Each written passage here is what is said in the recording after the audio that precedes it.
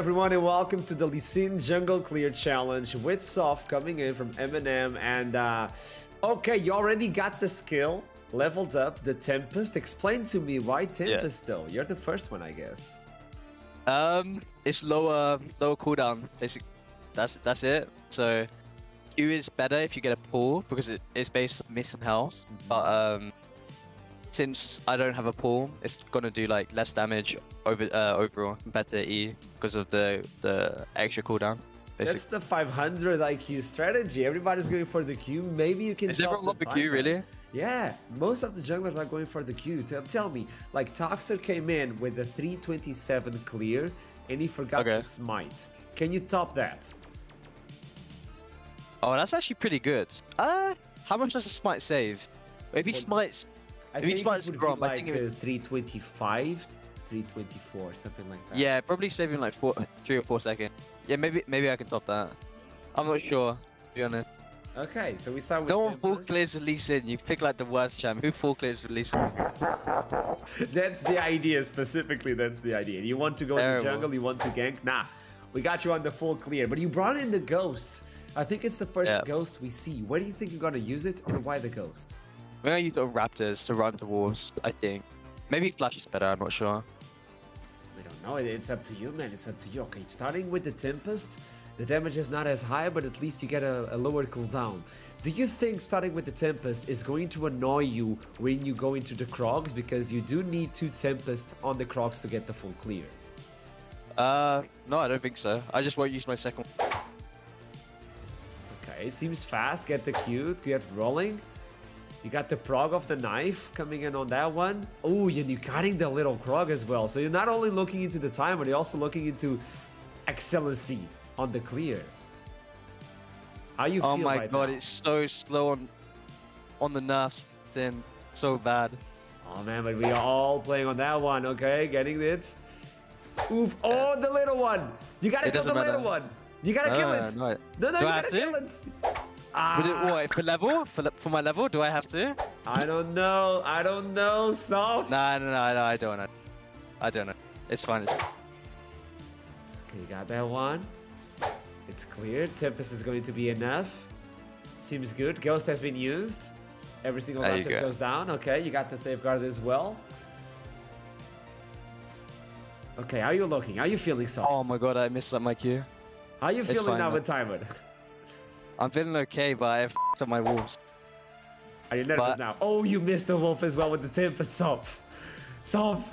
Okay, easy clear. 3 minutes in, you still have the smite available. You want to pull in the Krog? Are you gonna pull it with the smite? Are you nervous?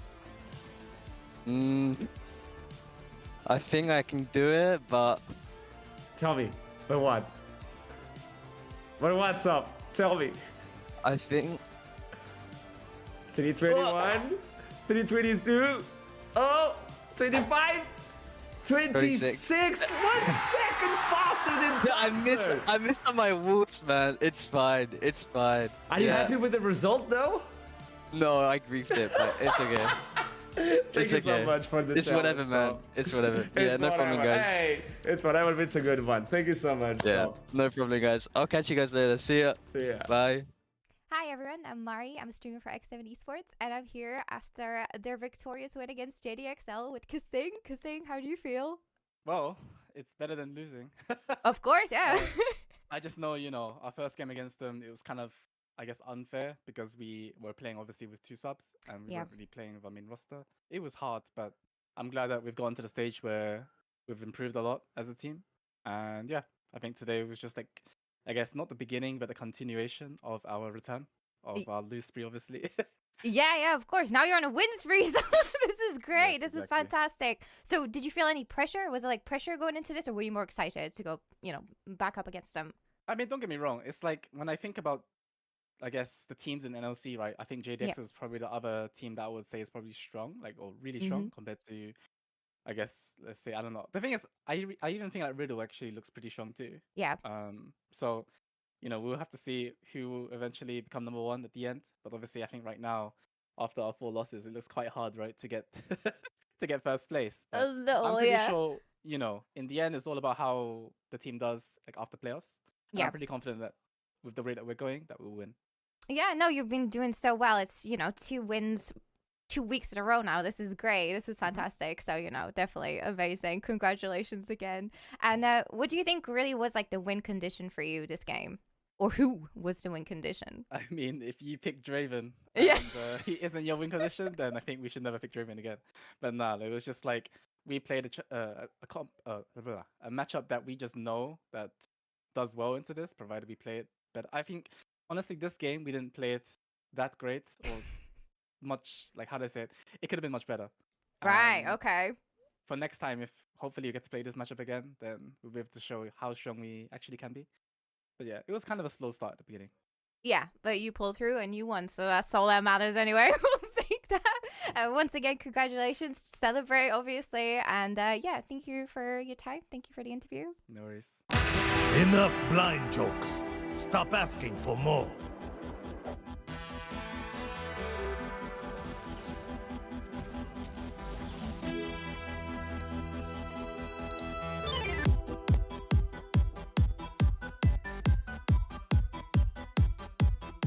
Ladies and gentlemen, welcome back to another Lee Sin Jungle Clear Challenge, this time with Dusty's jungler Linkus, and welcome, by the way. I see you're ready. Yeah. Tell me something. You never played Lee Sin so far in Summer Split. Why is that? Not the best champion, I think, Oh. right now in the meta. But you know how to play Lee Sin? I wanna play it, and I know how to play it, but my coach won't pick it, I think. Okay, Linkus, think about this. If you win the challenge, like if you're on the top of the scoreboard, your coach will be forced to let you play Lee Sin. There's a possibility, yeah.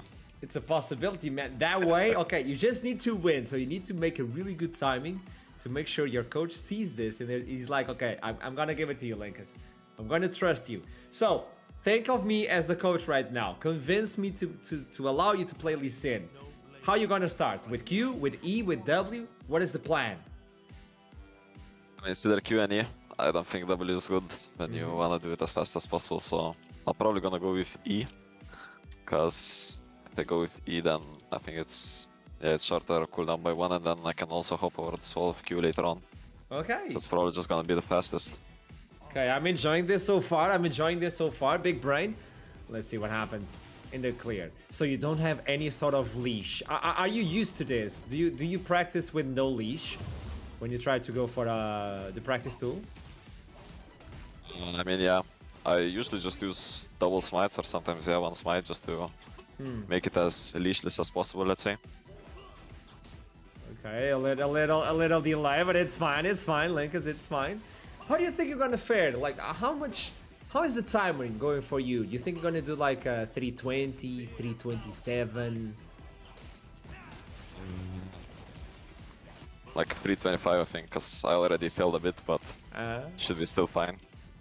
But I'm not getting on your nerves though. It's smooth, right? It's smooth. Every single one, you have to kill all of them. Yeah, there you go. Oh, that is clean. Okay. I forgot to have Ghost. It's 500 IQ, don't worry. Yeah. And are you used to a full clear with Lee Sin, or would you tell us that making this challenge is really weird? I mean, it's a bit weird, because usually you just go for proactive clear, but yeah, gotta do what I gotta do.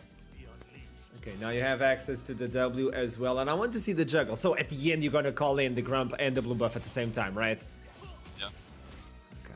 I'll try to double cam them. 253. By the way, no scuttle. Don't texter this, okay? Don't you pull a texter on this. Oh, it's smooth. He leaves all the wolves. Ah, that is a perfect 3-7. That's the smite. How do you think you're going, Linkus? You think you're gonna do it?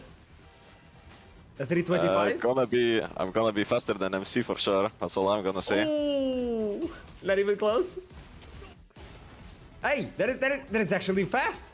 324, 5, 6, 7. 327, Linkus. How are you feeling about this one? Should have been, according to my plan, like 7 seconds faster, but I'll take it. It's fine. Hey, it is what it is. It is what it is. Thank you so much for this one, Linkus, and good luck with Dusty. Coach from Dusty. Come on, man. Let him one game. Come on.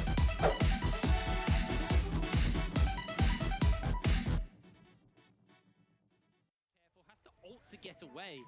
And then kind of go back to that gold lead. You'd be happy with just a 400 gold Oh, lead. Club's coming in. Singularity went deep for this. They're looking for it. The two-man knockout comes in to the wall bang onto the two of them. Scroody falls down to 10. Sips is flashed onto, and Chasey will continue the chase. The Igniter's been thrown down. He does catch him with a flesh wall, but Kasing will finish him up. A beautiful kill there for X7. If he can land it might be good, but it's only on to 2, and now they have to run away. Pachone is being chased, and I will Sarah see you in hell as they throw down a massive hostile takeover. 2 members of Singularity fall. Sips can do nothing but run away as the bear runs him down. The Sky Splitter will slow him. Tempt will take him down, and X7 will force Pearson to flash away as Mirza. It has just not been the game for Akali, unfortunately. For me, it was 400. Right, Rift Herald down mid lane. X7 are first in this Dragon. Oh, Dan's been caught. He's jumping into the pit, though. They get himself a 2-man knockup.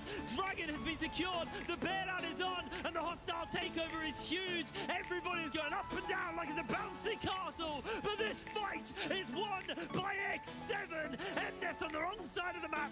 No ultimate, no summoner spells. X7 slaughter JDXL. Everybody on the side of JDXL offers. They're going to throw down the call of the forward score, but it gets interrupted by a tornado once again. Tower goes down, and now it's on for the fight. The Pyroclasm has been unleashed into the middle of X7. They're all losing so much health. Look at that hostile takeover! Everyone is caught, and X7 blinking health bars, but they continue the pressure up. They continue the chases. FGG's been caught until he's able to find himself a double kill, and Tempt is continuing to throw boulder after boulder into NS's face. Somehow, X7 survived the fight, and they can continue the Baron push into the base of JDXL. Enough blind jokes. Stop asking for more.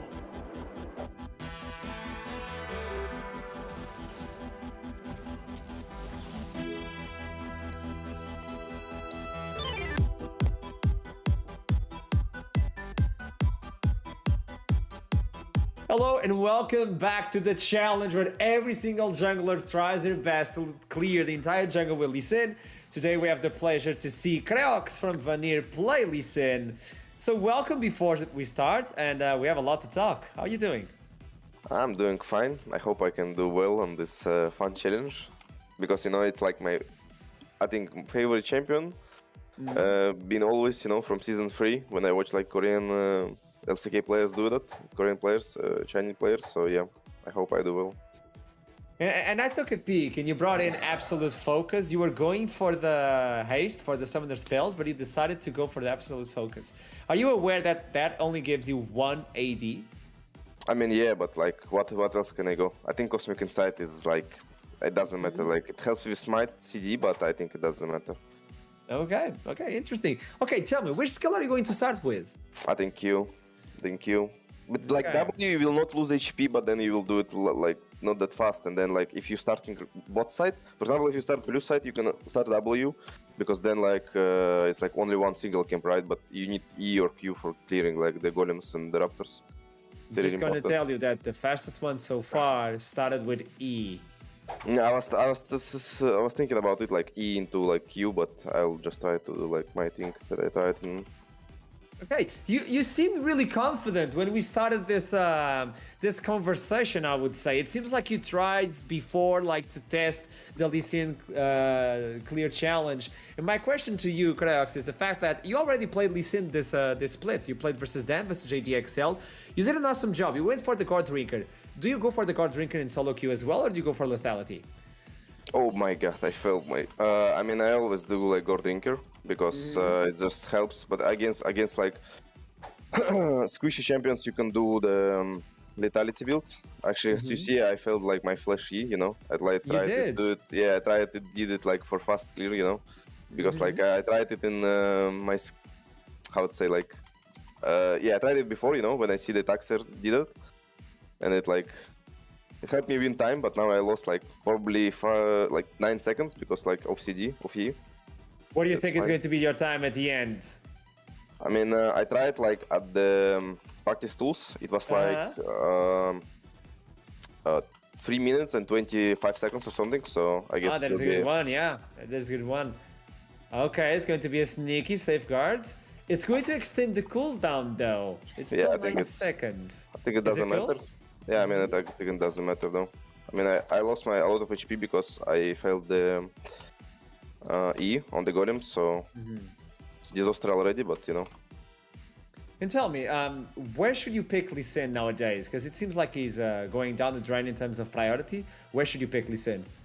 I mean, in sort of like cases, if you wanna just like have a strong early game jungler, you know, to try fight, like if you have like a strong mid laner as well, like Ari or like Silas, you know, it's cool as well to have like Lee Sin because he really still strong early, but like Volibear and like Udyr and every tank jungler taking over now, you know, so yeah, Hey, that's it. 328!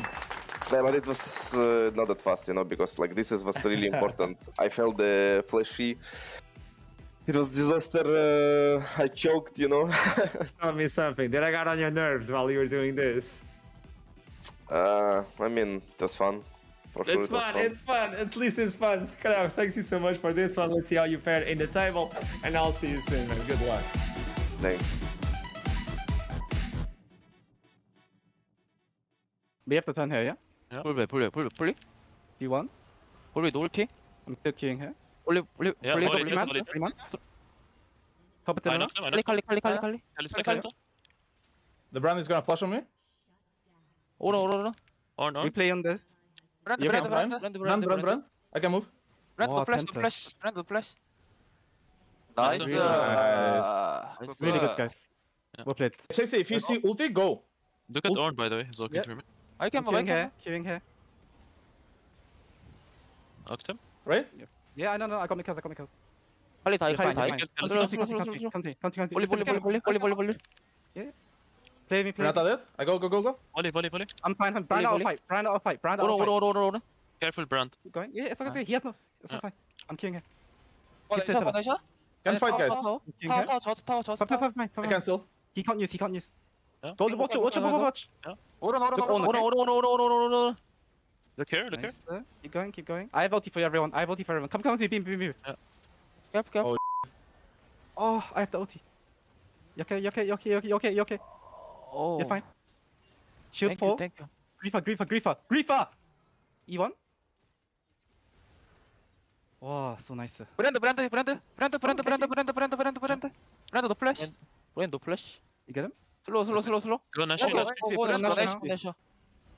Really nice. 브랜드 너 플래시. Okay, MC. I cleanse. You're fine. 칼리. Kalista. I got him. Come to me. 오. You're fine, okay? I'm perma slow. 올리면 너 플래시. TP온. 캔엔드. 그 슬로우 캔엔드. 레아타 너 플래시. 브랜드 너 플래시. 볼리베어 너 플래시. Win. I won't kill MNS. 브랜드 나. Yeah, you kill him. My guardians are better. 나이스. Nice, guys. Well played, guys.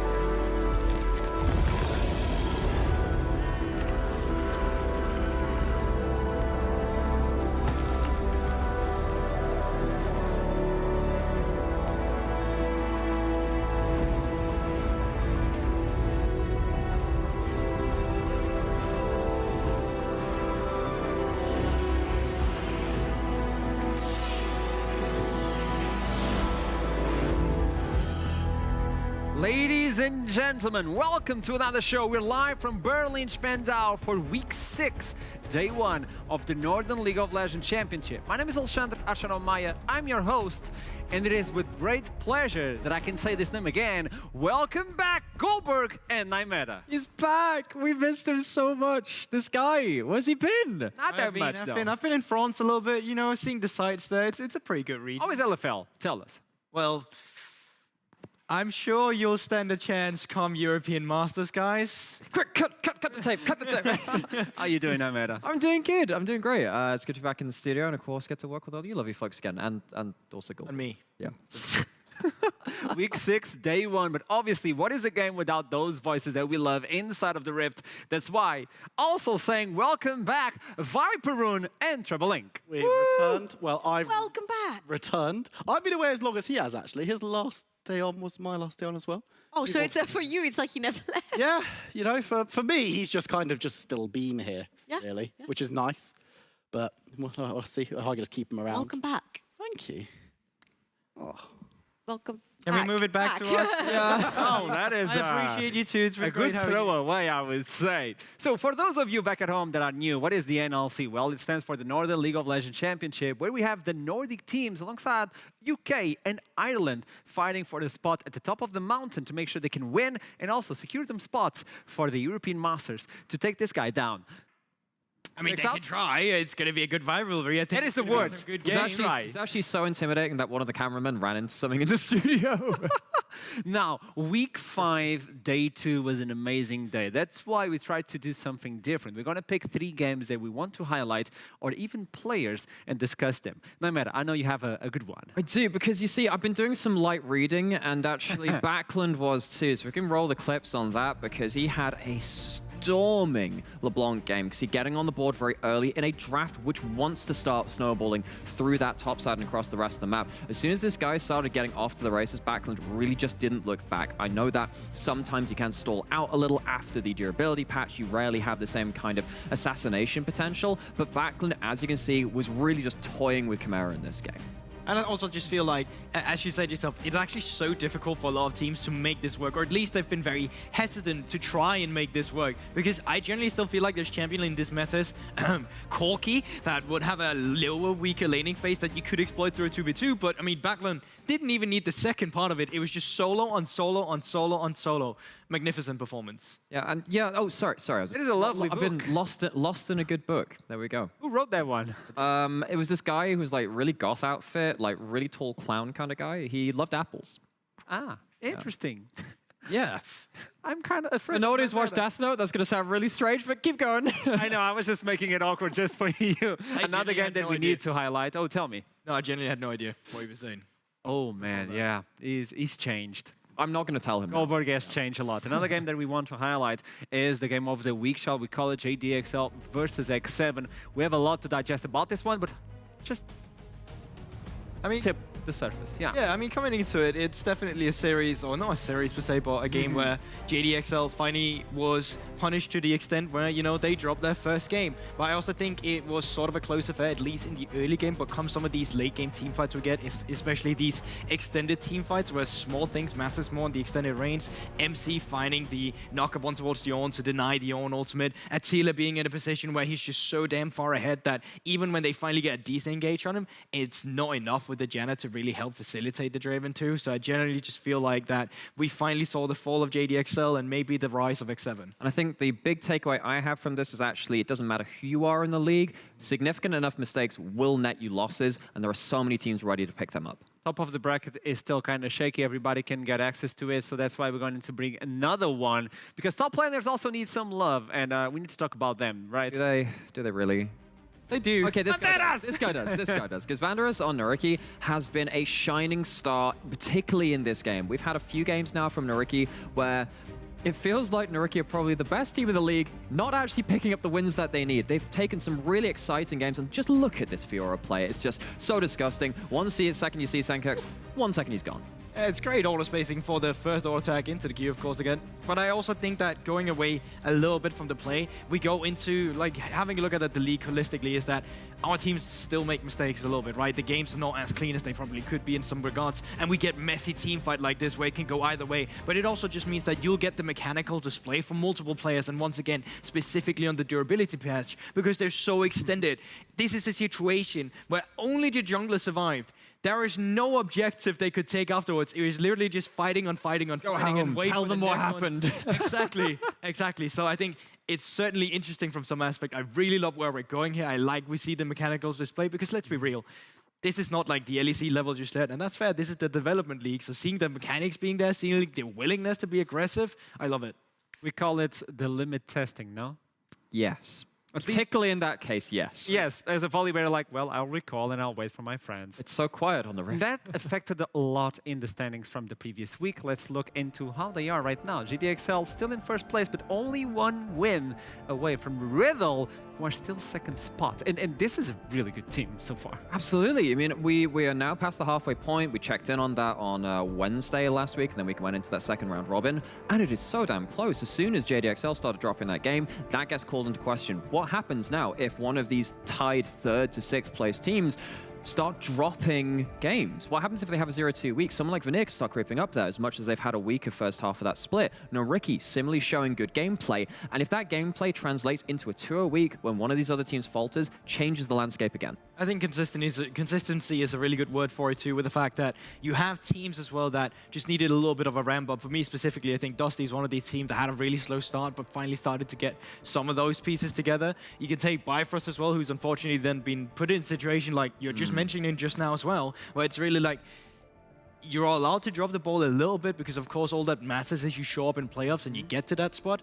But the thing is, it's that 2-0 week we're talking about. That's really what kind of settles you between from being in playoffs and not being in playoffs. Not just from Bifrost, but from all the way to number 3. You only need a good week to actually get into that spot, and that's why we're going to look into the schedule for today to see if that's a week for any of the bottom 4 teams so far. Let's see what we have in store for today, because I know we're going to start M&M versus X7, Team Singularity versus Riddle, then Noriki versus us. This seems like a good one. Vanir versus JDXL. Can they come back after the defeat? And then Astralis versus Bifrost. Like I'm going to say, like, I'm going to save the easy one for this bloke over here, because this middle one, Game 3, Noriki versus Dusty, talked a lot already about how Noriki has had close games but hasn't come away with the wins. Dusty similarly ramping up on that other side of the Rift on that point. Noriki Dusty, this could be the start of one of these good weeks compared to that those less good weeks as well. Look, words are hard. I completely agree with you. But I still present to you the last final game of the day. Did you really just go, I like this, but this is better? I did. I really did. And I think to me, from a narrative point of view, Denmark, Norway, Scandinavia, top team as well in Bifrost, went all the way to the finals. Astralis missed playoffs last time around. Lots of things to prove for themselves with these two teams, but also just the fact, same scoreline coming into the matchup as well. Astralis been looking, well, not clean is not the word for it, but they've been looking better. And Bifrost as well, they need to bounce back for some of the earlier weeks too. So I think generally speaking, last game of the day, that's the one you don't want to miss. So you know what's going to happen today, but do you know what is happening in the community, in League of Legends itself? Well, we got you covered. On to the news with Treble Link and Viperun.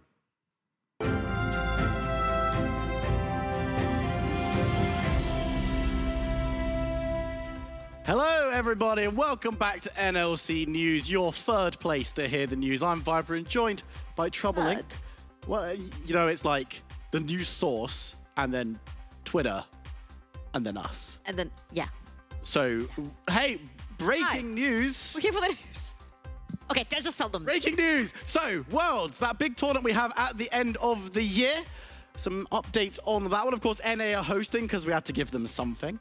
And unfortunately, if you're a Canadian fan, there will no longer be a group stages in Canada, with the confirmation that it will in fact be taking place in Atlanta. So some good news for the more southern fans in that region. Unfortunately, it's not the one for the Canadians this time around, but still, some of those events, some of those locations look really, really spicy. Absolutely. And talking about Worlds, now, of course, Europe always qualifies with some of the best teams that we have to offer. And right now, at the very top of the standings in the LEC, it is none other than XL. Even though they went through a defeat versus Rogue, they still do tie first place. And of course, after the LEC break, Astralis versus XL will be having a head-to-head in week 4, which will be next week for the LEC. But I find this really spicy because we also have their academy teams here who are also doing really well. JDXL is first in the standings and Astralis academy is also third tied. It's really nice to see some of our parent teams, as it were, doing really, really well in that top league because past couple of splits have been a little bit rough over here at the NLC. But speaking of the NLC, let's talk about the patch we're playing on today. 12.12. This is what we're going to be playing on today, not 12.12b. Don't get confused. Oh, man. I've just had Nightmare shake his head at me. Who knows what he's all about? I'm sure he'll explain himself. But that does mean that we're not going to be having too much Soraka and AP Zeri because they've both been nerfed. Jarvan might make his way back onto the Rifts, Seraphine, and of course, Belveth could be appearing on your screens today. I'm so excited about Belveth and Jarvan. Of course, Belveth, another one of these farming champions in the jungle. But I feel like we saw Jarvan on the LEC as well. Malrang spotted it after a long season. And honestly, it's really cool to see a lot more of these early game proactive junglers coming into the meta again. Because we only have right now, Wukong, Volibear, and then there's a Viego that's at the very top of the list, which is very stagnant and stale at this point. So adding potentially one more or two more with Belveth, who's a little bit more passive, might be cool to watch. Yeah, I think it's going to be interesting. Also, 12.12b, Karina buffs. Yes, 12.12b next week. So if you're here for that, you've come a week early. Don't know why you'd be here for that specific patch. That'd be weird. But final piece of news today. Absolutely. We talked about Astralis, but their academy team here in the NLC have the least deaths, sub 100. Second and third, of course, Dusty with 100, Riddle with 102. And now you might be wondering right here, how come your most dominant team, which is JDXL, not belong in this 1, 2, 3 of least deaths list? Well, the answer to that is the level 3 bot lane deaths. It's actually interesting that Venzer... I made it a challenge of mine to try and add the level 3 deaths of Venzer in every content piece. Yeah. I mean, Venzer's died as many times as Dusty has this split. That's a fun fact. Don't look it up. But it's fine. But that is all we've got time for here at the NLC News. Back to your regularly scheduled that.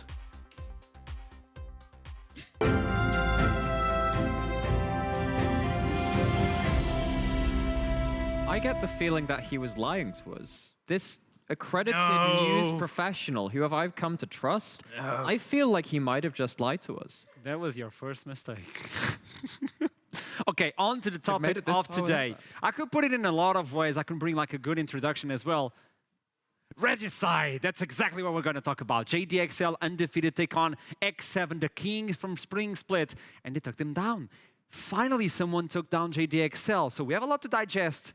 Where do we start? Well, first off, we start with that. It is my favorite Halo game mode. Regicide was a great one back then. Anyway, back onto this side, a little bit more modern, a little bit more relevant to this.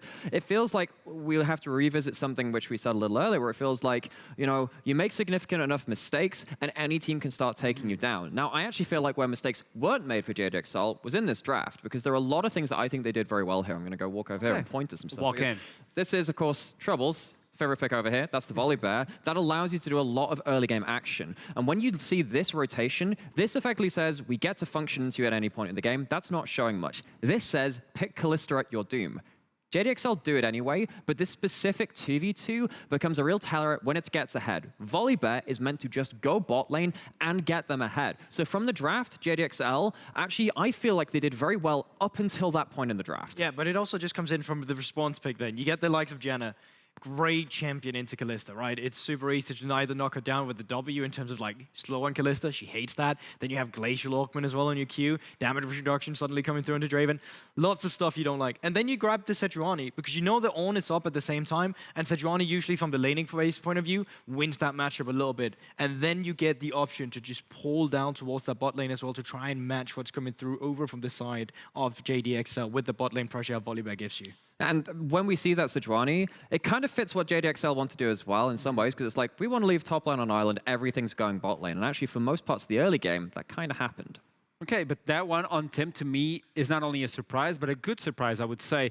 The idea that Temp, you were talking to me about that control champion in Spring Split, but now he's facilitating the side lanes. Yeah, but it's also just you take it into account of what it's played into, right? So when you play into an On, suddenly, well, the dash, you get stunned. When you play it into Kalista, she can't dash forward. I'll do anything. It just creates so much ground between you and the enemy carry. And Kalista's already a very short-range AD. So I think this one on R5 really just helped as well into what JDXL was trying to build over in the other end. And we keep talking about this Draven. Specifically, it's Attila's Draven. It's not any sort of Draven, it's Attila's Draven. He used this on the world stage, by the way.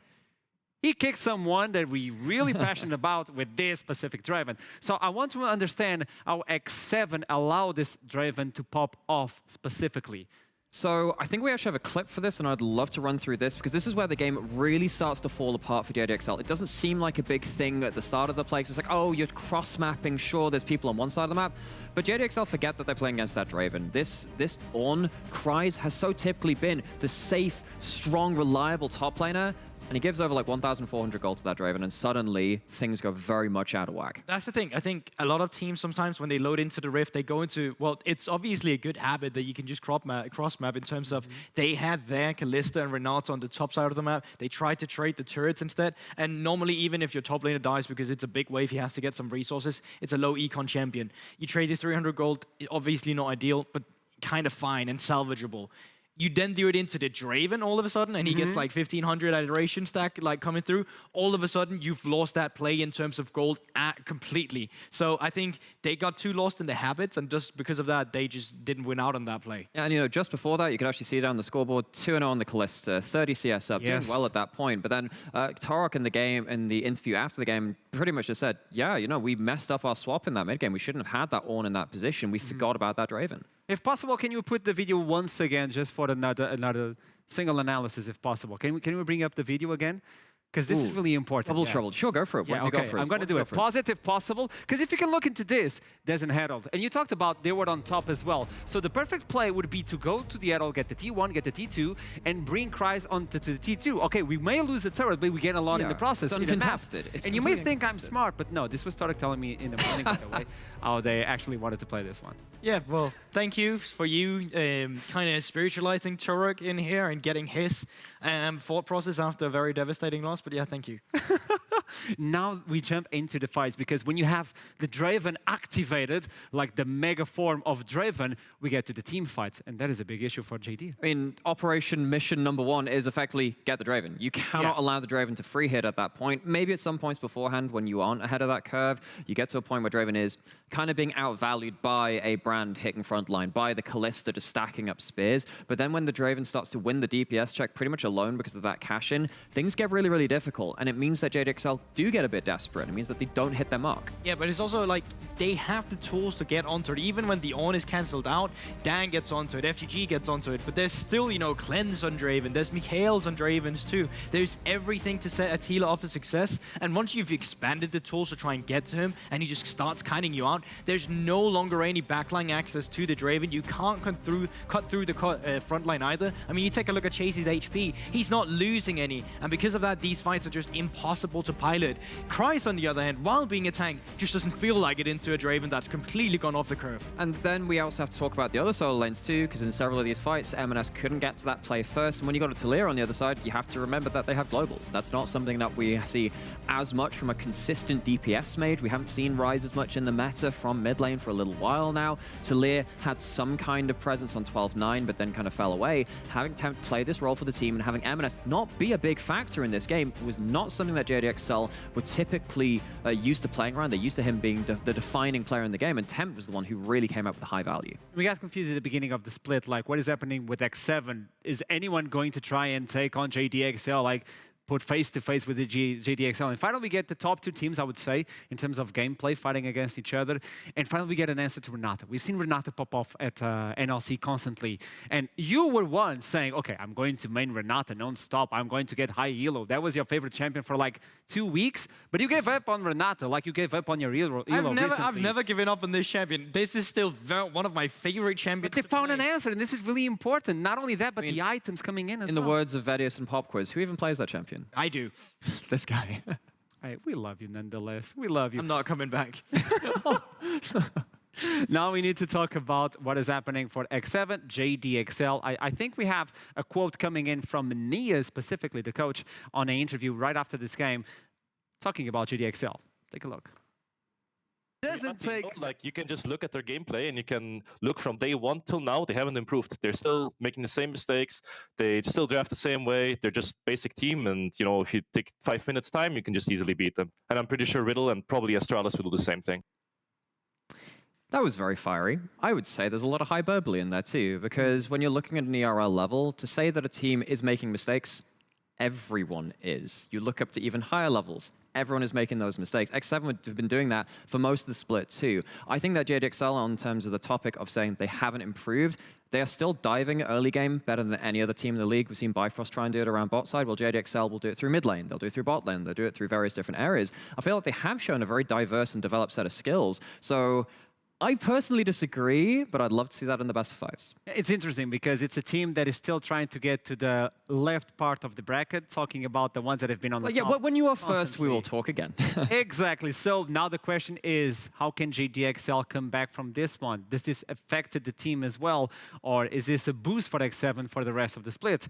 Riddle is still alive. I mean, of course, that's like, it's the rest of the split is not just going to be defined by this one game we had, right? Yeah. But there's obviously takeaways from it. Bragging rights, mainly. Yeah, that too. There's also a positive takeaway. Like, I think from the one thing that really halted X7 last week was that they kept going undefeated. Like, they kept not losing any games. And I feel like as a team, you need to stumble. And you need to stumble before playoffs too to really realize how it feels when you start losing. Because I think as well for JDXL specifically, that's something that also once they came to the best of 3 stage, that a lot of us had high expectations for them, and they weren't able to meet those expectations. Having a shaky split is not necessarily a bad thing, and calling a 9-1 scoreline is not even shaky. So I think for JDXL, we're still looking towards them, but of course we're also looking at the other teams to now be like, well, we've seen you bleed.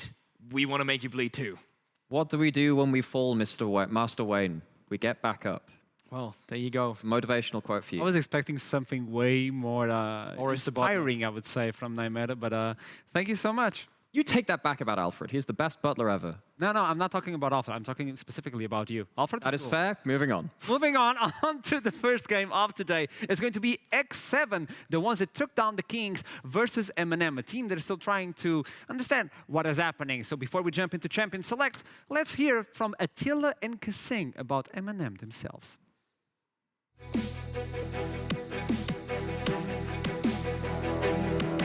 I'm counting that there will be a reigning champions back-to-back because they managed to win the split without me, and I believe I'm an improvement, or at least I like to think so. So with me on the roster and actually some more changes in the jungle and the top lane, I believe that the roster has gotten upgraded.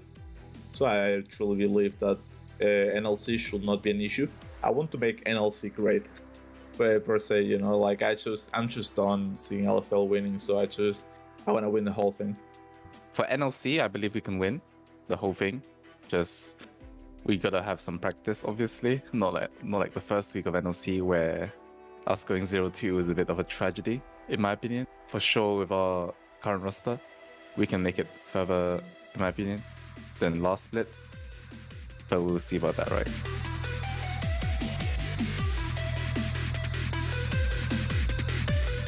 I don't think they're good. Like, we played really poorly, wise and as a team, and with the insane amount of lead that we gave them, they really struggled to close out the game. They're probably gonna be like out of playoffs, I'll say. Like, at least that's how I view it. Well, I cannot say they're bad or anything because we obviously lost to them. They were still a team that still made mistakes. It was similar to like before, right? Even in the last previous split, they can play lane.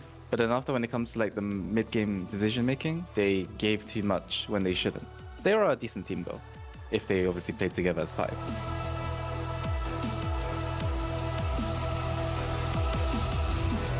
I will say probably Audi. Just like he has at least confidence to go in. I saw some games from them, like from Bio first, and he at least tries, you know, and there's like a lot of ADCs that they just don't put the C on the carry, right? Like they're just sitting backwards. I respect people that actually go in.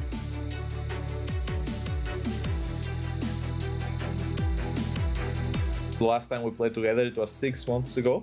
It just feels great to be with him. I think he's like someone mature that is something really undervalued on esports because players are really young. So a lot of times it's just hard to work with people because they are not mature enough.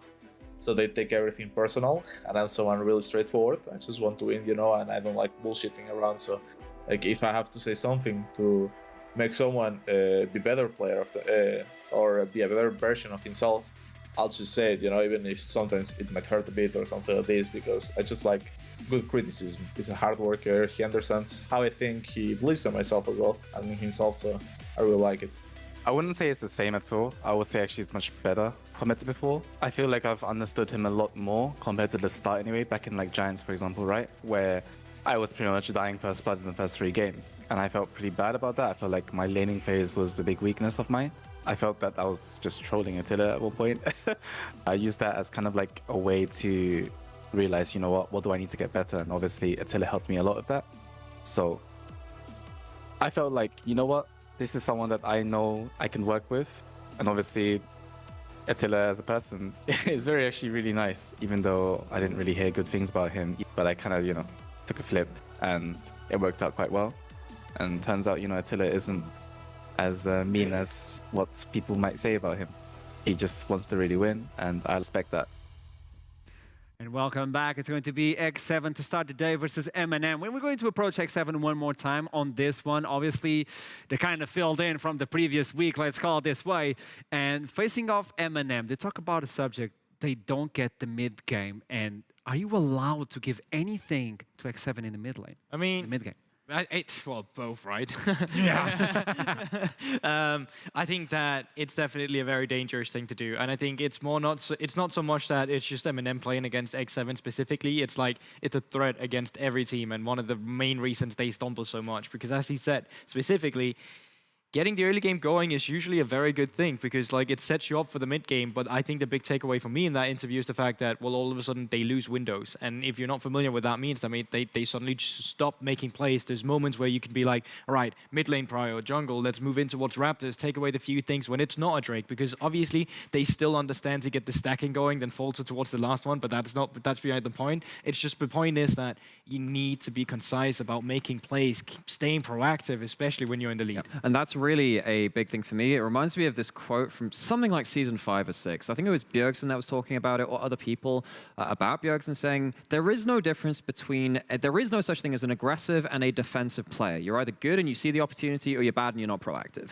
And so if you have a player like Attila who is confident, who is saying, yeah, you know, I am putting the C in carry, I'm going to go in, that is so important because it gives you more of those windows, gives you the ability to accelerate the game. And if you are capable of doing that, it means that the enemy team cannot be proactive because they're constantly answering your plays, and it takes away their ability to affect the game. The team finally is getting together. They found their identity. I keep saying this, but I love the idea that they're playing more for Attila. Attila has that idea, and I'm not looking into you that one, as I'm going to quote him. We are tired of seeing LFL win. We have to do something about that. Obviously, he's angry about this. There's still a long way, obviously, but at least the team is now cohesive with each other. I'm not looking at you, okay? Now we move on into M&M now. We can look into the other side. What can M&M do to fight off versus X7? What, do you want to start off with this? I can go with this one. This is a tough one. So, no, then I need you, okay? Then I need you back. So for me, I think a lot of it, we often, when we come into M&M topics, we have to go to Michigu. You know, this guy is the guy that remained from Spring during that split. He was playing a lot of champions like Ziggs, like Mages, has had some games on something like the Samira 2 and a couple more traditional, not quite hyper carries, but explosive carries, I suppose.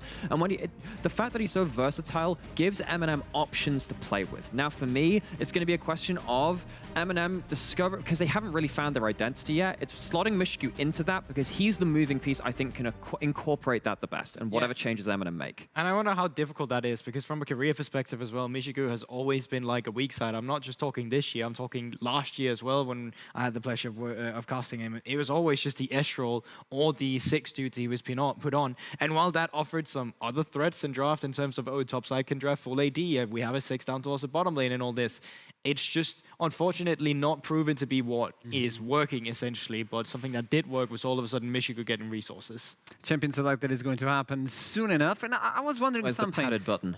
Samira versus Draven. If you press a W from Samira, you deny the X, so you cannot pick it up. You deny everything at that point. You lose some sort of DPS, no?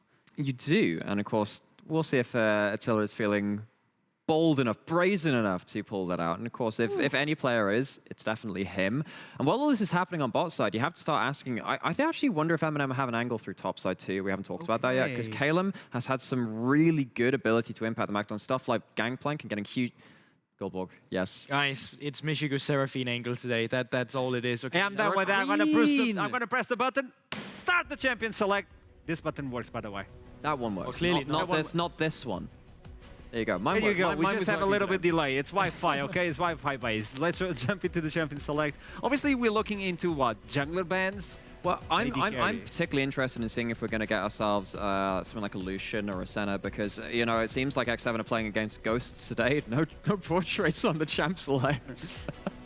A little bit unfortunate, but yeah, from the ban point of view as well, I do think that while it is a new patch, loads of things are still the same thing, right? Yes. A lot of the power picks are still the power picks coming through, and that right there, that's why I said Michigo Seraphine, right? That gets taken off the board as well, because that's in the past also something he played when You are correct, dear sir. Yes.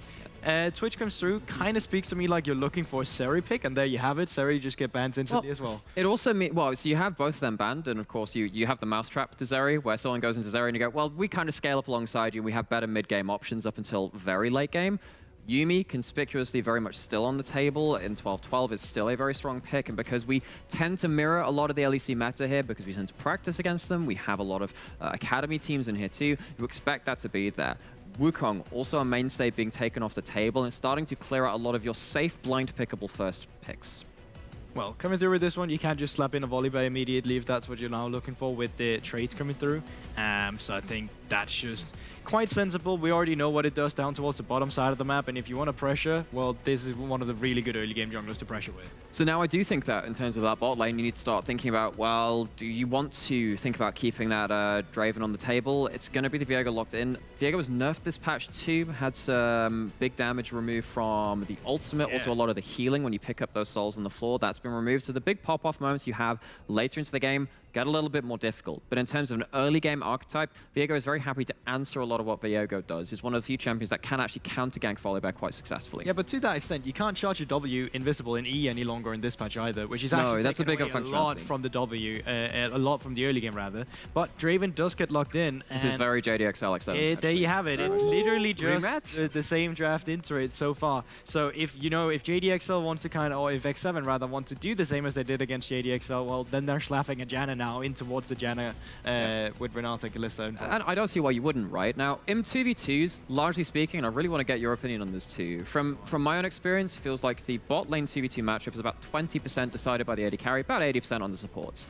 Now, unless it's something like this, Draven versus Kalista is one of the few ones which feels like it's more determined by the AD carries. Lucian is also a bit of a weird one. I generally speaking agree. Like, once we had a Felius Jinx meta, it like, not even 20. I generally feel like it's 10% the AD carry, and of like, for the rest of it, for the support to kind of influence that matchup in an ideal scenario. So that's why I always feel like, even still now, I think a counter pick as a support is way more valued as a counter pick as an AD carry, except for these like niche instances. So now we have, again, like we were saying in that segment of X7 versus JDXL, it feels like to me MNM have set up something which needs to start having Volibear get something towards bot lane. You need to start going down that early. You need to force Draven and Janna off of a wave, maybe force them off of tower, go into the enemy jungle even. Just make sure you're present around that side of the map and making sure that Draven doesn't get to play out the ideal laning phase, which is continually hitting minions, continually keeping your axes up, and continually trading very, very heavily in the early game.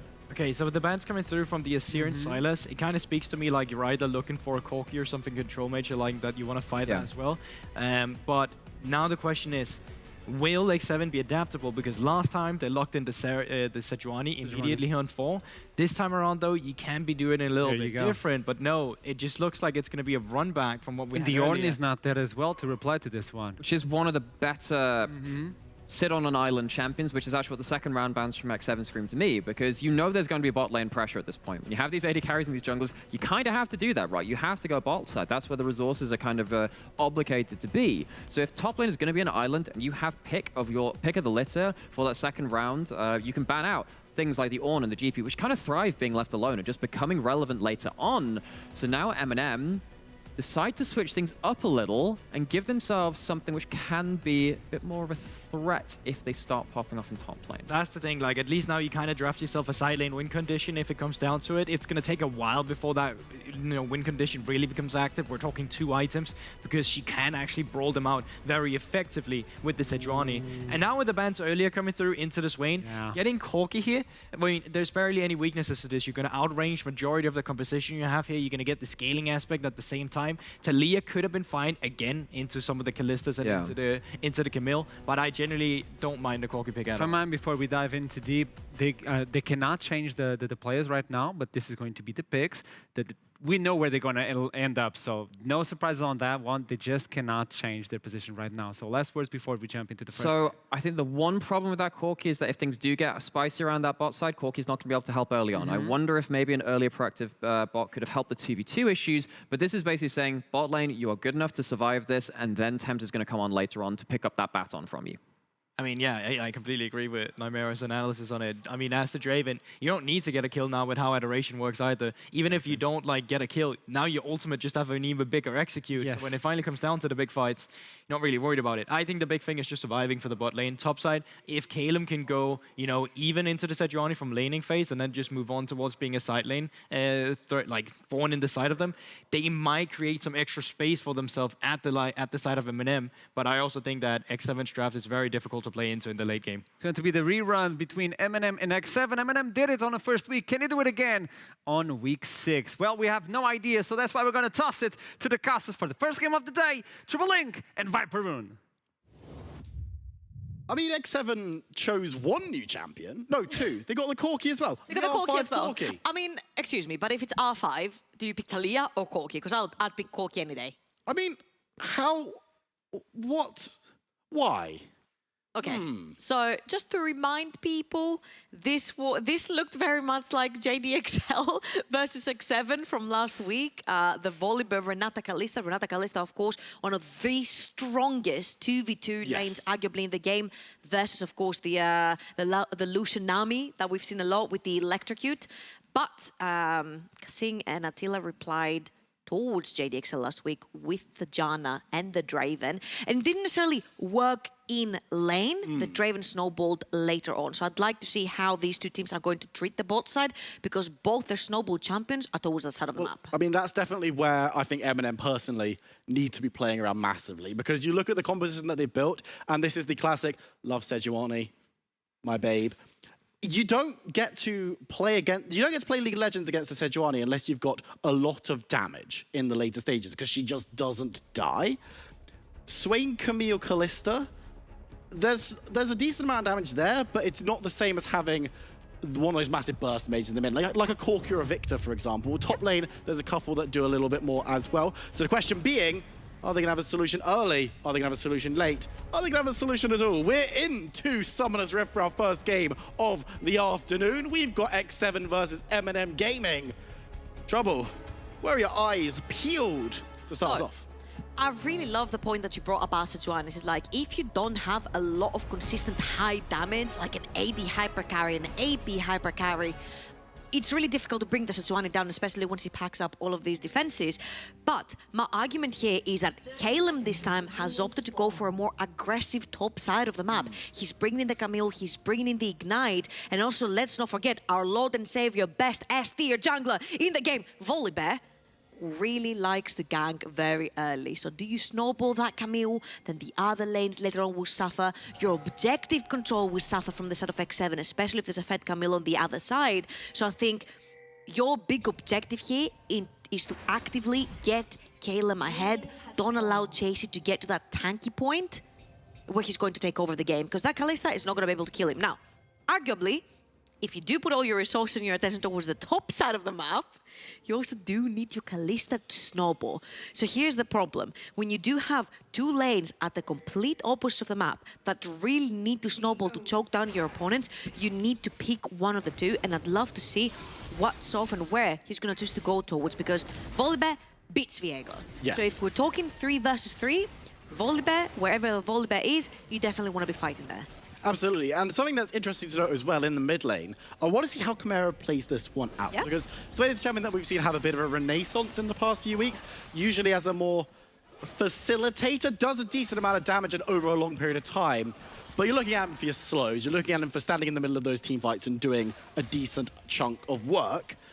Whether he's going to be able to play is the answer into this Corki, because I've been speaking to a few players, speaking to a few coaches, especially down in that Division 2 level, where we're saying, look, we don't really have a solution to the Corki necessarily that's as locked in as when we had Azir Corki back several years ago. We've got stuff like the Victor. Div 2 teams are trying the Kassadin as the solution. I think one of my favorite counters ever to Corki was when you would pick LeBlanc into Yes. and you would force the Corki into Hex drink a first item, which means you push in his power spike a little bit further into time. Soph is actually going to find possibly Attila right there, but again, I think they mentioned on the desk as well, the fact that Janna is being picked into Kalista, the fact that you do have Glacial Augment as your rune, slowing down the Kalista really takes away from her kid, being able to jump around really quickly, get that attack speed going, so you can hop, skip, and jump around and get that very powerful early game.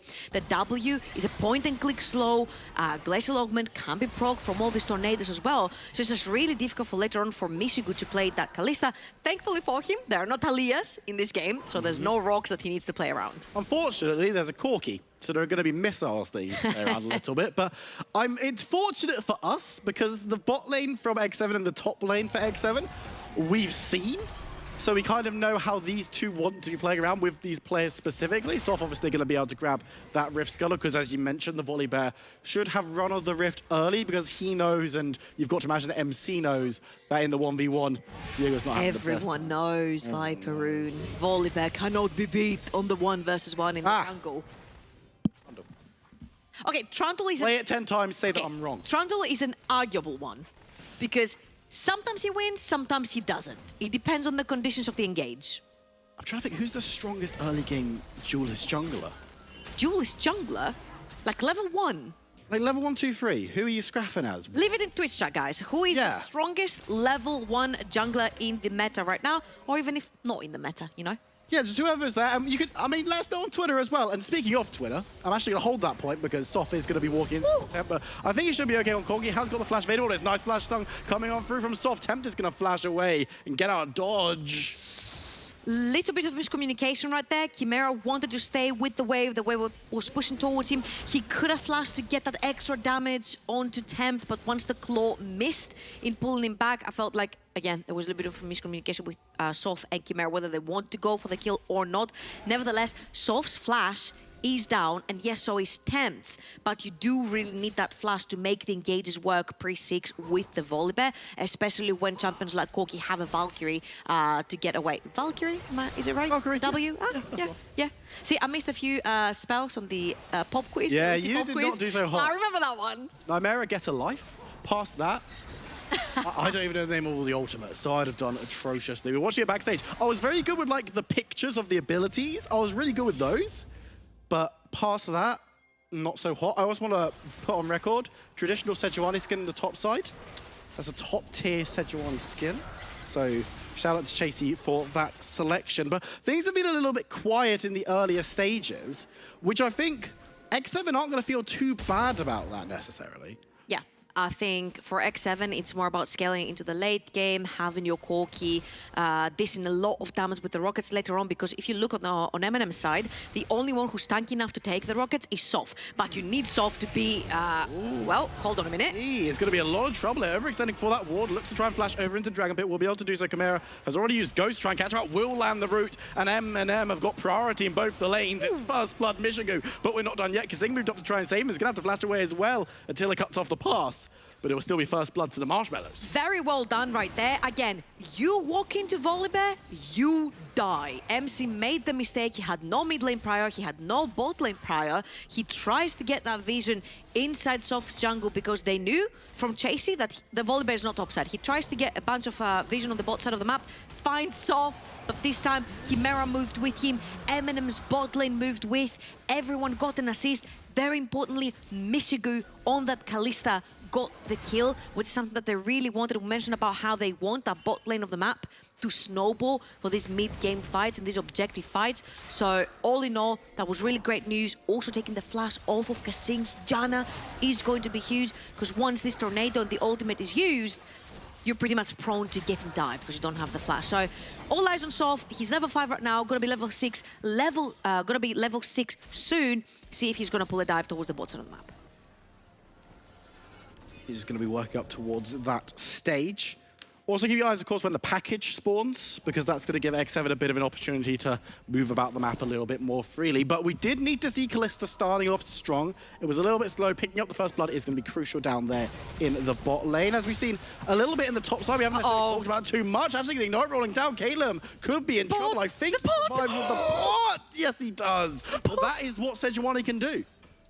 Yeah, we saw Chasey do that to Kryze as well in the top lane versus the Ornn, and of course, the Camille Vatier has a bunch more ways to actually get away. Soph is going to cover that one, just so Caleb does not get dived. But all in all, really great pot usage right there from Caleb. Make sure to keep him alive through the night. Takes the entire wave top side of the map as well, because Soph is around. So all in all, doesn't necessarily lose much, doesn't have a flash to lose. Teleport is down, so very important for Soph to be around just so Caleb can stick underneath his tower. As you can see though on your minimaps, MC in another expedition right there. They're really trying to find Soph on the map. Reminder, when MC found Soph on the map last time, it didn't work out well for him. Well, I think it was more Soph found MC on the map. And then the rest of M&M also Well, technically, MC was in Soph's jungle. Yeah, which he didn't really have any right to be there with his lanes as they were. So it's a little bit of a concern potentially. However, importantly, you scared me with that one. Word on the street is that we've got some pictures of some pets. Oh. Which is a new revelation to me. Yeah, please don't do it. Keep it and pop them all at once. Dude, those are some doggos. Oh my god, these are some fabulous dogs. Oh, fab dogs. These dogs have better hair than me. Legit. Yeah, no, true, honestly. Okay, if you could be one of these four, which one would you be? Okay, I think I'd be like second from the left. Okay, I'd be the first one from the left. You reckon? Who are the other two? Because he literally doesn't give an F about this picture. He just wants to look fabulous whilst all the hair's been blown on his face. Yeah, that's kind of true. And the one that's me doesn't understand there's a picture being taken. Which is like pretty standard for me. If you've ever seen me in any photos of like going live tweets, I'm always looking in the wrong direction or just looking a bit confused. But MC again, same time, same place. This time, but it's dragged back by the Hextech Ultimatum, and Caleb has caught him out, cuts him down. Another goes to Eminem. MC, stop going there. Second time, MC is trying to pull the exact same invade to get information on Soph. Yes, they have the general idea that Soph is in his bot quadrant of the jungle, but what are you invading with? Your Corki is even with the Swain mid. Your bot lane is literally backing, so they're not going to be able to come to you. And again, so you see, MC very deep inside the jungle. He's been spotted by a very clever ward placed by Shredder, if I'm not wrong. And even though their bot lane is actually shoving, M&M have found him first. The fact that Chimera moves on the map first, Soph doesn't even want to be part of this, but that Hextech Ultimatum by Caleb. He's like, I'm just gonna get out of beat. No, you ain't. The thing that gets me, and this is something that we can all appreciate, as soon as the Hextech Ultimatum went off, Chasey did the missing ping in his lane. He's like, oh, and his by MC's the way, like, yes, I know there's a Camille on the map, guys. It's like, Camille's not in lane. It's like, I know she's stabbing me in the face. However, let's be generous. MC was creating space because in that same time frame, it allowed Chasey to get even further ahead in terms of tower plates and farm. And if we look at gold, even though there's 2 kills to the good for M&M and the first Dragon Infernal is going to be very nice for them, we're still looking at 1k gold lead for X7. Okay, so that is a given, but we mentioned how important it is to get your Camille some kills early in the game. We mentioned how important it is to get your Kalista some kills early in the game. And I feel like the fact that Caleb actually actively left his lane to look for these picks means that Eminem's top side of the map is very well coordinated. Yes, there was a hiccup in the mid-jungle duo on the very first gank, but after this, I think Caleb has been playing his lane stellar. He left because he knew there was maybe even a plan for getting tower dive because there was a huge wave shoving underneath his tower. So he went towards the bot side of the map have to try and find a pick. Now, my question right here is how do Eminem actually approach the situation? Because this time you do not have bot lane prio, and Soft might actually even have to ult or flash out here. He needs to be somewhat wary, but is able just to walk away, doesn't have to burn any summoners. As X7 asserting numbers in the river, maybe looking towards the dragon. And if you look to opposite of the map, Chasey has his teleport available. Kalem does not have his yet. I do not think this particular dragon is one for Eminem. And they're getting into it, though. They might have got MC in a little bit of a choke. A double knockout as Shredder hits the ultimate. Attila flashing over the wall. MC follows him. X7 needs to be careful. There was the charge in the mid lane tower, which will do them good, but Kasing's going to be caught out a little bit. Looking at the knockup, getting the flash, but he's caught by the claw, and so is MC. Soft is raging forward, but takes a whole heap of damage as the ult away in the end. There's still free hitting going on. Ultimately, Eminem get the charge mid for some gold, and now they can turn towards the dragon, but Tempt's coming in. Very importantly, Chimera, 0 mana. Soft, 0 HP, no ultimate. Tempt, full mana, full HP. He can sit there and throw rockets all the time. I felt like Chimera, again, a little bit disconnected from his team. Yes, he went all in for the kill, but then that made Soft follow, and Missy could try to follow, and Shredder tried to follow. And the dragon is still there. That was the initial objective, right? Eminem has one dragon. They want to start stacking them. They have the Kalista. They want to snowball ahead, which means you stack these dragons to get the good ones later on. Because if this one is a Cloud Drake, that means you're getting one of the juicy good ones after as a soul that are going to benefit your composition really well. And again, a little bit of a question mark here in this game around Chimera. I feel like mid-jungle duo have not necessarily impressed me so far. It feels like they're on a completely different page. Soft also lost his flash and ultimate in this fight as well, which was very crucial because then they couldn't just turn around for Dragon. So yet again, we're looking for priority in lanes. We're looking for items. Relays completed for Chimera.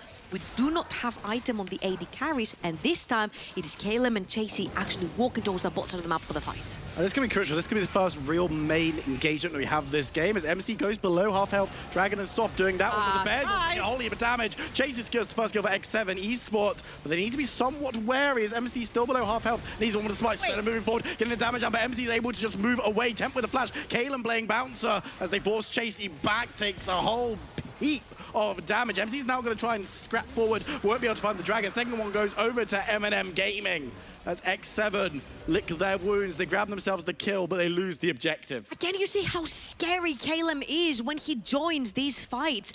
Everyone just jumped or flashed away the second Kalem jumped in with his Camille. They want to 100% absolutely avoid him. He does have his Sunderer up and available for him as well, so you definitely don't want to take this fight. This time, he is going to get spotted, unfortunately for him. But remember, he does have the jump and he does have his ultimate. Now, if we will look at this fight again, Soft, no ulti, no flash onto this Volibear, no teammates nearby. So even if you do get that stun onto Tempt, there is nobody to follow. You do not have Renata ult, you do not have Kalista ult. There's literally no follow-up. But again, once Kalem joins, everyone's like, okay, boys, we're bailing. We'll take that one kill, let them take this dragon, and we'll fight later on again when that Corki comes online.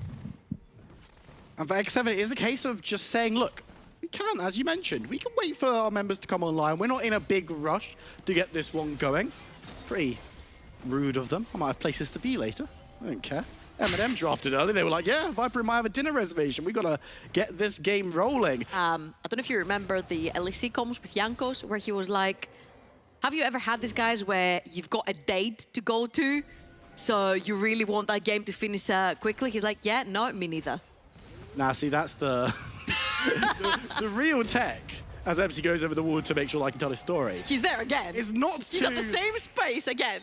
Yeah, but this time he gets away. For me, and this is something that my French group that play League of Legends used to say, is imagine there's a girl at the door and she's like, bro, let's go out on a date. And she's the perfect woman for you. But you've just won a team fight and you're pushing down mid lane. What do you do? I would team fight. You've pushed down mid lane. You win the game because League of Legends is life. Exactly. Relationships are temporary. I don't have life outside of League of Legends, so I would definitely go for that team fight and get the W and the free low. Exactly. I don't get elo, so you know. Right. So back into this game. Eminem, +1 point for respecting prio on the map. Yes. They know they have 3 members towards the top side of the map. They know they're doing Rift Herald. They're pulling far away from the tower because X7 pulled the exact same dive versus JDXL when Kryze walked underneath the tower. We had it in the pre-show as well. So big props to Eminem for respecting map prio and map vision and staying away from that. Yes, your Kalista is going to be a little bit deprived of gold and experience. This is the reality here, but on the other hand, you do get a Herald and you can use it later on to open that mid lane. It's going to be extremely difficult, especially with Corki perma clearing with Rocket, to actually open that mid lane. So having that Rift Herald might give you the tools that you need to either take a fight in the river or take that mid lane down. Absolutely, and we're going to see a bit of scrap here as Chasey putting the damage onto Kalen, but doesn't have the 100-0 power that you might see from other duelists. But members of X7... Oh, but Attila and Cassing too. So the 3 of them definitely have the damage to take down Kalen, but they've been spotted out on a couple of wards. The big thing's actually going to be going unseen, but Attila's just going to show up with the damage coming on through. Kalen's able to just slide away. The ultimate's not going to be... No! What? Attila flashed! Attila flashed for the pullback. That was absolutely disgusting. And I would love to know in the replay how much gold he cashed in, because he had farmed 160 minions. And I'm getting flashback from last week where we mentioned Draven, Janna are not necessarily a duo that beats Kalista Renata. It's more to neutralize that Michigo might die in a 1v3. He's just taking down. He's taking the 1v3. Will go down. Michigo's going to have to dodge away. I believe heal was actually used to stay alive. They will take down the boar. But that was very, very close. And meanwhile, Space Creation, Tempt gets mid. Look at the other side of the map. We have mid lane being taken by Tempt. We have two waves being pushed on the top side by Attila. And again, production, if we do have that replay of Draven taking that kill, thank you so much. I'd love to see all the ka-ching that's gonna come down. Again, Kalen right here. The wave is shoving towards him, but he's playing a little bit too aggressive, not knowing where Attila and Cassing are. And even though he does dodge the Sejuani old beautiful flash, 1,183 gold. That's a lot of money. That's almost BF sword money on 1 kill. Oh, no. That's outrageous. That was 1,183 gold, I think, minus the 300 that you get for a kill. So that is more than a BF sword, which he does have in his inventory right now. Of course, 14 seconds before the Dragon, we mentioned it, you can't use the second Rift Herald to open mid lane or get priority in the river. You know what? Eminem are gonna kill 1 tower. No. 2 objectives with 1 stone. They're going to get control into the river and take the mid lane tower down. Unfortunately, they are now losing out on the Dragon because X7 was slightly quicker on the punch, and it looks like Eminem were actually just using that one to break down mid lane, which in itself is a good objective against the Corki. We've already mentioned how important it is to take away that safety blanket, and Caleb on top side should also grab an objective. So it's ceding a little bit of territory. That was very clever also because Tempt did have the package on him on the Corki. So we mentioned how after the nerf happened with the Corki package timers, you cannot have your package on every single objective. But because Eminem have the first 2 dragons, they're willing to drop the 3rd one, because now Tempt will not have his package up and available for the next one that will spawn in 4.5 minutes.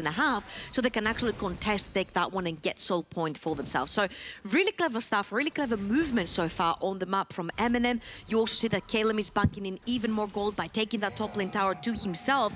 And if you look all across the board, we've got pretty good items, I would say, coming through, especially from Chasey. Went from the Gauntlet to the Frozen Heart. Really important. You lower the attack speed for Kalista, you lower her mobility and the damage output that she does. And it's the same thing for Camille, right? And even though Camille doesn't necessarily abuse her auto attacks as much as Kalista does, you do have a bunch of armor to play against too. And honestly, I want to give a big round of applause for Chasey for understanding the Merc's assignment. You go full armor and you build Mercury threads because there is so much CC and slows on the other side of the team. So Chasey gets an A+ on build for me. And I mean, Sejuani's passive's already got that a little bit built in, and it's definitely just a champion that doesn't matter, you can just never get CC'd. Oh boy, my word, the fight's kicking off though. Chasey will get CC'd a little bit, goes berserk, goes towards Attila, but he's able to back away, still standing strong, but too many members are there, and the Sejuani is felled as X7 might look to press forward, waiting for Chimera's ultimate to time out, and now it has, but he's caught the root with 2. Michigan needs to be careful with the ultimate, lands onto Caleb through the team and secures the return kill. X7 thinking, but they're in 2 minds, the knockup's there, but the ultimate from Volleyball will see him out. X7, the health bars are not quite high enough to continue this chase. Caleb got collateral damage right there. He wasn't even in this fight. He wasn't participating. He was just backing to go back to base and try to get his HP bar full and healthy. But because everyone flashed away, he was the recipient of Draven's violence right there. And again, if we see this is a very good engage onto Caleb. Again, remember, this Camille makes it really difficult for X7 to play the game, especially if they get locked into her ultimate. But Caleb is able to get in, tank so much, and also get out. Chase is going to pay with his life in advance. And here's where Eminem should possibly back off. They do get a really pullback from Chimera, but you mentioned it, when the Swain doesn't have ultimate, it's really difficult to play this fight. So when everyone flashes away from the Draven ult, Caleb is like, guys, yeah. Eminem is also split into this fight whilst X7 are bounced up together around the Draven to make sure that he does have the space to play with. So all in all, it was a 1-for-1. Very importantly, Attila is cashing in extra on the kills, plus he's a big late game threat due to the fact that Eminem do not have insanely tanky champions in the front line. Yes, Volibear is tanky, but he's not as tanky as the Setsuane is going to be, and Kalista is going to have a lot of troubles taking Chase down. I mean, it's very interesting because we have on these two teams right now, the assignments have kind of been fulfilled by both. Eminem, we said, look, we want to get Camille a couple of kills. We want to get Mishigu a bunch of kills on Kalista because that's what's going to be needed going into the mid game. You've done that, right? Caleb's only got 1 kill. Maybe we'd like to see a little bit more, but Kallista's definitely cashed in. And look at the top side of the map that we're looking at right now. How many red wards do you see? Because I see 1, 2, 3, 4, 5, 6, 7, 8 wards from the side of Eminem. Chase is going to pop his ultimate right there. Takes a whole heap of damage. Chasey now going to move forward. Chimera on the side looking towards Temper. He's able to flash away, but not too long as Chimera will chase. The Rylai's slowing members down because he needs to be careful. They dive onto Chasey. MC's looking for a flank. Can't find it just yet. There's so much damage. And Tiller's going to cash in once again onto Caleb. As Soft ults into the fight will be able to help the double kill for the Draven as he marches forward, looking to Mishigu. Will be able to find him. He's actually bailed out and does survive, but it's more. It's a quadra for Attila. Can he find it? Chimera's doing his best. He has enough to take him down. Chasey falls. Swain is draining. Triple for him. The teleport's coming through. Who's it going to be? Tempt looking towards Swain. It's just the mid laners standing as it's going to be the chase on. Tempt sniping the big ones next. Will he be able to get the kill? The minions in the way and Chimera sidesteps. What a fight. Only the mid laners left alive at the very end of it, and Tempt was actually able to port back NTP back into the fight. What an absolute cluster of events in this one. Both teams so hungry to start a fight, but they don't necessarily have the correct tools to do so. So as you can see, Mishigu all the way in the mid lane, he's baiting everyone. Caleb is going to jump through, but Chasey misses the ultimate on the key target, which is Caleb right there. Hits Mishigu, who's all the way in the back line, and they can't follow up. And Chimera is tanking for days on this Swain. Keep your eyes on the minimap in this replay because the ultimate from Attila is just about to come back, and it casts in on 2 more members, taking us back into live action because this is going to be so point if Eminem can secure this dragon. But if X7 do, they will even things up as X7 moving towards it. Should be taken by Eminem. There is no real contest. MC doesn't have access to the Ocean Dragon until it gets caught out. Chimera moving forward, and we already know what he can do in team fights. Attila is taken below half health. Needs to heal to get away. Chimera standing strong in stasis, healing up. The damage is going to be thrown back towards him. Attila needs to be careful as MC ults over the wall. Eminem going low, though. Attila, I've seen you ult these before. Are you going to look for it? Potentially not. Okay, so yes, Chimera's decision-making was a little bit dodgy in the early game, but the way he's playing the Swain in these team fights is stellar. Yes. The fact that he is in the front line, the way he hovered and hugged that wall. So even when people were trying to walk behind the wall towards their own jungle, they would keep getting slowed by their allies onto the Swain, not allowing them to get away quickly. So far, Chimera Swain has been so huge in the team fights, creating that space around Mishigu, making sure that everyone does stay safe. So all eyes are on this Swain. If Chimera goes down, Eminem cannot fight these fights. And we talked about Chimera facilitating on this champion. He's facilitating his team to still be in this game right now. And that's not to say the members of Eminem aren't doing their job. Soft needs to be a little bit careful by Chasey. So much damage. He's going to ult away, but the follow-up's going to be there. Chasey goes berserk. The ultimate from Attila won't get the kill this time around as Chasey is actually bumped very, very low. Okay, what was very important right there, that was really interesting. I just looked at the Renata ultimate onto the Draven because we're always saying, well, if you're going to auto-attack once and then you're going to walk off of your axe and you're not going to hit people as hard. He walked twice into his axe and hit people 3 times with the axe active, so this is important.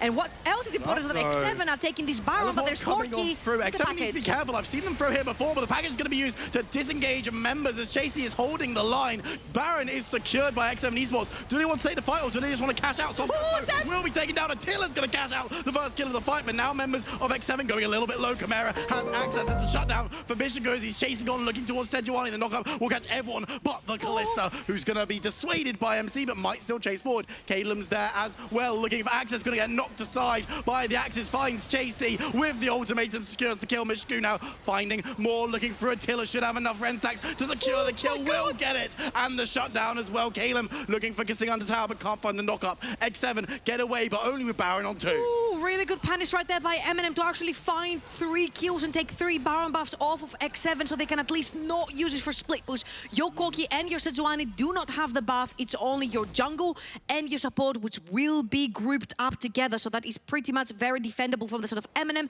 whichever lane X7 chooses to go to. Let's look at this fight again because this is the perfect Baron to do here. Sofa just used his ult. He has no way into the pit. And also Tempt has package, which means you can cut down the entirety of that Riven in half and not allow Eminem to enter, which is what exactly happened. But Tempt oversteps. The handshake from Renata was really strong. Soph also engages onto him. They keep pulling him back because Tempt kept overextending in this fight. And then once you're running away, Kalista is one of these champions that will chase you down. Again, Caelim still has his ultimate. Very nice axe right there from Attila to sort of stop the advance from Caelim, but it just wasn't enough. Once the Kalista is allowed to pick one on one and not necessarily be into this fight where you're scared of the Corki rockets like you mentioned, Michigo can be unleashed on the map. 7, 1, and 2. And let me remind you, last time these two teams met, Tempt had just come back from Korea the day before. It was week 1.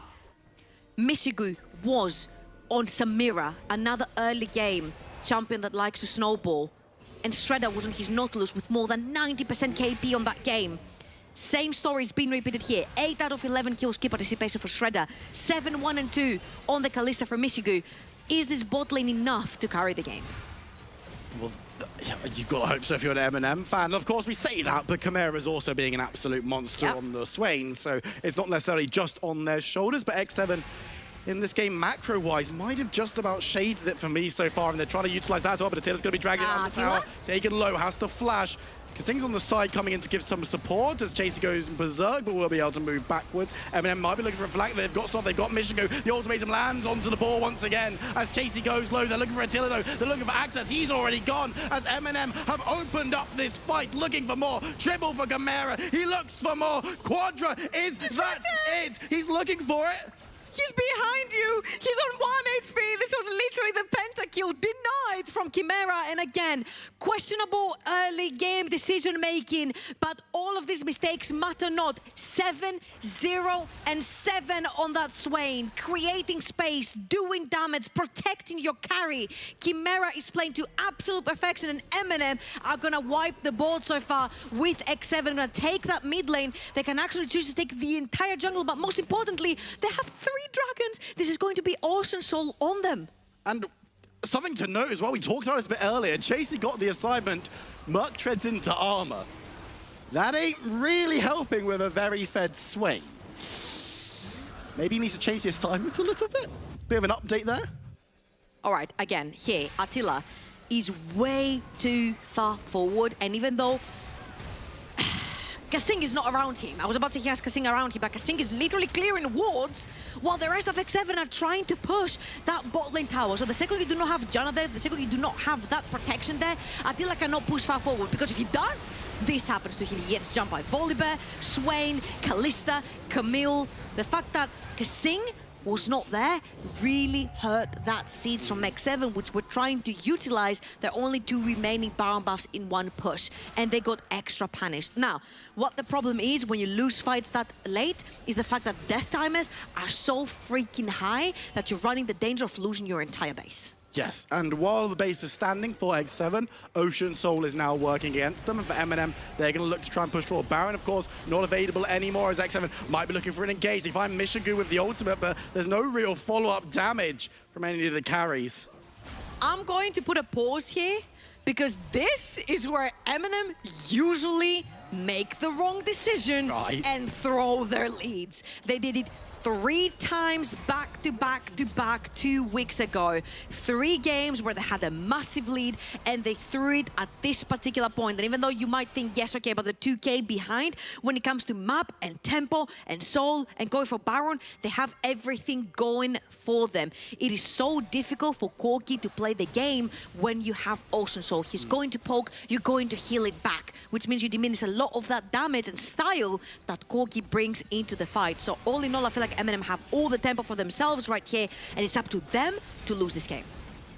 And I'm wanting to see this game go an extra 4 minutes time, because when we get Elder Dragon, that's when things really start popping off. And You the might fact see it going on for 30 more seconds. I hope not, though, because this is game 1. We've got 4 more after this. Let's not have our games, people.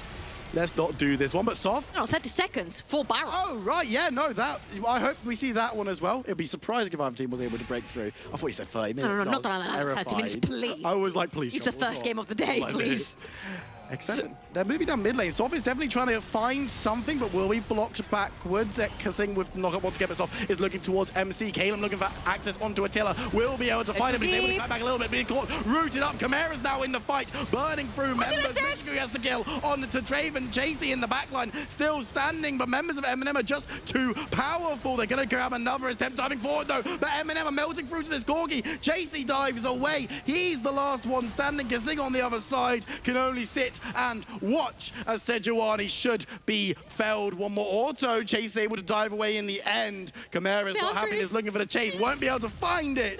As Chasey gets away, the Vision of Empire won't find the Krugs. Won't do his service either as Sedge gets away. But you have more than enough people to do Baron, because Kalista shreds Baron, and even if you don't have Smite right now on Sof, if you stack enough Rend onto this Baron, it's really difficult for your opponents to punish and steal that, because your Rend pretty much does way more than Smite does at this point, so you can actually secure it like this. Again, the team fights for MNM started and finished by Chimera. He's so strong, no one can take him down. And even though Kalem actually overextends in this fight, Chimera is zoning 4 members from the side of X7. I almost said Riddle, because so. I mean, if he's carrying Riddle, that'd be very impressive. Yeah, no, it's at the top of the screen. Riddle Singularity, apparently. My Singularity are playing well this game, aren't they? I mean, if they sign this... It's a comeback, baby. Something that I'm really loving this game, and I know that we're going to have a team fight any moment, so I will be cut off, but this idea that when we see teams that are nearer the bottom of the table, we often see one player stepping up. Like, we talked about Banderas in the pre-show, right? He's been really stepping up.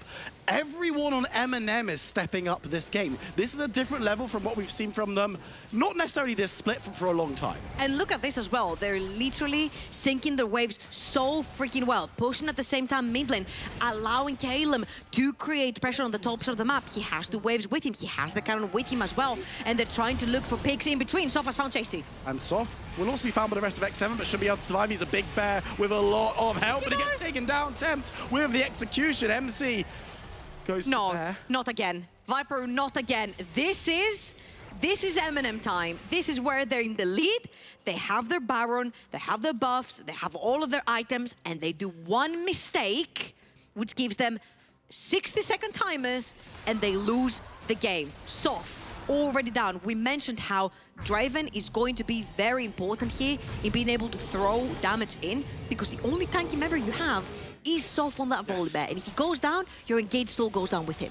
Crucially, Sof will be up 30 seconds before that Elder Dragon spawns, so he will be there for the ensuing fight. You get your wish. I will get my wish, which is excellent, and I think this fight will be endemic on who wins the game. Not who gets Dragon wins the game, but who wins this play should go on to win the game, because the bases are open enough. We've got a bot lane inhibitor tower open. X7 have nothing outside of their base. So taking this objective, when you've got stuff like the Corki and the Draven, even against Ocean Soul, 1, 2, 3 hits, Elder Dragon's going to take care of the rest. Looking on the other side, MNM already so strong, and catching out 5% of the health bar of Sejuani is a lot of HP. Watch Kalem. He's gotten in completely unspotted. His sides are on Attila. Sof is on the side as well. MNM are flanking from 3 different dimensions. Gonna have to walk over the directions. I mean, there's lots of dimensions in this game. As Sof is now going to be kept at bay by Chasey a little bit. But Kalem, as you said, unspotted. but MC catches them out. This is going to be the fight. Chimera pops the ultimate attempt, easily moves away though. X7 are just going to play around the distance, but they need to contest this objective. They're fighting tooth and nail as Soft dives into the middle of the fight. X7 go berserk on each other, but it's Soft who goes low.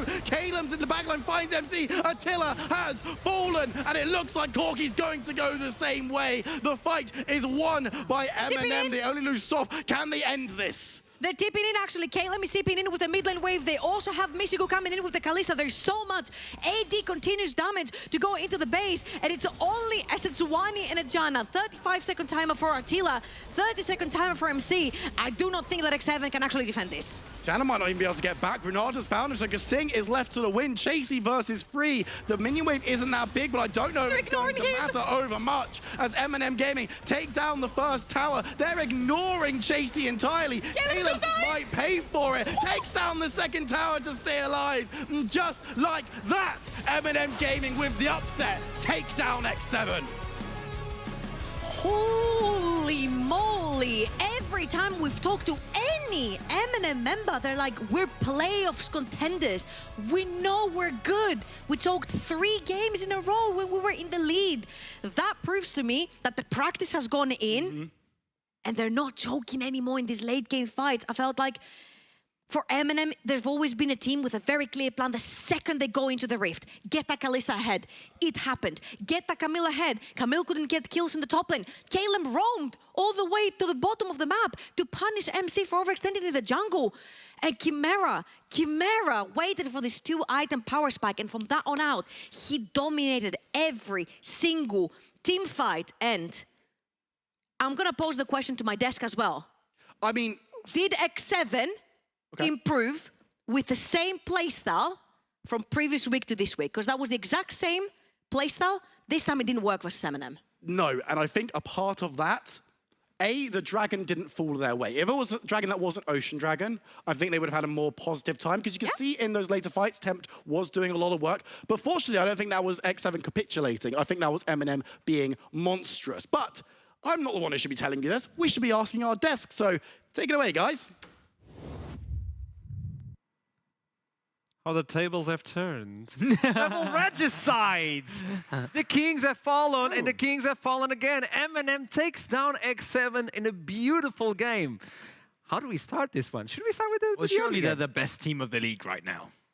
Number one now. There we go, M&M, surely the best team. And I think there are 2 sides to this, because M&M played a goddamn screamer of a game. Chimera's been trying to make this Swain work for a while, and this is so impressive to see from a player that has been around the UK scene, bit between Chimera and Soft that were on that, that Resolve roster that was meant to smash through the Telia series and get to the NLC in its previous iteration. This guy has done so much. This started off very close to fair, though. Yeah, and I feel like, personally speaking, I heavily underestimated what Chimera was going to be able to pull off from Swain in the late game. I was like, you know what? Other team has Corki. It should be a walk in the park.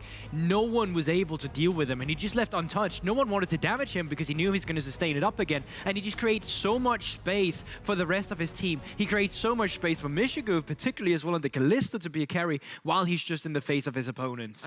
We can see in that fight, it gets kind of close, kind of weird, right? But you can see what the Swain does, and particularly the way that Chimera plays it. Whenever someone wants to walk up to do damage, he has the cooldowns to deal with them. So you see Attila walking up and going, that's a never move. I don't really want to walk up into that. So you have to trying to balance, I need to do damage to this guy, to I need to be in a position to take damage too. And that was a very difficult decision for them to make as the game went on. It's almost like the same game from the previous week, but with this Swain causing a lot of chaos and making Attila, do I go in? Can I go in? I can't go in. And that question alone is more than enough to unstable this. And M&M, for the first time, I would say in a long time, get to the mid game with advantage, and they don't let it go versus X7 of all of them.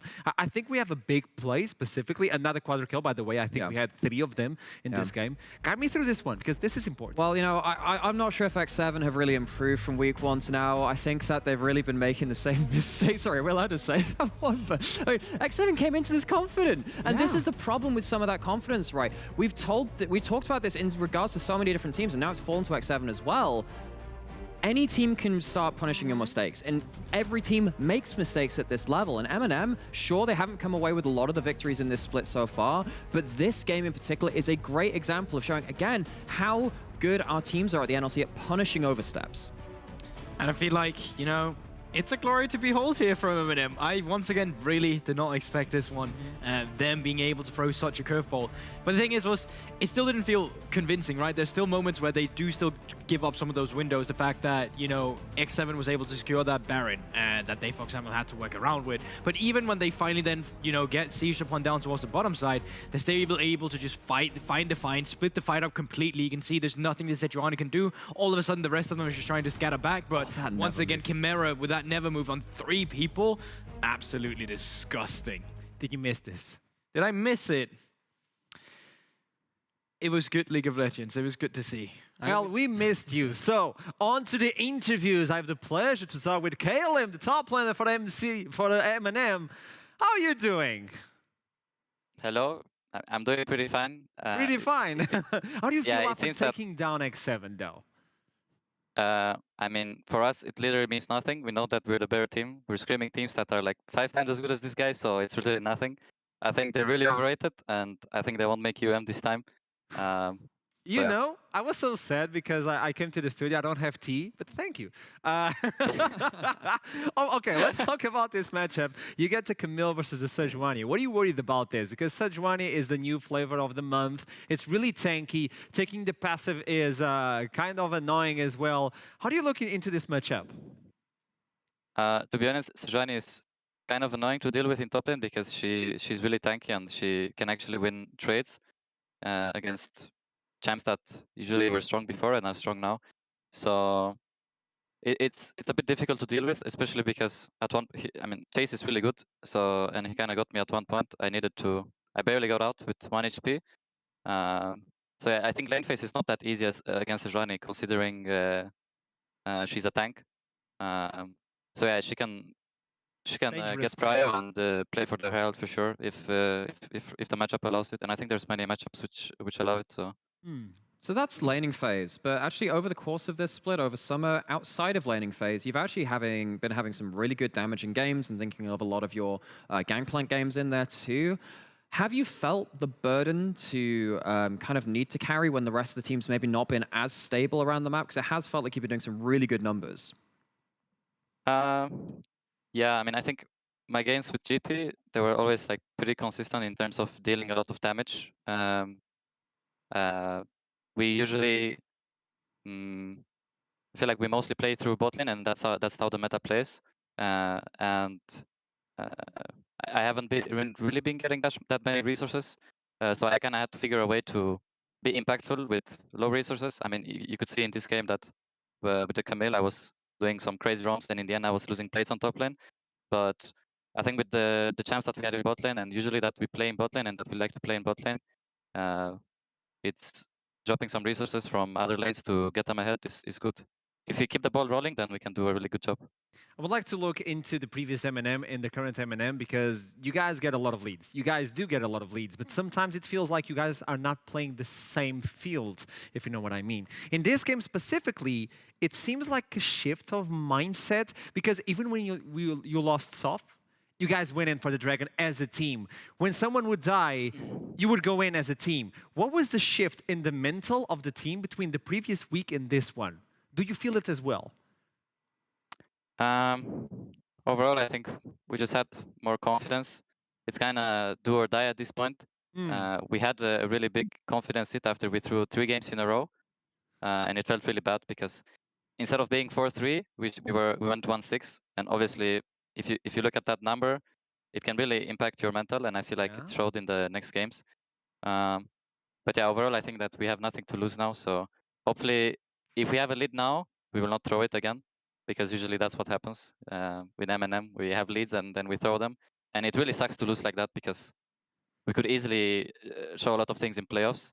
So I think for sure we can pick up more wins in the second round robin, and I hope maybe we can make the miracle run in playoffs. You guys took down X7. You guys start on a really good way on week 6. Is this M&M playoffs material? Yeah, for sure. We're coming straight for playoffs. Thank you so much, Caleb. Keep with that smile. You guys did really, really good today. I'll always love to talk with you, and I'll see you soon. Have a nice one. Bye-bye. Thanks for having me. The confidence went downhill as soon as you lost 3 games on that way specifically. But now they're back. And it's one of the things we've always said about them. It has been that mid to late game. Once again, not even just this split, also splits earlier as well. It's kind of been the Eminem curse. But I mean, I agree with him as well. The Eminem we just saw today with like on it, obviously still small hiccups in terms of like some of the setup, but just in team fights alone and with the composition they came in with, they looked good. They looked really, really good. And it looked like a team that could play playoffs. Yeah, and it's really worth sitting down and celebrating Eminem at this point, because now we are looking at, again, as much as, I think it was what you were saying about Torok as well, saying we don't have just a top 6. I think in spring, that was the divide that we ended up having. Now when you have Eminem, Nariki to an extent too as well, having great games, but not necessarily having the results right now to back that up in the, actually crossing the finish line, this is going to be an absolute blood in the water for the playoffs, because we've still got several weeks left to play. It's a bloodbath. And I know somewhere in the world, Jamada was like sleeping. Like, Eminem is back. I know somewhere Jamada is there. Now I want to talk with someone on the other side, on the X7 side. MC, welcome back to the show. That was a rough one, obviously, coming in from a victory versus JDXL. Can you guide me through what happened that led into this sort of result? I think majority of it was on me. Like today has been kind of a bad day for me, so I haven't been communicating and playing as well. But I think we've also made some mistakes as a team in like mid to late game. Obviously, this could have been an easy win, but I think I would take majority of the blame for today. Okay, but it's a team game in the end, and you brought in the Viego, and Viego was kind of tweaked as well on this patch. Why did you pick Viego? Because you didn't have another option, or this comp needs Viego? I think Viego's flexible. He's although they technically nerfed him, those nerfs doesn't do much for the champion, and he kind of works with like all team comps. And since Wukong and Volibear were out, like your best options are Viego or maybe Lee Sin. So yeah, that's why I went with Viego for today. Yeah, I can definitely see the logic of the role that the champion provides. It does similar to actually what you were doing last week against JDXL. Very similar game in terms of the drafts and therefore kind of the game plan which comes alongside it. Now, obviously, Eminem brought out some different stuff as well to kind of adjust to that. They brought out this Swain. Do you feel like this is a kind of game where you could have brought in more from that victory of JDXL? What changed between those two games if they were quite similar on paper? I think again, I was more active, and I was also. I mean, Wukong is a champion that you can do much more than Viego, because you can engage. He can bonk and he can spin. I've heard. Yeah, exactly, and you can win like most of the 1v1 fights against most junglers. So Wukong is just a better champ, but also with how I've been playing today, I don't think the champ would make a difference alone. So yeah, I think it's those two reasons. Okay, it seems like it affected you really, really hard this game, and I want to know a little bit more about, you see the Swain getting a little bit of advantage and causes a lot of chaos in team fights, but you guys were still going at it. Where did you feel like there was no coming back from?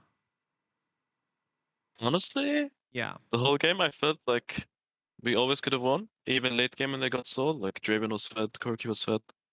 I think when I felt it was lost is when they beat us in the last team fight, and they could just end mid. But throughout the whole game, it felt winnable because my whole team was, performing well.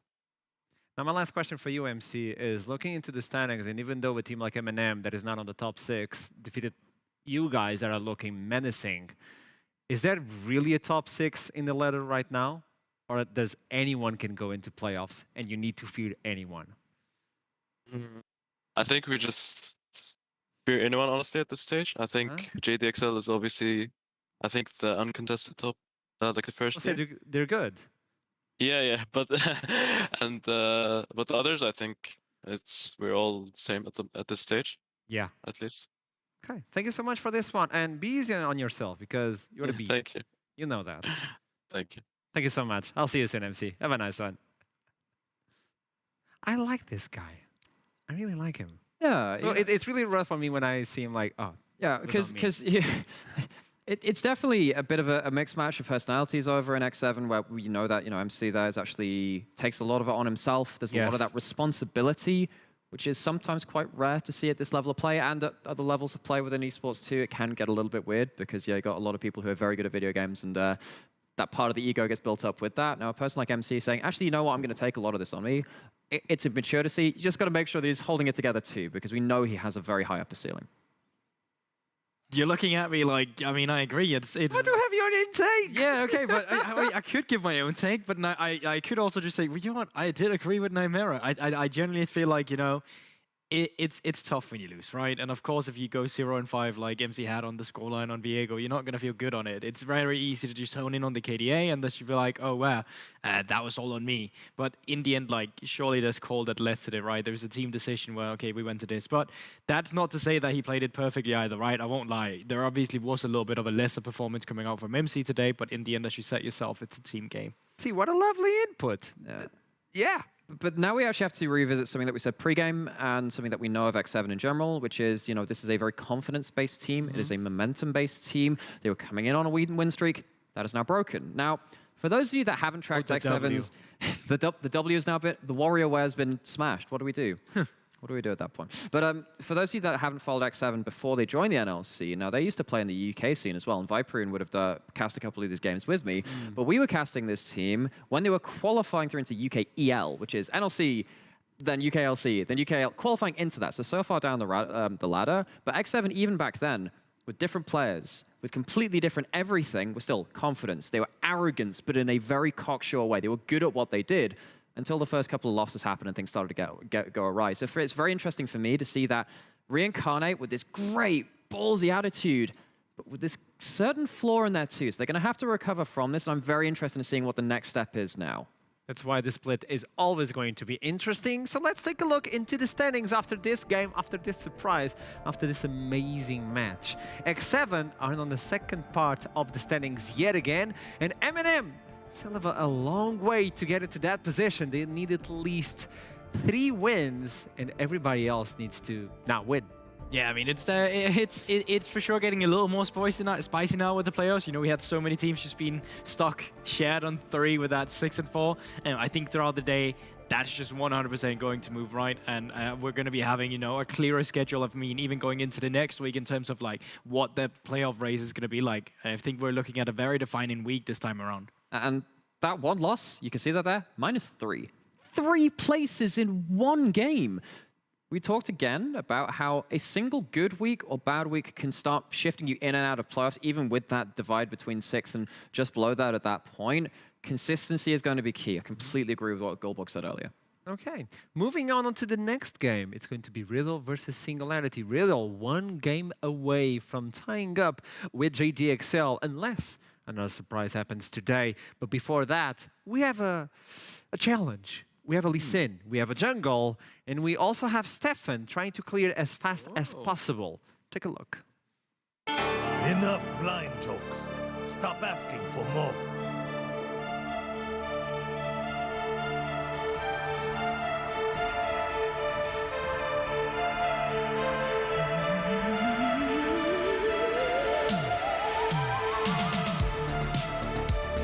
Hello everyone and welcome back to the Lee Sin Jungle Clear Challenge, and today we have Stefan from Riddle. Welcome, by the way, pleasure to meet you. Hello, thank you. Are you nervous? Nope. Because we're judging every single jungler clear time, so you're not even the slightest of nervous. Nope. Love it. Okay, so you know the rules. You need to clear the jungle as fast as possible. No scuttle included, by the way. It's only the jungle. You can take whatever you want, whatever runes you want. So if you're ready, hit start. Okay, let's go. Okay, so explain to me what you're bringing and why. I'm thinking Ghost. Okay. Probably. Like, none of these makes sense. I think Flash is whatever. I think Ghost is probably the best. What about the runes, though? Yeah, I'm thinking now as well. Maybe Absolute Focus is good. I don't think any keystones matter in jungle, right? They shouldn't. I could probably go Fleet, but for healing, yeah, none of these matter, none of these matter. Also, none of these matter. I could go Unsealed Spellbook, but that makes no sense. I'm loving the thought process. I'm loving it. But I need the attack speed. Oh wait, I can go like this. And then I take attack speed. And this, maybe? God knows what I'm doing right now. Yeah, 10 seconds. 10 seconds. Okay. Yeah. You're locked in. See. You're locked in. You need to pick Lee Sin as well, by the way. Okay, I good know, job. I know. Okay, now you got to explain to me what is going on with your screen because there's no shadows. The graphics are like from 2001. What is happening, Stefan? I mean, I always, like, since I started playing League, I played with low settings, but then later on I realized that I can just lower the resolution. So my screen is, like, you know, smaller. I can basically see everything with, like, I don't know, just looking at the screen, I don't have to look up and down, left and right, you know? So I feel like this is better. Resolution you use? Can you show me? 16? Yeah. 900, okay. So I basically have, like, a little window. Okay, where are you gonna start on this challenge? I'm gonna start red, but... What skill, though? Oh, this gave me 180. 180. It's 180 more than you had before. Oh, that's so horrible. I think I took like the worst ones possible, but let's see. What spells do I start? I think Yeah, what skill? Q. I think I start Q. You're gonna start Q? Yeah. Okay. I don't think I need W. I'll probably smite the golems, or maybe I smite the red. Not sure. I believe if you smite the reds, you'll have it in time to use it on the grump or blue. So it depends on what you want to do. So you start with the Q. Let's see. I was going to use the reset on the auto attacks. So far, clean. Yeah, because I've seen a few Lee Sins bringing the E because it has a lower cooldown. But I'm interested to see how you're going to use the Q to navigate. Instead of jumping over the wall, you're going all around the wall. There you go, clean enough. So what time do you believe you're going to take? No clue, like 320 maybe? 320, okay. So first pot coming in. If only had fleet footwork, maybe the heal would be a little bit higher. Actually, do you like to play Lee Sin? Yeah, I do. It's one of my favorite champions. But you don't like to make the full clear on Lee Sin, do you? Yeah, I don't think anyone else. Maybe I pop Ghost now? Oh, there you go. He's going fast. He's going fast. This is not good for sure. Looks so bad. Okay, Tempest to get the clear. It's looking good. The Raptor's looking clean as well. You're going to get another E. Maybe it should be enough to clear it all. Oh, that little one. There you go. Is it enough? It's enough. It's enough. You got it. You got it. Now you don't have Ghost, and the Smite is going to be available in 15 seconds. Okay, you proc the Omnivamp, so you get the heal from the Q. You're going to get a little bit low, Stefan. Are you worried that you cannot do the blue and the grump at the same time? No, I think I'm fine. Okay. Oh, good clear. Good clear. Okay, easy. How do you call the grump now? I'll just smite it, I think. Okay. Rage bar. 3. 14. Stefan looking for the 30, but I believe you can get it even before. Your HP bar though. Your HP bar though. Oh. 26, 28, 29, 30, 31, 31. Okay, 331.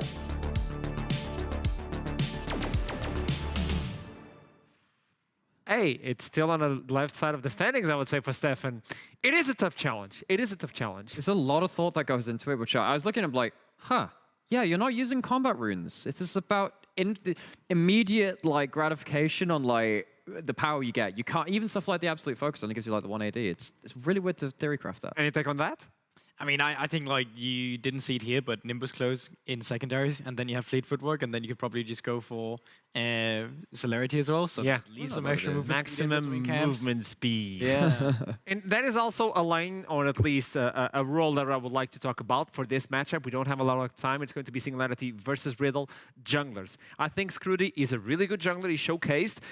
There's a lot of questions still for Singularity versus Riddle, one of the best teams in the league so far. Yeah, and Stefan has been one of our defining players of the split so far. There often are a couple when you come into any kind of league. Stefan has been individually a very strong performer in a team of individually strong performers. That's how I tend to categorize Riddle. On the other side, though, you're looking at this new guy coming in, Scrudy, Singularity, revamping the entire roster after their development project has kind of fallen through at this point. And Scrudy did play the Kha'Zix, started to try to play some comfort. It didn't come out to a win, but in an individual level, Scrudy looked pretty good. Guys, imagine I'm your average NLC viewer, okay? Hello. I've only watched like the first 3 or 4. He's never been here before, you know. Okay, right. So what am I expecting of new Singularity here coming into this game? I think, okay, so from what we saw last game, we only have this one for it. It does seem to be a lot of individual power and a lot of comfort. Again, we saw that, we saw the Twitch coming out of Spikey. That was the one thing which really stood out to me last time. I think Spikey has actually been coming along quite well as a player, but particularly from that jungle role, the Kha'Zix didn't fit the team comp. It was basically just saying, I'm going to get the leads myself, and then we'll just smooth over the cracks with good play, even though it doesn't fit the rest of the comp. We haven't got really enough data on them outside of that to really say, do they have any identity outside of that? We're really waiting to see what they bring to the table next. Okay, new viewer, can you press the button so we can start the champion select? There you go. That's the way we treat the button. Eventually, we will break it. It's going to be Singularity versus Riddle. Singularity still looking for their first win. Riddle trying to get the 9th one, which allows them to go almost into first place alongside with GDXL. That is going to be one heck of a conversation to have if that does happen, because of course JXL, are they up against Vanillator? They are versus Veneer, yeah. Remember, it's just strict wires crossed in terms of the scheduling, but there we go, just about got that one, just about scraped through. But Riddle are seriously starting to become that powerhouse in the NLC. Remember that one of their losses was with that weakened roster in the first week when they had to do all that role swap. So actually, in some ways, you could say that even with that loss to Bifrost, they took it very close. You could almost say this is pretty much a 9-1 team, similar to JDXL in terms of the results from that first round robin without that extra win on board with it. Either way, this is one of our massive teams to watch. Now, going into the ban phase, Jax taken away from Jax Plank. I think that is pretty self-explanatory. Why is that? Forward. I can't. Well, it is because in his name, it says the first 3 letters is actually saying Jax. I missed that. And Plank is not because he's a carpenter, it's because Gangplank is his other champion that he plays. I need this help sometimes. Yeah, I understand that. It's totally fair. Moving into the second ban phase, Senna, Seraphine. Seraphine makes sense to me. Senna as well, obviously 2 of these champions that we've already talked about. But already going from what we see here, there's going to be so many power picks. But this is completely overloaded. Wukong, Seri, Lucian if you still favor that, Twitch, like there is anything from the litter you want here in terms of playstyle. And I actually can't tell what's going to get first pick because the camera's in the way right now. And it's also look at what the first pick's going to be. He has been split pushing non-stop for this team of Riddle. They can do the fights 4v5. We've seen this before. So I would actually say that top line will be the counter pick for the last one. So I think that makes a lot of sense. I think Jax Blank has been an incredible individual performer on individual matchups. This is the one guy which you really see being picked for in that matchup. So someone like Sips, who's had a bit of a rough entry to the league so far, has had some duff games, will need to be on their A game, and hopefully with some priority in draft, if that can help. Would you say that Jax Blank is the Sif of split pushing and Banderas is the apprentice? Always to the rub, which is the master and which is the apprentice? I'm giving you that line. I know you like this, but yeah. Oberg. I'm seeing a Jinx being locked in here, and I don't understand it just yet. Comfort, of course, Kevo and Jinx has been 2 champions that back in the day usually went in together, but you still have the likes of Seri, you still have the likes of Twitch. Volibear makes sense to me, but I think for sure, like, you just pick up the Wukong now from the side of Singularity, you pick Twitch, you pick Seri, whatever you prefer there. I actually wonder, maybe pick Renata. If you have enough AD carries, because Jinx's prime lane pairing this split has been Renata a lot. I wonder if you pick that away and say, let's soak some AD carry bans and get the prime support matchup out of the way. It's not bad. It's not a bad idea either. There's, I mean, barely any bad matchups coming through from. They've learned. Even the new law, even the new ones know. We are growing the Pantheon Club. Very limited amount of counters to Renata, and well, in terms of what she does.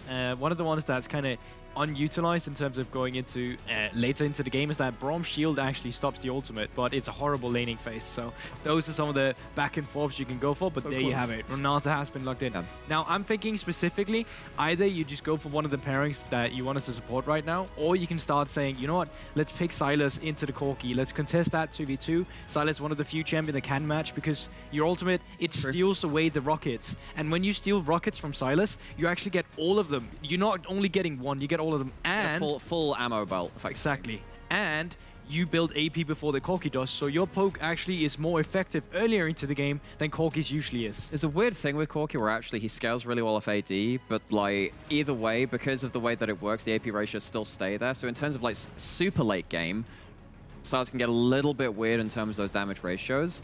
But we've actually a really good game to watch where this comes into effect would have been, I believe it was SK's last game in the NLC. Had a very similar thing. We think, actually, you know, you don't have range, you're outranged. Oh, heck, that's a stolen rocket barrage. That changes the equation quite big. But now you have to look at what are these supports going to get taken away? Because I was looking at, I look at maybe the Rakan, maybe Lulu is the remaining kind of pick into laning pairs which work well with that Jinx. And you are going to start running out of options. Whereas the AD carries, I feel like you still got Ezreal, you still have Zeri if you want it. You've got various things you could bring here. Yeah, and I mean, honestly, looking at it, if I was to be picking here, I think you ban Sarah here, and then honestly, you just look for a support that got reliable peel and engage, right? I think even Nautilus Leona is fine picking in here as well. I don't think you necessarily need to look for an Echanda due to the fact that, you know, you are playing with a Sylas, with a Volibear. These champion need someone that also enables them because they can't only be the only front line that you have. Interesting to see the Draven being banned out because that, I mean, it opens up for Seri, it opens up for Kalista as well, which can kind of contest the 2v2. You're most likely blind picking your support as well, unless you decide to just say, all right, slam the top lane, let's get counter pick for bottom lane. And typically, Riddle have put a lot of value into individual matchups for Jaxplank, and understandably so, he has been one of our very best top laners in the league this split. However, you have to start forming. You need to hold something, but you can't hold all your cards close at this point. This would be... Now, they did show this with the Ashe Seraphine. And this was Nash playing that Ashe support. It's a hover for now. No, it's not. It's a pick. It is locked. Yeah. So now, suddenly Renata is outranged. Suddenly, Renata needs to be worried about getting engaged on at some point in this lane. I mean, it's not the highest kill combo, but if you get to combo up with Volibear, who is the best jungler at coming bot lane early into that game, suddenly there are issues here from Singularity if they start losing control of that lane. They lose vision, you get arrowed, you get killed. A good thing to pay attention to is also just the fact that... It's locked in! Heimerdinger is locked in! Oh my god. Crazy. Coming out from Spiky, we said it. He had that ability power repertoire in some of his champions too. Going into the Jinx and Ashe here.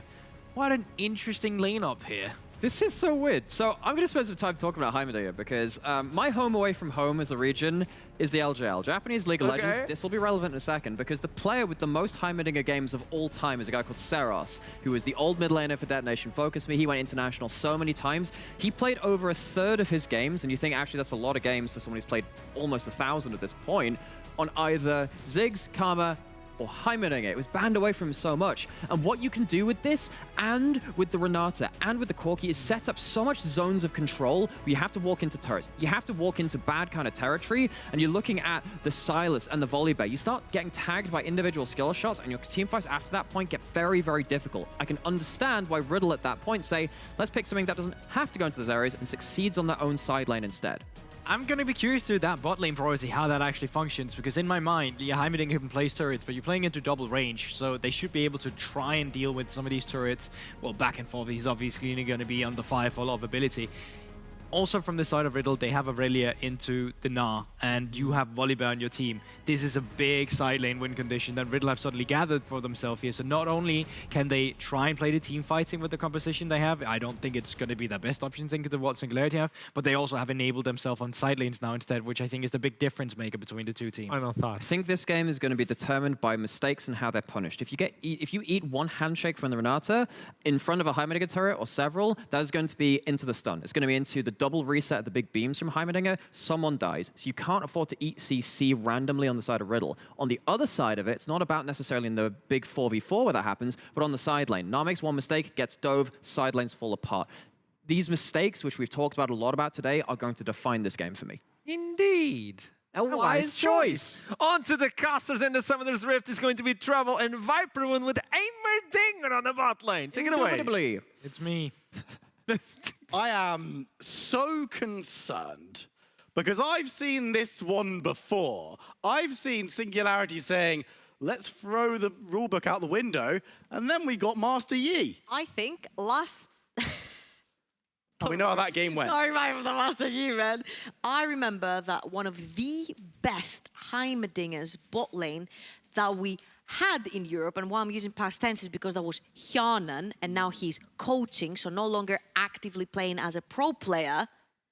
He was probably the best, arguably, Heimerdinger in the bot lane that I've seen in Europe. He could combo so well, and there's like, okay, so when it comes to Heimerdinger, there's like so many ways that you can combo the beams and the lasers that you make it the most efficient and the most damage output. And out of all of these Heimerdingers, I remember there was like a huge discussion when Heimerdinger was viable in the bot lane that Hjanan was the only one that would actually do the combo correctly. So we're going to keep our eyes on Spikey, of course, to see how his Heimerdinger pans out. I mean, we're going to be keeping our eyes in plenty of different positions. The Heimerdinger, we had a plan going into this. We were like, this jungle matchup, super exciting. We've got Stefan, who's been this breakout star this split as a player when he was a coach last split, versus Scrooty, who came in and looked really, really clean for his first couple of games.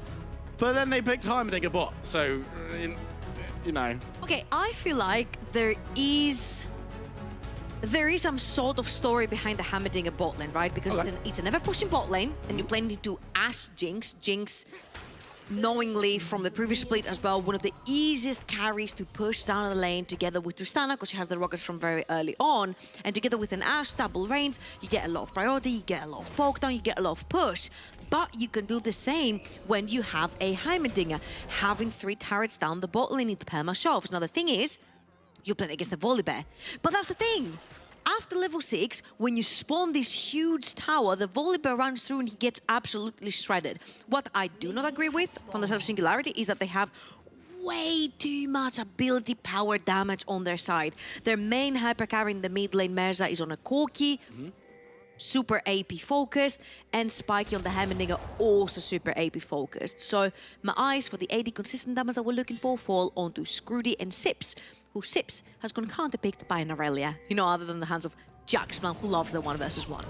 And the test was talking about this as well, and they said, look, Stefan, ganking bot lane into Heimerdinger at 6 is going to be super unpleasant. Never mind. Don't really do it. Top lane ganking into a Gnar should be hilarious. So I'm really interested in how the matchup goes now, because typically Gnar is hard counterpicked by Aurelia that can all in you, especially when you're in a mini Gnar form. Now, Shikari said in one of his interviews that with the durability patch, that mini Gnar used to have the HP base of Sona. And with the durability patch, it's much more forgiving to walk into an Aurelia in mini Gnar form and not be afraid of getting 100% to zeroed solo killed. So, as you can see, so far in the early levels, it really does work. Sips is allowed to walk up. Of course, they're level 2 from Jackson is going to force him a little bit further back in lane. But all in all, Riddle do shine with their solo lanes having the counter pick. We've seen a lot that the Sylas usually likes to trade the HP for pushing power, and if you do catch the Corki, you also out-trade pretty heavily. And again, we talked about Aurelia. Into Gnar, Aurelia is a huge counter pick because she can 100% zero you when you're in mini Gnar form. Looks like mid lane there might be some action going on, as Corki's just going to be forced back away. Merza did burn his flash just to avoid Stefan on the early engage. Sips is also not having a fun interactive gameplay experience in the early levels up against I can make it a little bit worse for you. Okay. I'm pretty sure that Merza's wave is pushing out Stefan. We mentioned typically he's on something like a Viego, more passive, but right here they want to dive Sips. He's going to go into mid Gnar really soon. Yeah, and he's going to be taken out before he manages to do so. It's simple as that. First blood goes to Aurelia.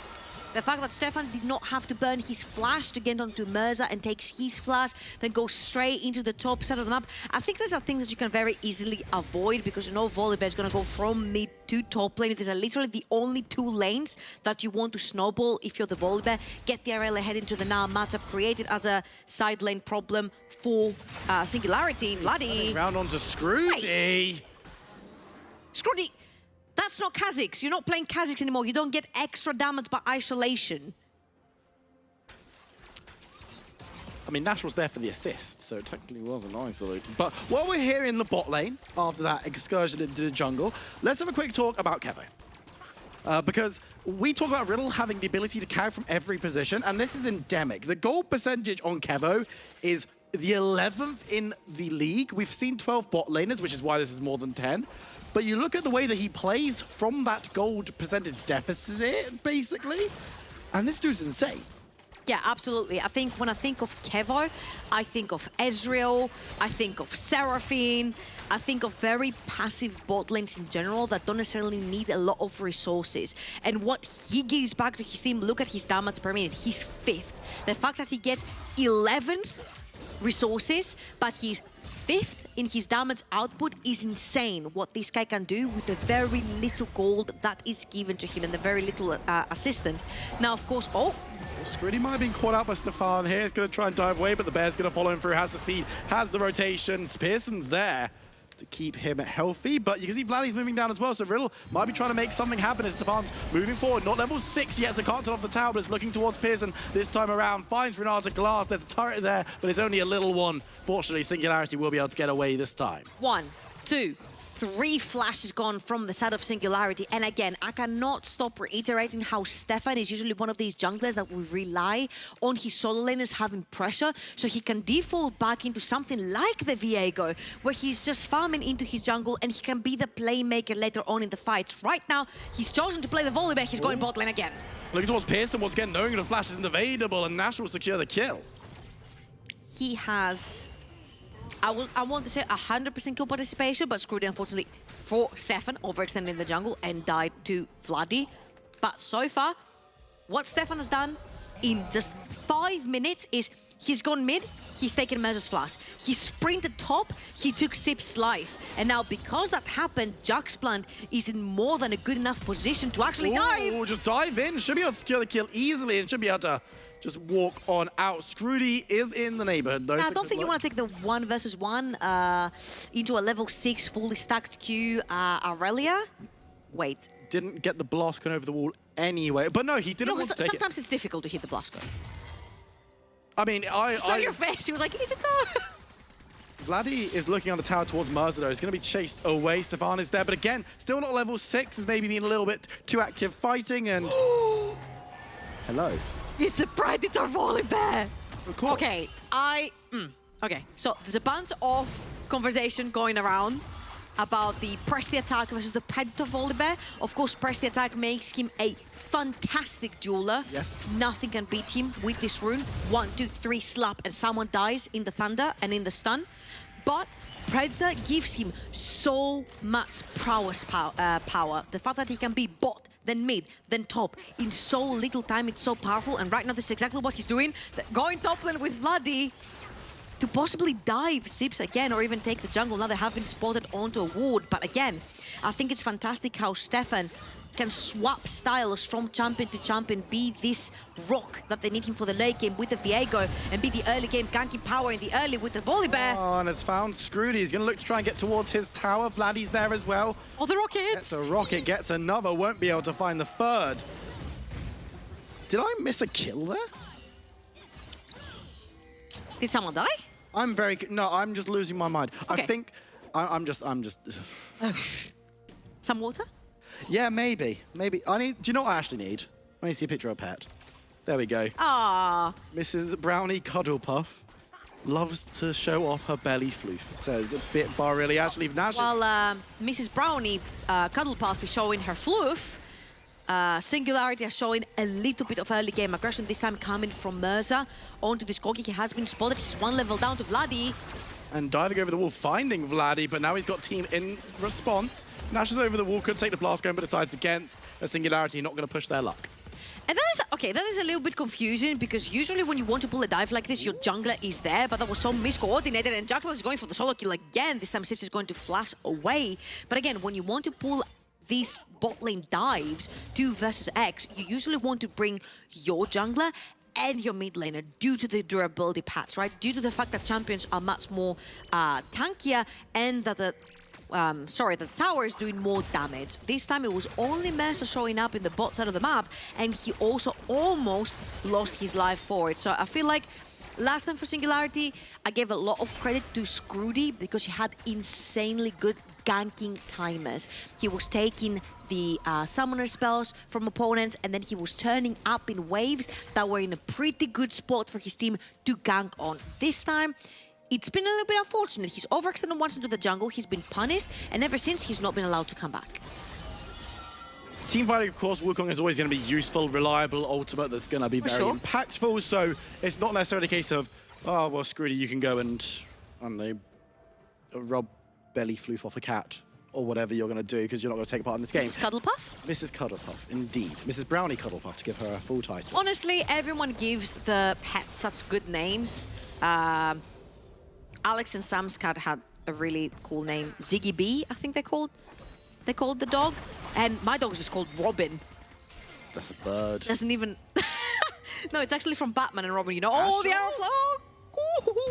Oh, Scrooty actually fast forward, looking towards Jaxpack. It's 2v1. He needs to be a little bit careful. They will be knocked up by the second charge of it, though. Stefan is running with the Predator, as we talked about earlier. Gets the flash, gets the stun. Jaxpack goes down to the Gnar. But Volibear might be able to stand strong. Here's Vladdy as well. Looking towards Sips, as Scrooty's gone the wrong way. It's just going to be the 1-for-1 exchange as the kill goes to Stefan.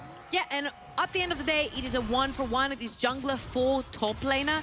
And Vladdy is able to shove in the top lane as well, but in reality, his mid lane gets shoved in as well by Mercer. Corki is a really fast pushing champion, especially after 6, where you do have access to these rockets as well. And they're trying to pull off a bot lane dive as well. They know that Nash does not have Ashe ultimate right now, but it is coming up really, really shortly. So if they don't time this correctly, they could get to see underneath the tower. And with a big rocket from Jinx, this could spell death. I think Riddle have called the bluff and are moving away. There's the ultimate and the chompers as well, which means that Kevo gets another shot before moving backwards. Singularity unable to dive, but they do get some time on the tower to grab some plates. But then again, I've commended Riddle for the macro plenty of times. There's 3 members towards the top side of the map. Sid is going to be the recipient of some violence again. He's going to be able to dive away a little bit, but gets into the Gnar, gets the stun, but the tower's going to be turned off at the end there, just so it can't see what happened. Okay, and this is why it's really rough to play still Gnar into the Aurelia. 1 kill over to Aurelia and she gets to snowball. This guy is playing with Bootyard Sail in his inventory versus Blade of the Ruin King onto Jaxplank's Aurelia. And I just want to reiterate here why it's always so important for Riddle's side lanes to get ahead.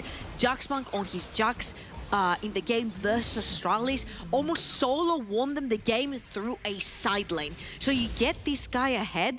I think if I'm not wrong, he also has the highest percentage of damage in Riddle for his team. So you get this guy ahead, you've got for sure a plan to carry you in the late game. Rift held in the pocket of Stefan. Curious to see where he decides to drop that one. A lot of good options this game. Maybe breaking down that mid lane. We talked already about how hard it is to break through a Corki. And when you've got the Silas there, not necessarily the safe pushing monster that we see from some other champions in the current meta, but also equally, breaking down this bot lane and taking away Heimerdinger's safety blanket could also be crucial. Yeah, absolutely. I feel like Heimerdinger also works the same way like a Caitlyn or a Ziggs or a Tristana lane works. You are perma shoving, and because you feel safe with these towers, if anyone comes in level 6, you pop in your big tower, you stun somebody in it, and they get heavily punished because Ashe and Jinx... Must be taking the handshake. No, but it's not going to be enough. Is that? I don't know, Kevo. Is that? Huh? Kevo just 1v2 down in the tower. Vladdy! They might be looking for a 1v1 outside of the tower, looking for the snipes, shoots one, diving forward, the big one misses, as Vladdy might look for one more shot, but Stefan is running forward, looking for something, has the Predator, but decides against diving any further. Look at the jungle. The ultimate, but in the jungle, the action don't stop, as Vladdy comes through using that final shot, diving on forward towards Scrooty's clone, when the monkey is long gone. Riddle are so quick to punish your mistakes and so good at macro. Kevo is taking down one in the bot lane. Meanwhile, Vladdy is having a trade in the mid lane. It doesn't matter if you kill or not Merza. The fact that your mid lane is no longer there means that Scrooty's jungle does no longer exist. And that was a super long range arrow, which means it travels faster and it stuns for much longer. And the timing was impeccable because the second Spiky tried to throw in some poke on Kevo's Jinx, the Ashe arrow landed onto him and he got stunned in place while having tower aggro. Really great stuff right there from Riddle. That was a little bit lucky, but it was really cool to watch. Yeah, trying to get the bailout at the end by diving forward, but was unable to find it and was unable to survive. But for Riddle, I was looking at this game when we were coming in and saying like, oh, it's Singularity Riddle. This is a bit of a David versus Goliath, and Merza, oh, Merza. Well, anyway. He was the David there. Yeah, well, no, because David notoriously won that fight. But there were many Goliaths. Why? What? How many Goliaths do you bring into this party? Oh, I mean, 4. Riddle brought 5. They brought 4. Which is, you know, unfortunate for them. But for Singularity, what's the game plan here? Because they've done the falling behind thing that we sometimes see teams do. I'm just very worried because mainly their damage is ability power. So going towards Mercs for the side of Riddle, going towards a lot of magic resist is going to massively benefit them. So for Jaxmonk, he has a very easy way into Wit's End, a very easy way into Spirit Visage, especially since the Q from Aurelia also go buffed healing-wise, getting that extra healing for Spirit Visage, or getting your attacks amplified by Wit's End while having extra magic resist on you can also benefit you on a side lane if you have to even lane versus the Corki. The problem for Singularity is that they're only 2 AD. I think Vladdy's overextended a little bit here. Nash, the ultimate was unable to find it. He will be able to get away for a second longer, but might go down, will burn eventually. It's going to be Spiky picking up the kill. All right, so the fact that Spiky gets a kill here is huge because it actually puts that Heimerdinger a little bit ahead of the Jinx. You see Leandris has been purchased, Boots have been purchased, Kraken with Boots on the other side for Kevo. Traditionally, Jinx needs 2 to 3 items to start shining and taking over fights. So right now, Spiky has a pretty huge power spike in his hands. If you can use the Heimerdinger and the big towers he produces from the ultimate to take control of rivers and start stacking objectives, that could also be your win condition right here. Stefan has found Scrooty. And Scrooty doesn't win this 1v1 at this stage, but could look for a way out, as Stefan's going to be extending pretty heavily. Pearson's there as well. Maybe they catch up the bear. I don't think so. The Ashe ult will go wide once again. Singularity get away. Ashe is one of the most annoying supports to play against because if you guys look at the portrait on the right, that ultimate is almost halfway reset. Why is that then?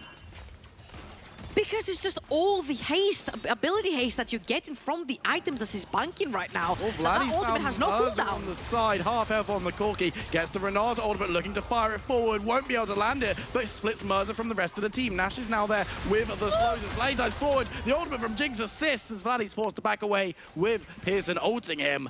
But that'll still be the pick.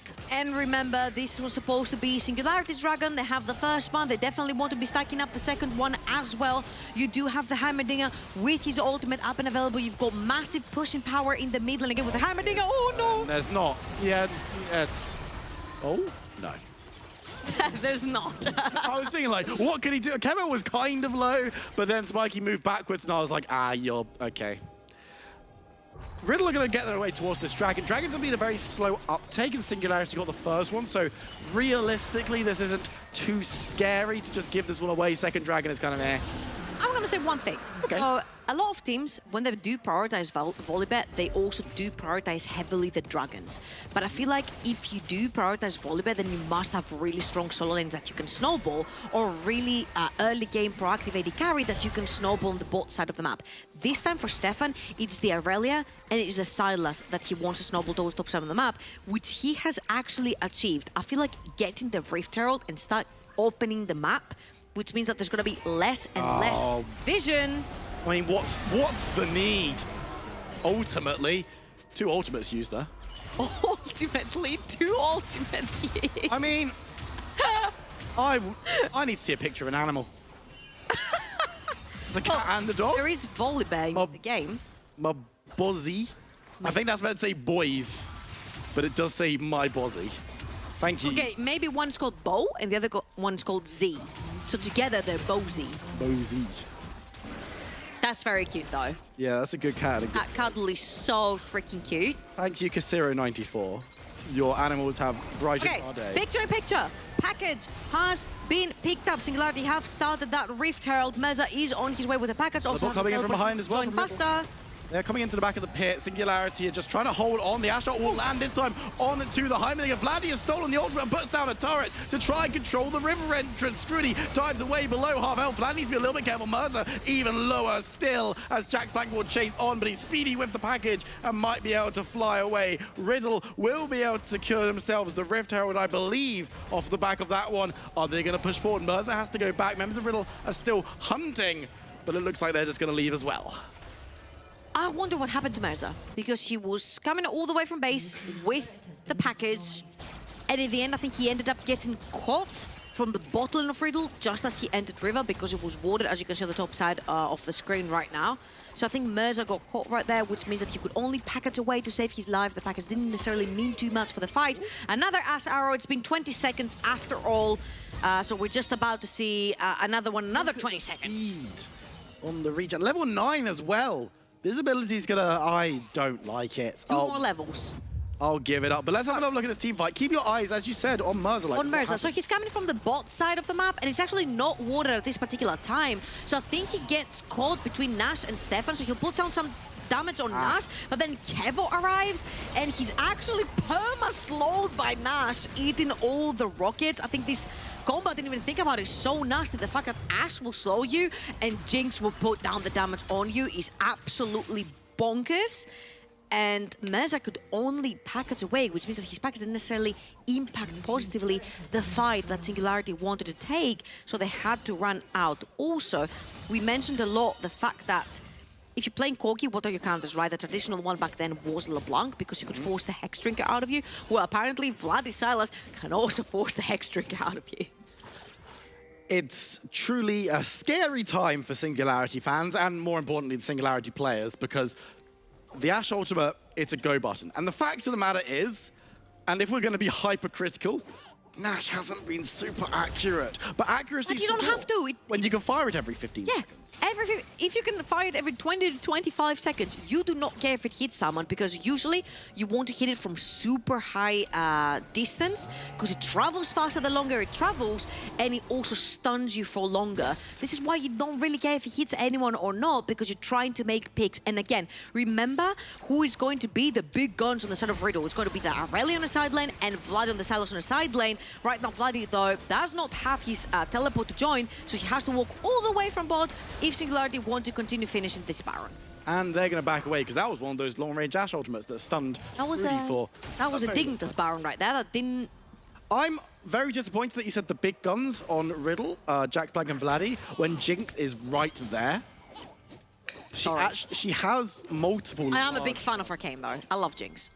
Yeah. Powder. Netflix original series. No? Season 2 coming... Oh, no. At some point. Soon-ish? It's confirmed. I don't know the date yet. I don't know, man.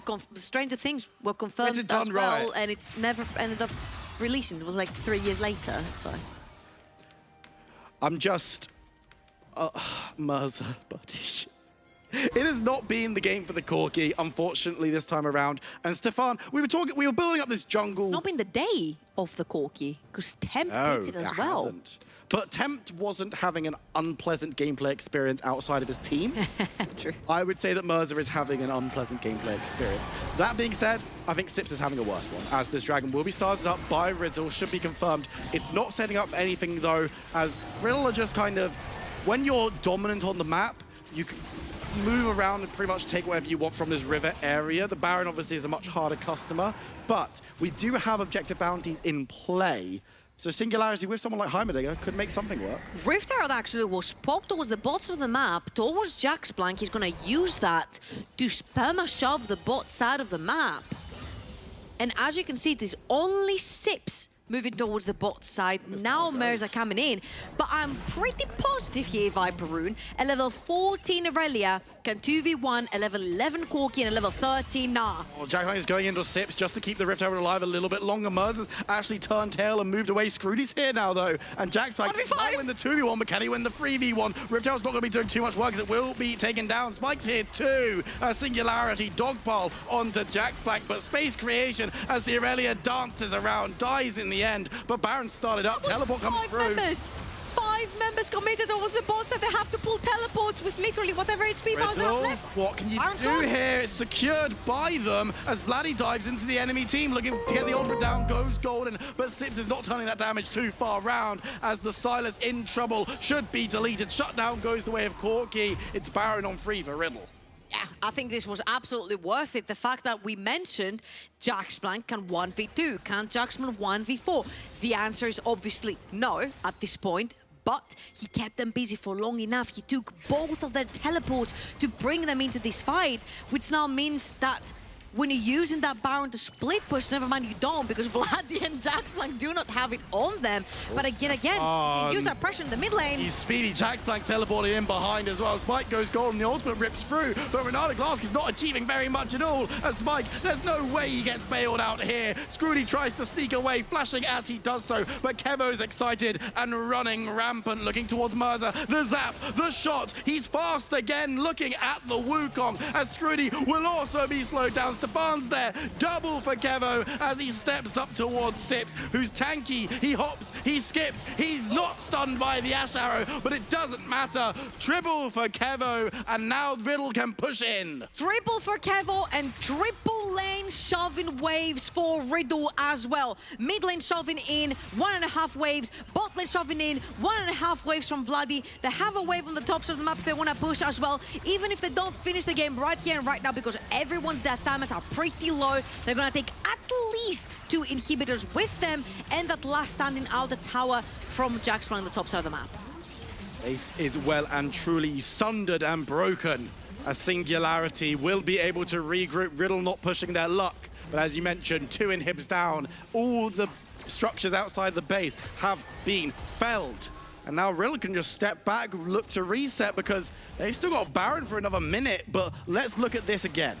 So the arrow is going to miss right here from Nash, but you've got Jaxplan's onto that Aurelia flanking, and he does hit 2 people, if I'm not wrong. Oh, there's no ultimate. He hits 2 people with the stun right there, and he bails himself out while Spiky, the most damage that they have on the side of Singularity, ends up going down. And again, Riddle are going to chase down Mercer as well, but look at the waves. The second Vladdy comes up, he TPs onto that bot lane wave, making sure to shove it even further towards the tower.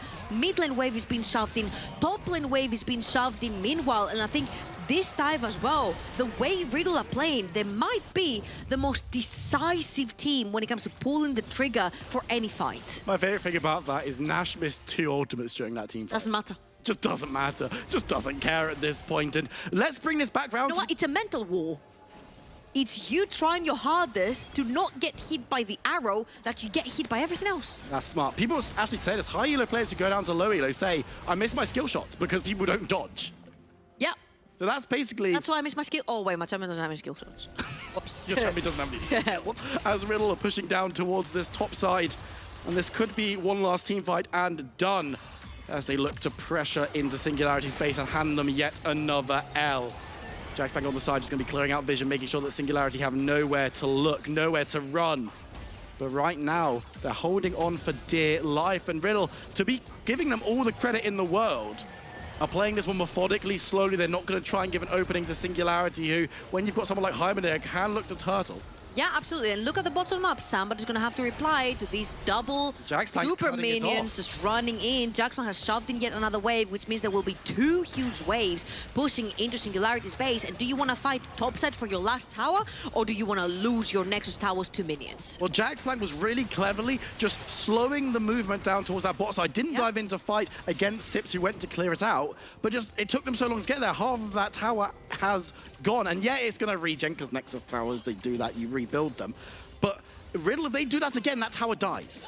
Yeah, and again, I think Riddle right here, as you mentioned very rightly, they do not want to overextend. They do not want to be throwing away these huge bounties that they do have onto Stefan and onto Kevo. But look at that, Jaxplank, level 16, 3 points onto his ultimate.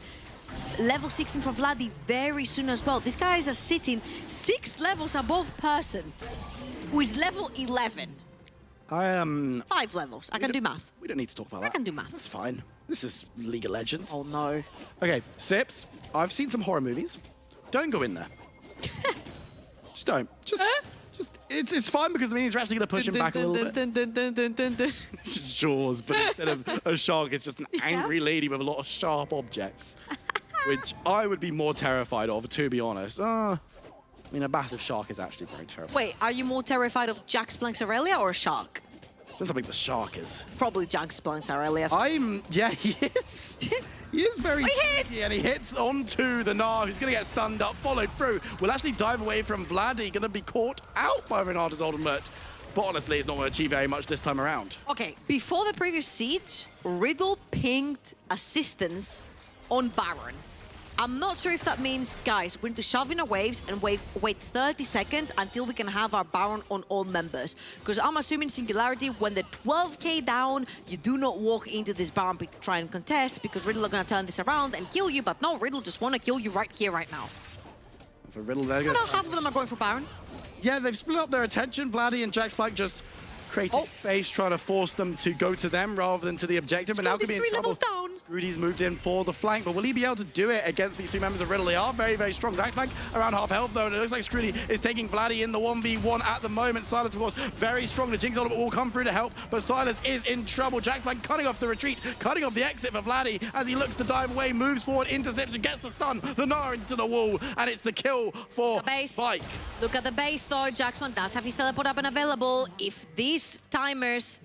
Wait, if these backs don't end up going in for Singularity, they did actually, because he was looking to cancel all the backs, but he only got one person. I think that was Merza, who actually had to walk back the walk of shame while being cancelled. But nevertheless, that is Baron on 4 members this time, and very crucially, you do have Baron on Jax Blank. This is the one member that you do want your Baron on, so he can actually pull all the attention towards him, and then you can have Kevo absolutely shredding the top side, which is the only inhibitor tower that is left for the side of Singularity. Singularity, of course, with so much wave clear, with Corki, with Heimerdinger, they'll go wave clear for days. I mean, importantly, the inhibitors have now respawned. So the minions aren't going to be intrinsically creating pressure unless Riddle go down there and set them up properly, which is what Jaxbank has been doing. So that's always good to see from Riddle's side. They are going to send the Irelia back, but has teleport, as you mentioned. Vladdy is in the mid lane, so not going to be available. Irelia's actually teleporting down bot. They want to split the focus as Scrudy is free-firing. It's Merza dead as they look to take down this last tower outside of the Nexus.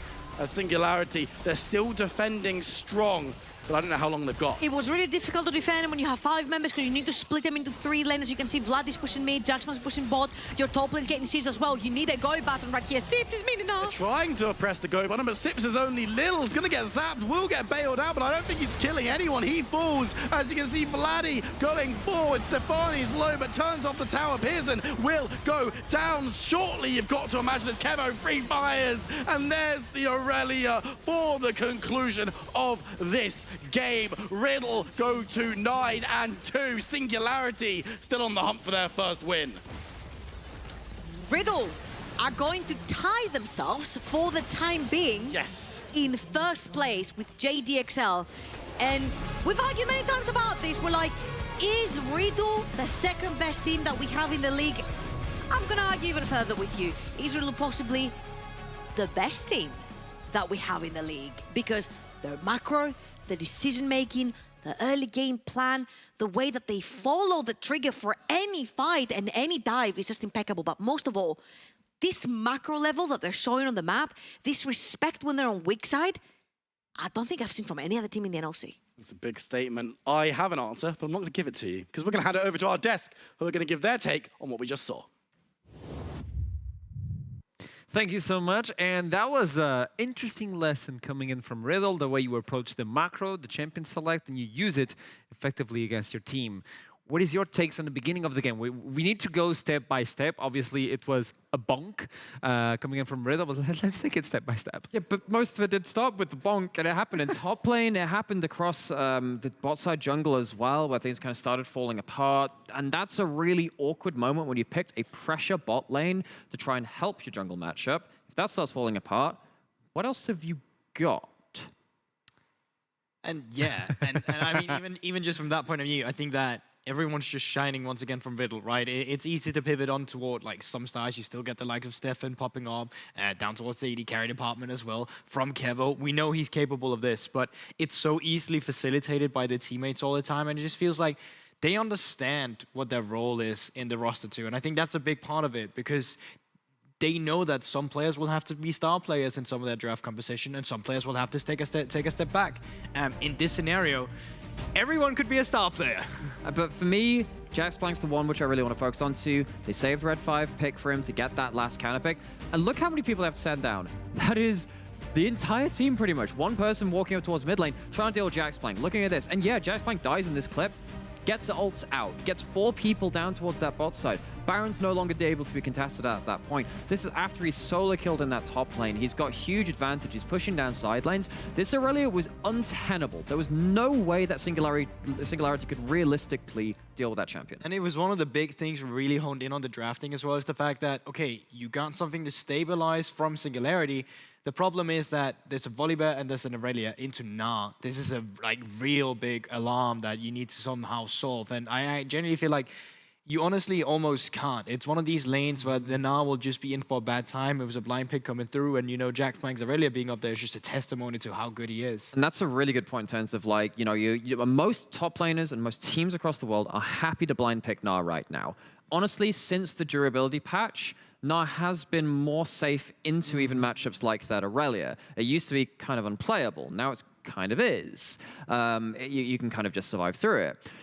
For Jaxplank to take this many resources in the draft over many games means he has to carry with it.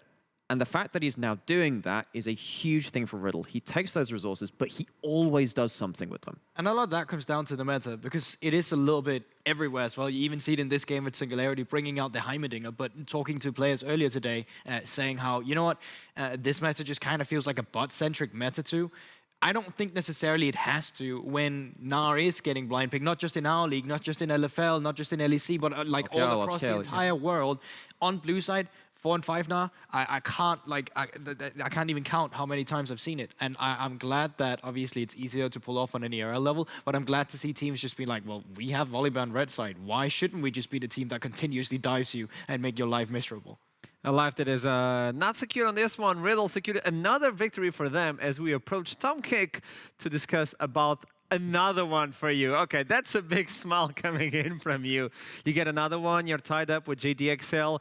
Do you expect him to lose today so you can finally get that sweet flavor of the first place? What did you say? Sorry, I didn't hear. Are you expecting JDXL to lose today so you can tie up on first place? You know, I don't really think so. I think the true banger is going to come on Wednesday. So for now, we'll just enjoy the rest of the games. And I think we got enough of one banger on the first game today. So I don't think we need more upsets. So for those of you that didn't catch up with last time us two were on interview, us two actually have a bit of a history together where I'd get this guy to draft Ezreal Braum in each of our amateur games. We were just talking about the top side focus from your team. I'm not drawing comparison, I'm just leaving the two things on the table. But what's it been like approaching this increasing meta and having a player like Jaxplank on the team that so obviously can be a win condition through the top side? How has that affected the way you approach this team?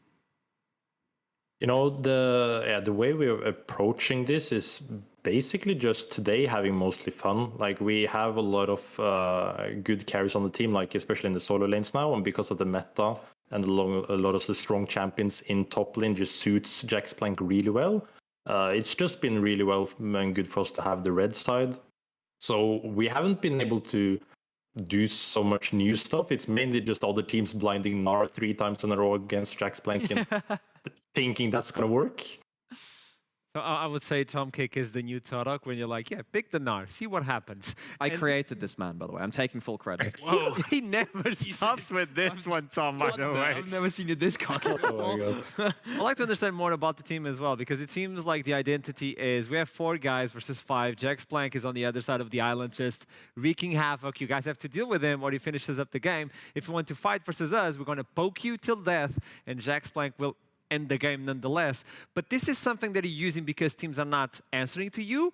Do you still have more plans in the sleeve, or is this the way Riddle is playing?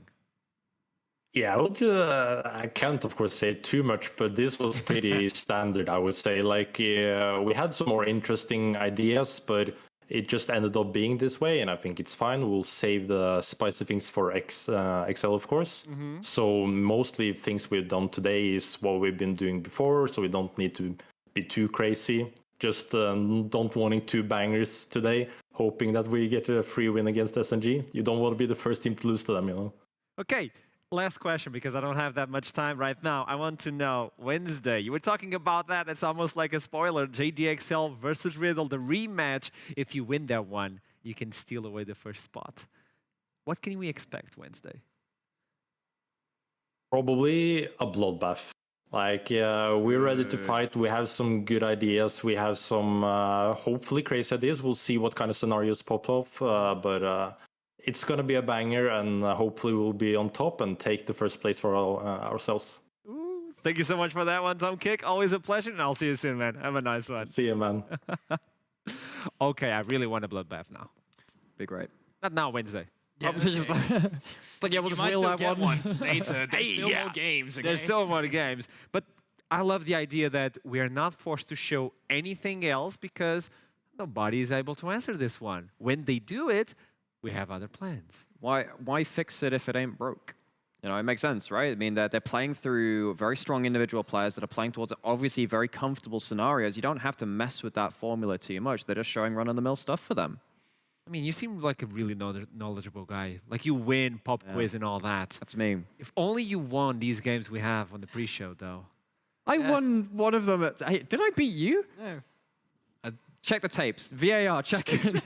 Check the tapes. For Singularity, it seems like they changed the entire roster. I think we're almost looking into relegation right now for Singularity. It's looking rough for them right now. Looking into your eyes, what can they do right now to get away from that bubble position?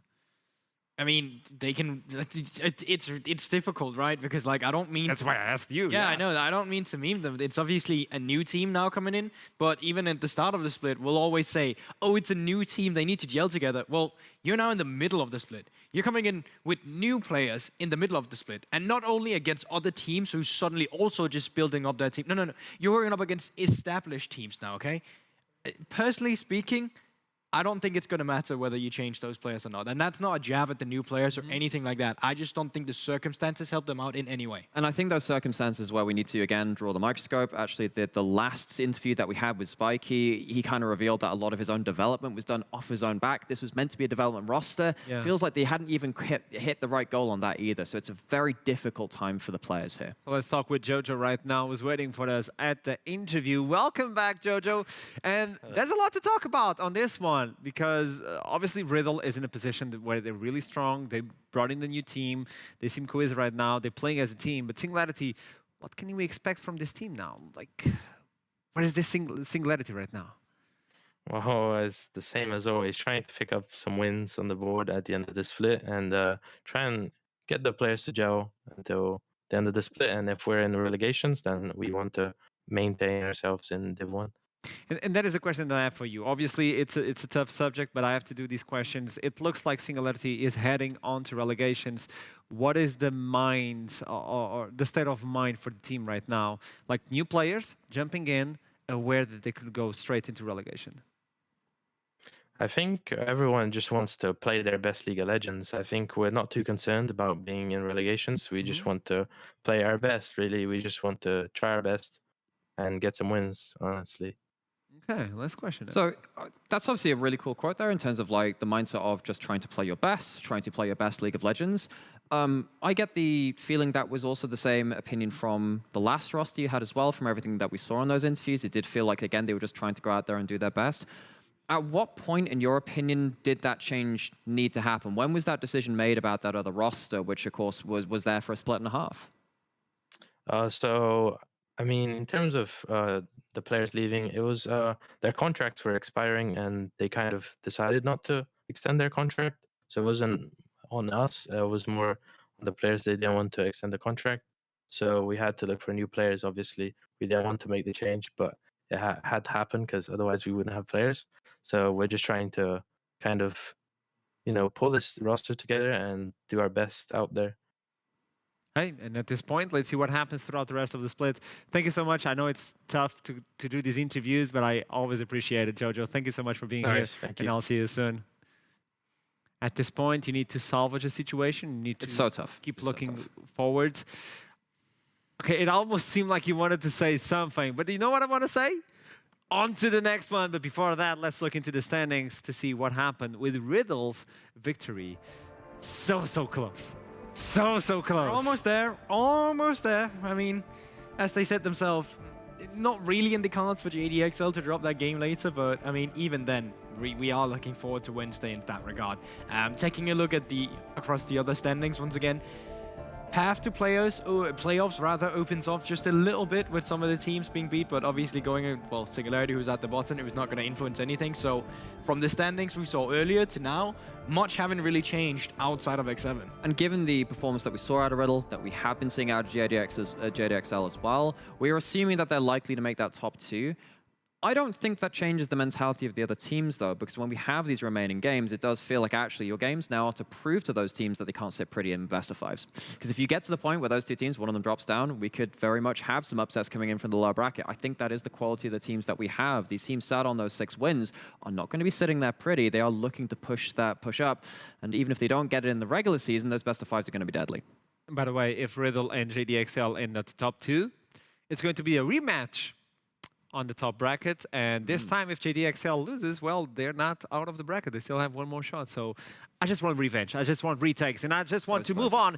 Dusty versus Nuriki. And for those of you who are like, this Nuriki, they're not looking good, I beg to differ, and we'll talk about that soon enough, as soon as we see the fan on the street from Dusty. Oh, ladies and gentlemen, Legends here. You may know me as former NLC player for Dusty and for the funny interviews. I've come here to give you predictions, my predictions for Dusty versus Nuriki on the first game, and they've played kind of calm and collected. So the Battle of the Tyrants, I predict Dusty to win the second game. This game should be as easy as stealing a candy from a baby. Give me that shit. Let's go! Sui! Viva Dusty! Okay, I was not expecting that second comment. The wind, it's too strong. I can't hold it to the deck. I was like, well, this is a fun segment. Wait, he's stealing a baby. Well, like stealing a candy from a baby. But is Nuriki a baby? And where should we focus? I know he's kind of shocked. That's a very interesting question. I'm going to start with a no. I don't think they are a baby. But metaphorically speaking, they might be the baby if they lose today. It's always good to have you back. I want to focus on the top side as well. We have on one side Banderas, we talked about Emma on the pre-show, and then you have Kerberos. We're talking about another good top liner. Should we focus on top lane? I think so. I think both of these laners have picked for individual matchups before, and Kerberos has had so many solo kills in our league last year. We keep echoing back to this. Kerberos was the solo kill leader of last year throughout the entire NLC season over the entire year. And you look at Banderas, you look at that last game on the Fiora, while this guy has had some weaker moments too, his strengths have been real shining bright points for Nuriki. So I think this one's going to be a butting of strengths. And we've seen them fight and clash against each other. I do believe we even have a video of these top laners. Both on Fiora. Yeah, that's the thing. They both play Fiora. They're both looking for the split push. And they're both looking clean. Yeah, I mean, I remember this one specifically when the game was looking very iffy, and he pretty much single-handedly was winning the game against Venia by being able to take down inhibitors, always being able to dive on the opposite front. I think what was really interesting, though, in the first one as well, coming through from Banderas, was that he's not afraid to pick this champion on blue side if he saw the window. Like, quite often, Fiora is one of these champions where you want to know how the draft looks like before you slam it.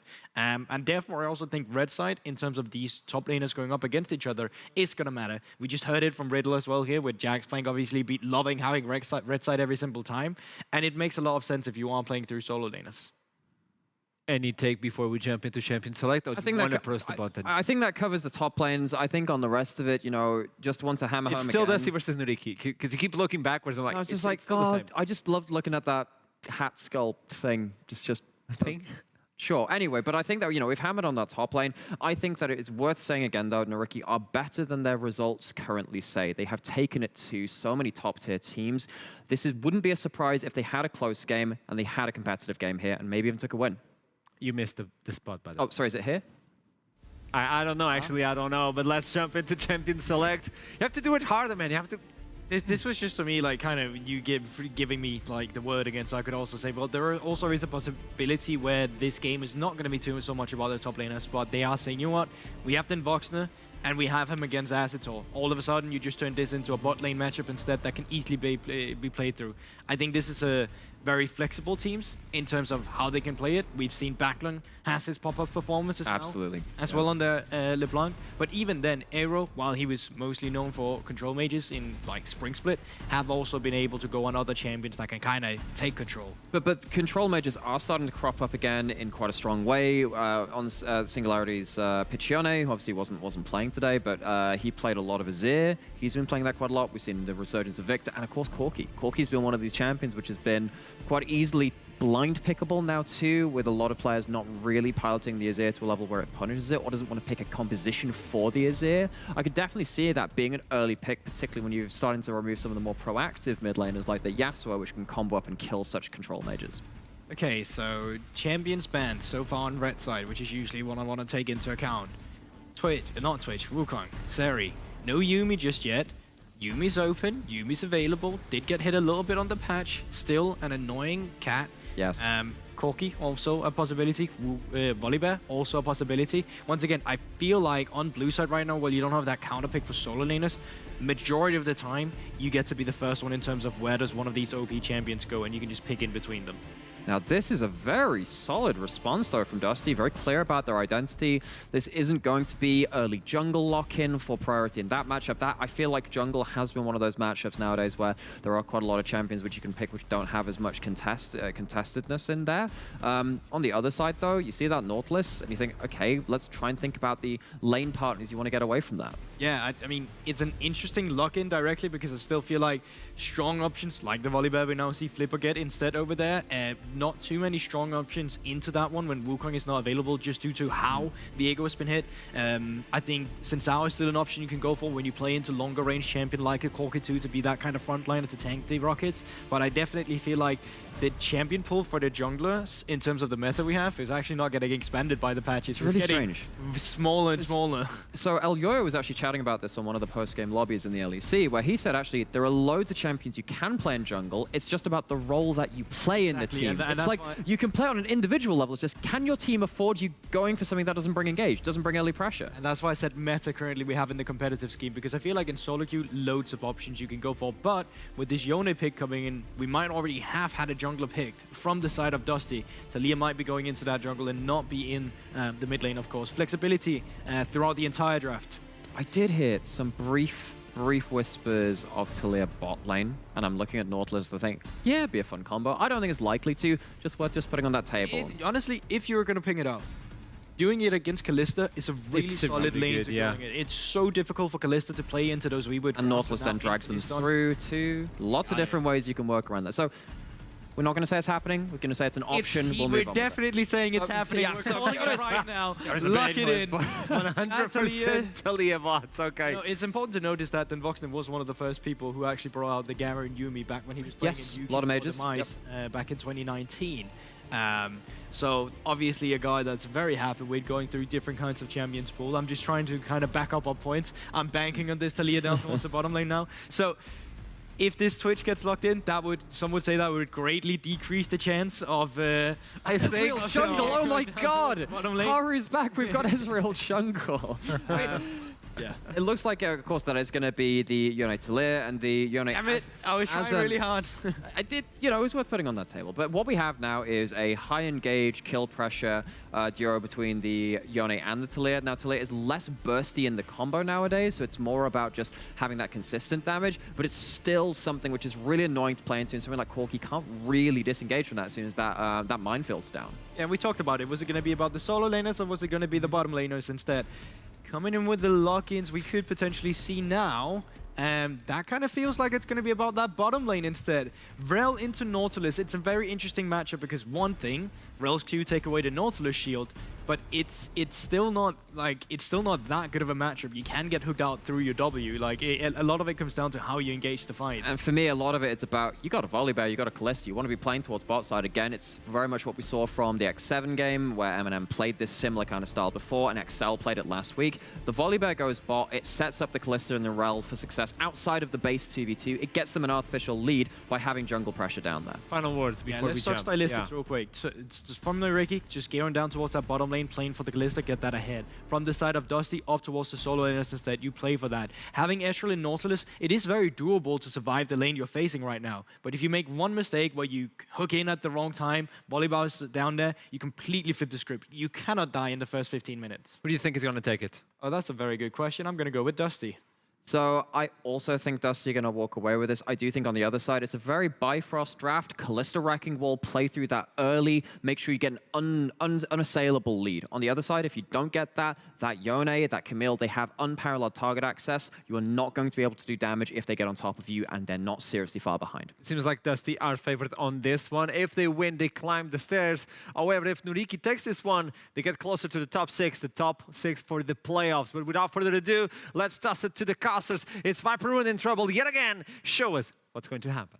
I'm always, well, as you can know, I always love the idea of the like trying to build excitement for games. Just knock so I'm pulling back the curtain a little bit for what Artrom just did to close that out. He said, so if we see one of these teams win, they will go up in the standings. But if the other team wins, they'll go up in the standings. I mean, he's not wrong. He's just sitting there with a smirk on his face. I mean, he's one of the modern day greats for a reason. I'm going to give you another fact. Okay. One team will win out of these two. Who was it? I was casting with someone. This isn't... Was it you? Where someone was like, it's going to be a win or a loss. And then they said, or as if it was going to be a draw. And I was like, no, it wasn't. It was on Thursday with Solari, because I had to explain to her about EULCS when it used to be best of 2s. Okay. And she was in shock. She was like, how is this a decision that was made? And I was like, Solari, you're asking the right questions. They didn't ask back then. No, they didn't. But we are onto the rip that, if you don't watch NLC Division, here's an ad segment. If you don't watch Division 2 for NLC, Tuesdays and Thursdays, same time, same place, you're missing out. Because it's incredible. It's just brilliant. I'm there sometimes, Hitbrain's there, Jamada. We had Solari on M-Test as well, who's been on Div 1. Also Cars down there. A lot of fun. I'm gonna pull you back. How dare you? To this game, Nuriki versus Dusty. Now, looking at the pink pony, which is Rel. Abagnale is playing it. They're trying to go for that early invade. Of course, denying blue buff from Talia is going to be huge. It takes down your clear speed a lot because you do suffer they've got 4 mana. Now the problem is, for Dusty, Nuriki have an arguably better level 1. You've got Kalista, you've got... the knockup's coming on through. Nuriki are going to be fighting this on Tooth and Claw. First blood goes to Kalista, but Azator now caught out. Denvox's going to follow through and get the return kill. And now Nuriki needs to be careful. Arrow over the wall, though, is there for some snipes as he flashes forward, looking towards Backland, who's going to have to flash away himself, but caught out with the stun and will fall down. Flipper securing the kill. The blue buff is successfully denied. I'm going to say one thing. Okay. Flipper, 100% kill participation on the Volibear. It's the redemption arc, baby. Oh, I spoke too soon. I don't know. Still has 100% kill participation. And that's taken away. But has now died. Fortunately, he hasn't died twice, which is good news. But, okay, this is the... 100% dead participation. We've had... This is the question, because we said we want to see Azator early, get aggressive, get fighting. Kind of happened. Yeah, it's really funny, actually, because when we had an interview with Azator, we usually remember Azator as that late-game scaling, hyper carry on the Jinx, on the Aphelios, especially if you think of, like, Spring Split. Yeah. But he said himself... Looks like he might be in a bit of trouble here, actually. Flipped over his shoulder, and it's the shutdown going over onto Asdor, who's going to chase Stend down as well. Stacking up the Ren, will be knocked airborne by Abagnale. The shield is there. It's enough for the double. What? Why? I'll tell you why. Back to the interview. Azator said, I do enjoy the Jinx Aphelios meta, but I want to expand. I want to play for that early game. I want to be able to snowball, and that's exactly what they're doing. You mentioned it. We said level 1 Kalista is probably one of the strongest carries in the bot lane. They use that. They use the fact that Drell has a pretty strong combo, level 1 as well. They take the blue buff away. You've got the Volibear too. So that's a pretty darn good start if you are bot side for Nuriki. Flipper might have gotten himself caught again. Flipped back by Linkus, and I don't think there's any way out for the bear. He's going to be cut down by Kerberos, who's going to secure the kill. Almost 100% death participation. He's doing his best. But, right, so 7 kills, 4 minutes. Welcome to the NLC if you're just joining us. Welcome to the LP, I mean... Yeah, the L, there's an L in like the LLC. That's something else. That's a legal term. Don't use that. But, Okay, so who does this state of affairs favor? Because I know Nariki want to be going aggressive with that bot lane, and that is what Aztor's done. Are they going to be particularly happy about this? I think Aero's Okay, kill him. Oh, okay, Aero gets out alive. Double tower shot.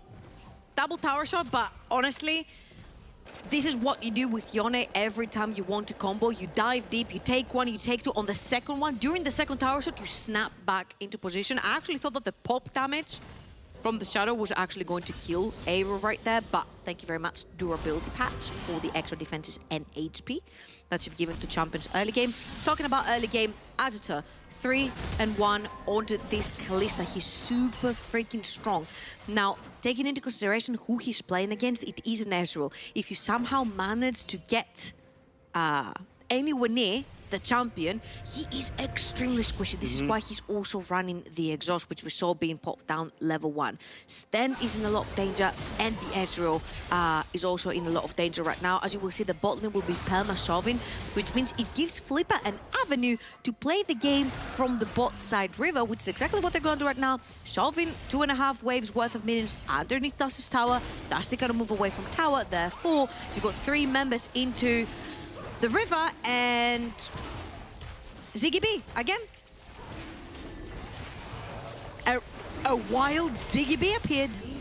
Dragon goes down though. Nariki securing that one. Don't know why Ziggy B appeared on our monitor, but I'm always happy when there's an animal just appears. I think she had a hippo in her mouth as well, like a toy. That's good. I mean, any animals. All puppers are good puppers. This is a true statement. Let's talk about top lane a little bit, if we may, because I believe... You really like your Orns, don't you? Do you know what? I'm actually not averse to a good Orn every now and again. We're actually going to see mid lane a little bit of a tussle. I'm just waiting for... Let's see if they're even panning out. We've got members moving towards them. Hero might need to be a little bit concerned that stuff might be afoot as Linkers and Sten are both sneaking. I kind of think this is not for Aero right here. Oh, no, Viper really needs to find Flipper in his own jungle. Item to flash forward from Link as they're looking to try and take him down, but the fancy footwork sees him dodge away along the CC. It won't get away from all of them, though, as the damage comes on through. 4 members on the top side of the map for Dusty, just so they can push Flipper outside of his jungle. But the fact that he does not die is pretty huge. Mid lane is safe for now with Aero. He doesn't die, which means his bot lane gets a lot more time to play the game and snowball that Kalista. The fact that Aaliyah is permanently on the top side of the map, the fact that then Voxen has been left alone and Stand is roaming the map, means that this Kalista Rel are able to take complete control of the bot side. There's nothing to fight over there, but Linkers is just going to be removing the vision as he's going to clear that one away. We will have the Rift Herald up in a minute, as has already been mentioned, so that's going to be a consideration as we get a scrap back and forth in the top lane as Curb is maybe looking to make Banderas pay, but let's have just a think about... You were itching for that, man. I want to talk about these 2 players because we talked about Banderas at the top of the show, saying, look, this guy... He's performing... He was popping off on that Fiora. Above his station, really, when you look at the performances and say, Bandera's actually been super, super consistent. On the other side, Kerberos, someone that we know and love, has been doing a lot of work himself. See, so here's the thing, right? If you're looking over...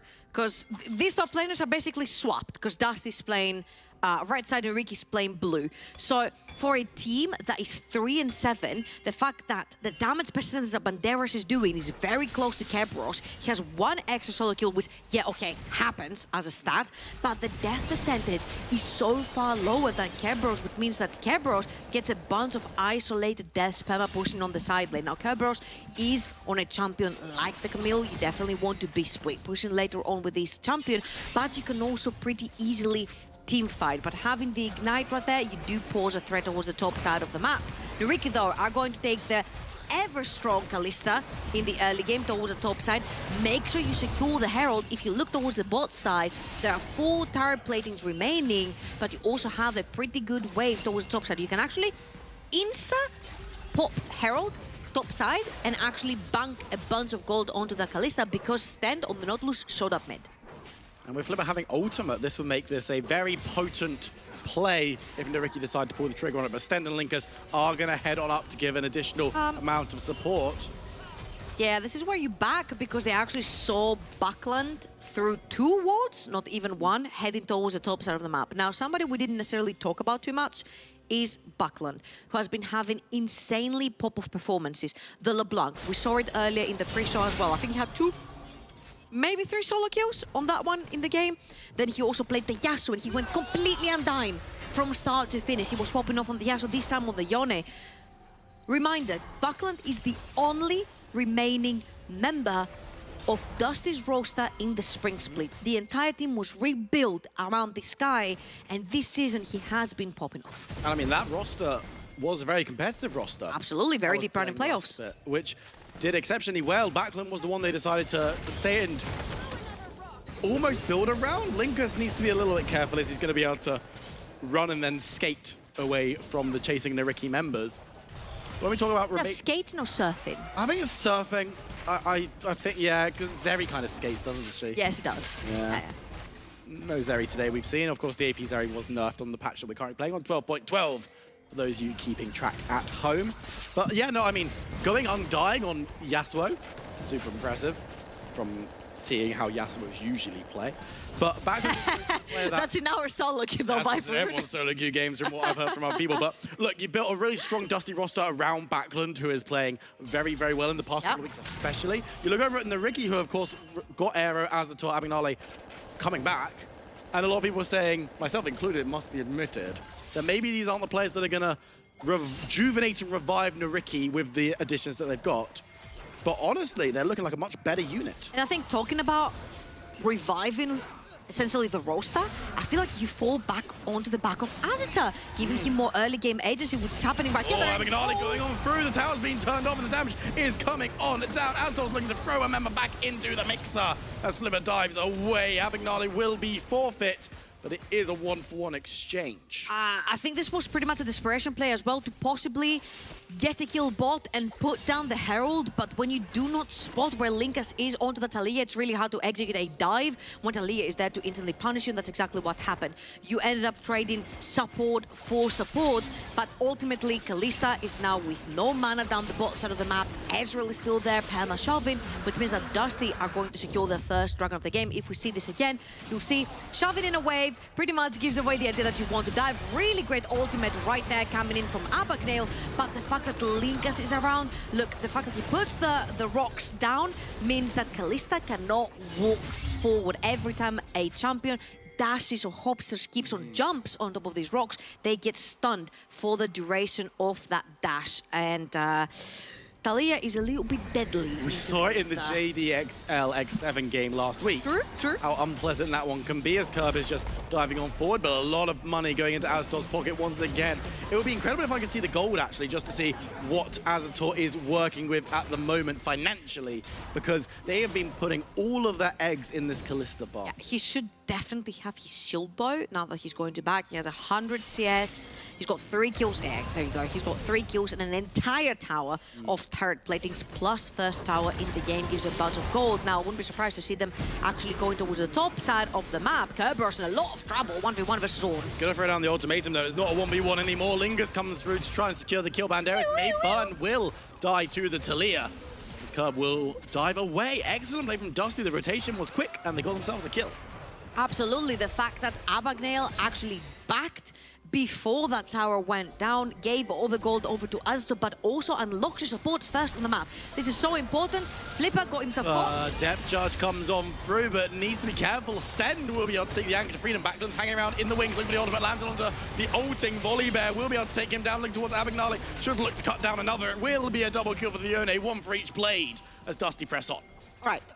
I'm gonna request from our team to give me that replay, because for every team that wants to play Kalista and doesn't ban Taliyah, this should be a big lesson from JDXL the previous week and of course this game, because Azta is your strongest member in the team. He's playing the Kalista, he needs to be able to move around. That's the power of the champion, being able to dodge while you're chasing down members. But Linkus's placement off the rocks. Worked ground, I think it's called? No, that's not worked ground. Yet again. So you see, towards the top side, Banderas overextends, but the exhaust does wonders onto Kerberos. Kerberos gonna turn it around, but then Abagnale said he was locked on the map early. Ew for Flipper going in. Kerberos is gonna get out. Now look at the follow-up. Holy, the app production smurfing this right here. Thank you so much for the speed up as well. Flip is going to overextend because they know Aster is around, so they're baiting this fight. Look at Linkus' placement of the rocks. Puts them down, no one can walk in. Aster cannot dash over these rocks. He's put not a single auto attack on any member from the side of Dusty. And that's the guy you actually rely on to put down the damage. So again, Taliyah into Kalista, very deadly, and Dusty are pulling back on the top side of the map that was meant to be their strong side. 1-0-2 onto Kerberos Camille, 2-1 onto Buckland's Yone. Now the question has to be for Nariki, how are they going to avoid this situation happening again, potentially around bigger objectives? We've got Dragon up in about 2 minutes, we've got Baron on the menu in 5 minutes, although neither of the teams necessarily are going to be looking to rush that at 20, but they are going to start a team fight in the mid lane, and they catch out Corki. It's a killing spree for Taliyah, as Dusty, slow start, but have started to pick up the pace. They had 4 members in the mid lane. They have 4 members in the mid lane, but not enough vision, unfortunately, for the side of Nariki. But you should expect it, right? When you've got 4 members in the mid lane and you do not see anyone from the opponent team, most likely going to have 4 members. Backlund might have overextended here. No way out, and Aztor secures the kill. Very nice pull on the knock-up right there. For Aztor as well, and this is how you possibly can get your Kalista unleashed on the map. You can try to make pick after pick after pick and make it unfavorable in numbers for Dusty to walk into you. Now this is also going to secure the second Rift Herald of the day for Nariki, since they do have a man advantage on the map, but of course Linkus has to bail towards the bot side, which means that it's been uncontested. You see that Aztor is also pushing the top side wave, which means that most likely we are going to see that Rift Herald towards the top side of the map, taking yet another tower, giving even more gold towards Aztor's Kalista. But now my query here, when it comes to this game and how Nariki wants to play this one out, is are they putting too much into Aztor as opposed to spreading it out? I think this is the correct move right here, because your Corki is suddenly going to do damage. You're suddenly going to have Luden's Echo. At some point, your Mana Moon is going to be stacked. You're going to be doing a lot of poke damage. Ornn does not care at all whether you give him resources or not. At some point, the ornaments are going to come through. The 2 members that are going to get you actually through the early game is the Volibear, that is very strong in the early game, and also your AD carry that you've chosen in the likes of Kalista, that right now has 2 items. Raidsblade also completed. That means you definitely want her to be in these fights. You can pop the Rift Herald mid lane right now, put some pressure down in this mid wave, take that tower, and then move that pressure down into the river to secure the second dragon for Nariki. And Nariki are looking to secure themselves this second tower, or the first tower in the mid lane, second for the team, but it does stand just about. Dusty quick to the defense. Teleport check, Banderas as he's up, Kerberos is coming up in just a second. Does have, obviously, both top lanes have the ability to stop the other one from teleporting, though, so whether who pulls the trigger first, and will it be a response of a teleport, will it be a response of a bit of CC? We'll have to wait and see. But right now it is Kerberos getting that split push in the top side, grabbed himself the tower. Mid tower will be secured by arrows. They look towards this dragon. Remember, this won't be huge for either of the 2 teams, because it would be setting up for the dragon that sets up for the soul point. You know what's huge though? The fact that this is a cloud dragon. Yes. Never mind, I thought that was the second dragon. It's actually the third. It's a cloud soul. And both teams are setting up. Abagnale teleport behind both teleports coming in now. We're going to see a fight here, ladies and gentlemen, as the dragon goes below 2,000 health. Then looking for the engage. The Ornn has been blown up on the back, looking for something, but he's going to get knocked up by Banderas. First kill fight goes over to Nautilus as Dusty tried to take Nariki out. The curve is left up Creek and will be deleted. Now we can see what Aztor can do. He's about half health to 3v4. The dragon will be forfeit as Nariki decides it's just not worth it. Yeah, and I think as long as Taliyah is still alive, manages to grab back Aztor, who's going to try and get away, but he's just turning his attention towards Dusty. They remove another, and now they're deciding against going after standard and box name. Oh, that was a really nice cut right there. Oh my God, Aero! He's looking for a I'm gonna try to speak. Okay. That was a really nice catch from Linkus right there. Unfortunately, his team was too far away to follow up with the damage, and this time Aztor moved forward. Again, if we see this fight, this is a pretty good flank from Abagnale, but he doesn't follow it through. He failed the Hex Flash. He failed the Hex Flash on the wall, which means he couldn't get a big 4-man ultimate on the 4 members of Dusty down the bot lane, down the bot side of the map, sorry. And Kerberos was keeping busy 3 members of Nariki towards the top side river. But then again, the fact that Taliyah is still alive, Aztor cannot necessarily play the game too much. Right here, he will get knocked up, but Banderas is the one blocking all of the skill shots from both the Taliyah and the Ezreal, which means that Aztor gets room to dash forward and kill Linkus. Down but not out at the moment. Of course, if you look at the just below the top bar, you can see our momentum meter trademark. Not actually trademark, should specify that one. But our analysts have decided that Nariki is still just about favored in this matchup. Would you agree? Oh, they just did you dirty, by the way. Bro, what? Okay. Our analysts behind the screen have decided that Dusty is just about favored. Would you agree with them? I don't necessarily think so, just because of the fact that your Kalista is already really fed, and then the... No, I've never liked Archrom. Come out and say it. You know what? This is probably an America with this, right? Oh, here we go again. All right, you lot are done having fun out in the... I will come out there. Don't make me come back there. I will do it. I'm not professional enough to stay I would here. say the fact that Azure is sitting right now at 6-1 is a huge win condition for the side of Nariki. The fact that they're using him to take every single outer tower there is, both mid and top, giving him a lot more gold. You see that Banderas onto this own. He's slowly but surely 1v1 in a Camille on a sideline. Oh, Carly's going to be caught out and taken now. Aztor dives him back in. Go Gadget. Oh, he's dead as Aztor is going to try and escape, but he's also deleted. Nariki, that wasn't the play. Yeah, whatever I said, just scrap it. Just scrap it, don't listen to it, because if you get caught in the river and Linkus gets his rocks down, Errors catches one. It's only Denvoxley. He goes low, though, might be sniped, but won't be caught out by Error this time, as Backlund secures another, but remember, a little bit too low. I don't know, Arrow's hanging about. Curb is there.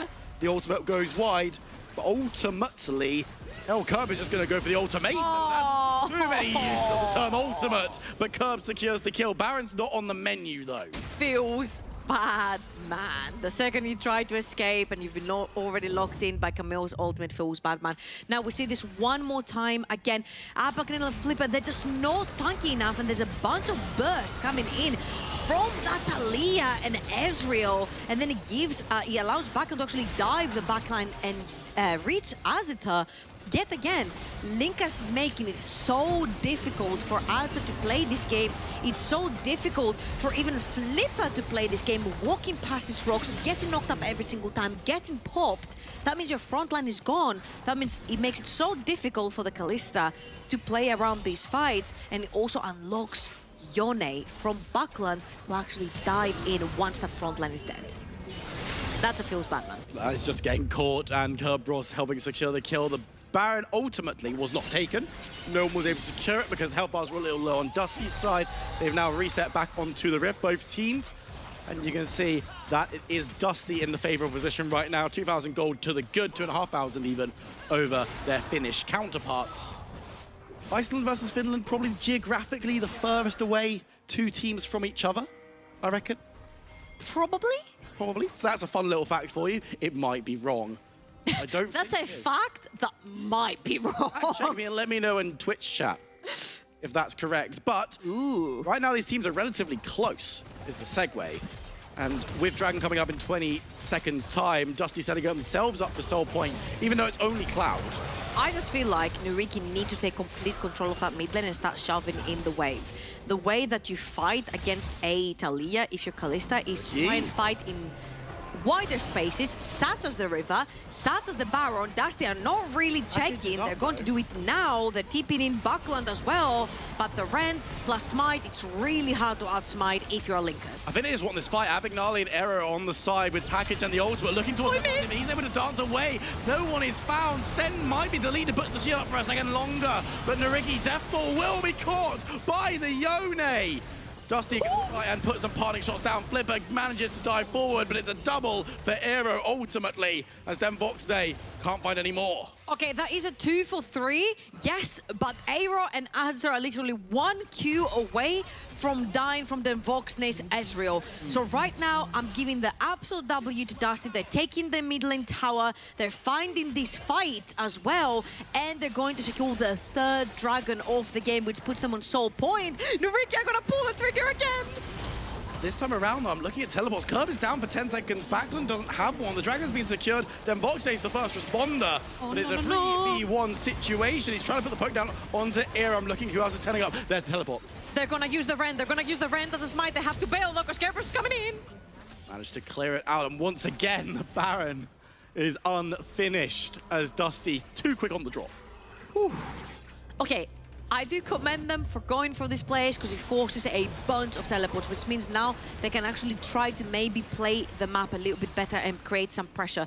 Now you'll see this one, Abagnale misses the ultimate right there, still zones away 3 members from the side of Dusty, which then allows Nuriki in turn to take 2 of their teammates down first until they can turn it on to Linkers. And eventually they are going to give a double kill, sorry, to the Voxen as well, if I'm not wrong, but ultimately, the fact that Abagnale, yes, he missed, but he's on the way members, 3 members long enough for Nuriki to take care of whoever was left behind from the side of Dusty. I have to say that the teamfights have not necessarily been the cleanest from both sides. It's a little bit difficult for us to play into Taliyah due to the dashes and the stunts from the rocks.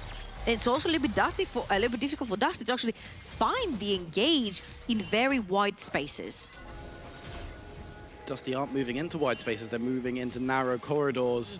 Nuriki being kept in their own jungle, but here's the engage. This time from Rel, it's much, much cleaner as they manage to find Stend and Voxnay. He's dead. They're both dead as Nuriki take 2. Curb isn't there, though. He's doing the PvE thing. He might trace out a tower.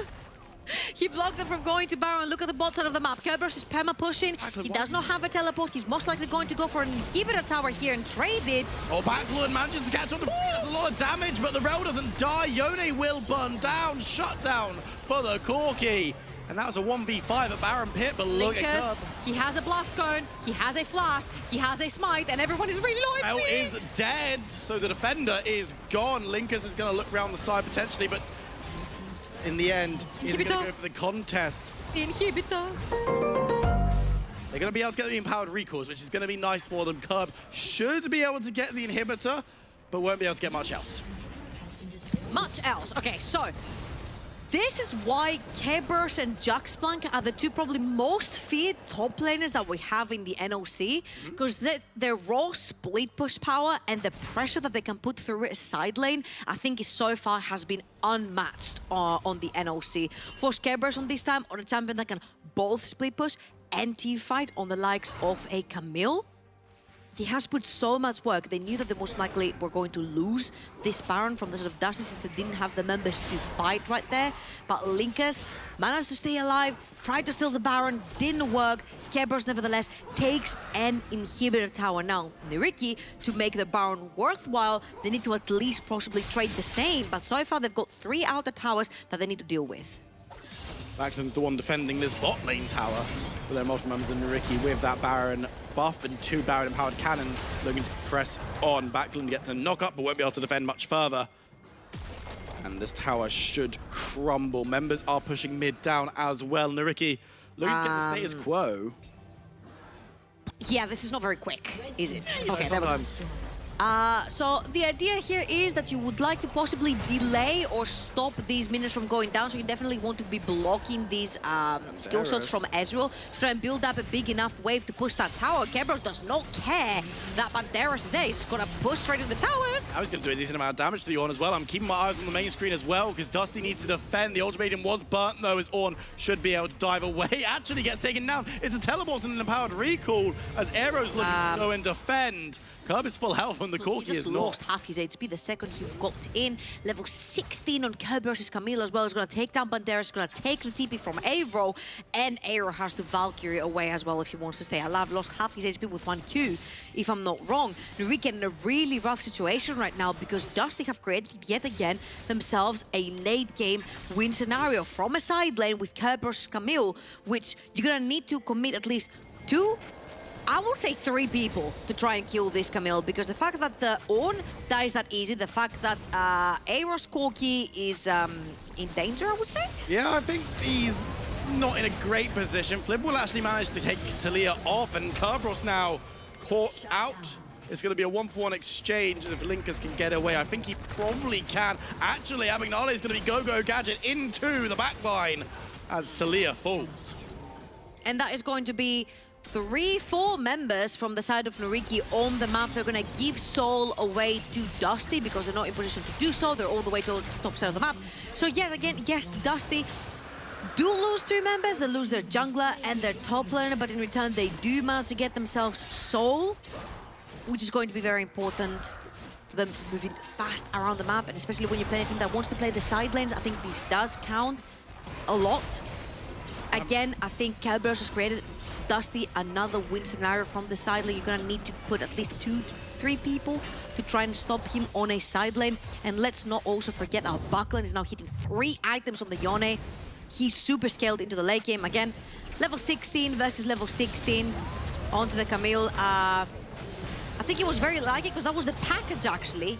Aero had a package on him, which means that he did a lot more damage than the traditional W would have done, but very well played from Alistair. Grabs Abagnale and throws him over the rocks, which means that the roll doesn't get stunned and they end up shutting down Linkus as well. Doesn't matter how much you get CC'd if you're the Rel, because the ultimate from Callista's still going to land because it's her doing the ability, not the Rel, and then you're not stunned for that long, so then you can put your CC, you can layer it on top, which is realistically what you want to be doing in that situation anyway. So thanks very much, Talia, for making that one a little bit easier for the opponents. But we find ourselves 30 minutes into the game. Soul on the one hand, no Baron on the other anymore, but of course Nariki were the ones securing that one. What are we building? Oh, okay. How confident are you with the names of ornaments? Not confident at all, I don't know a single one. Okay, you don't cast me enough, because me and Jamal play a game called What's That Ornament Called? Where I will literally stop the cast and just ask him what it is. We've done it mid-team fight before. It's not very professional. Unfortunately, I don't know if I know the name of any of the ones. I know it's Leandri's Anguish? I believe. Ah, I knew that one. That's one. Okay, that's one. I don't know if I know the other one. I don't know about Shieldbow. No. No, I don't either. So, back to this game. It is only 2,000 gold diff, but that's of course half soul for them, and they've got the bot lane inhibitor taken for them as well, which means that bot lane is going to be perma-shoving. Somebody needs to be perma-clearing it out. But it has just come up. Of course it has, just as I said it, but they clearly have a very open win condition towards the bot side of the map, because Kerberos is going to take this opportunity, take the wave and go towards the bot side of the map. Now, what does that give you? It gives you a lot of freedom with Baron. 30 seconds, the Baron is going to come up on the map, and Kerberos is going to be perma-shoving towards the bot lane because he does have teleport to join the fight. Level 17 Camille. I'm just going to point out that Aztor, who's a very fed member from the side of Nariki, is level 15, 2 levels down. Abagnale, level 13. He is now 5 levels down because Kerberos just hit level 18 and he looks very scary. Objective bounties are going to come onto the Rift as well. Kerberos is truly the world's greatest super minion. And now he's got that Hullbreaker. He's going to be even more potent in the split push. They've had to send Aero to be the one to contest him. But this means the Baron's going to be started up on 4. There are members to contest from the Ricky, but they're a little bit slow on the draw. I don't think they're going to get there in time as the Purple Worm is deleted by Linkus. Yeah, that's a little bit too little too late from the side of Nariki trying to check for the Baron, but I don't think necessarily they could actually fight this one. The second Kerberos again TPs into the fight. It becomes extremely dangerous to actually get away from that Camille, and you've got a lot of follow-up. The second you lock someone in, Buckland's gonna dive in with the Yone. You're gonna have knockups from Linkus as well. Then Voxn's ultimate. It's really difficult for anyone to play the fights versus this Camille. But then at some point, you're gonna have to try and play the fights versus this Camille, because slowly but surely the pressure from the Baron up minions and the side lanes is gonna start bleeding into your base, and Ricky is gonna have to pray for one last fight to go well and hope that Azure is going to be able to play this fight around the Talia rocks.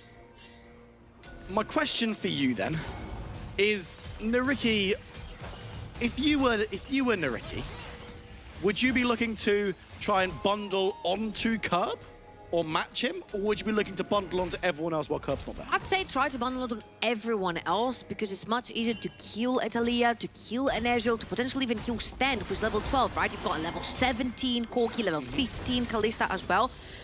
Would be easy to take down this Nautilus, especially since Sten is working towards that Hourglass, but doesn't have it yet. You can actually punish that, and suddenly, slowly but surely, start making picks on the map to the point where Dusty are on a numbers disadvantage, and then maybe you try to gag up on Kerberos towards the top side of the map. I think this Camille, again, needs at least 3 members to take him down at this point. Full items, but 1.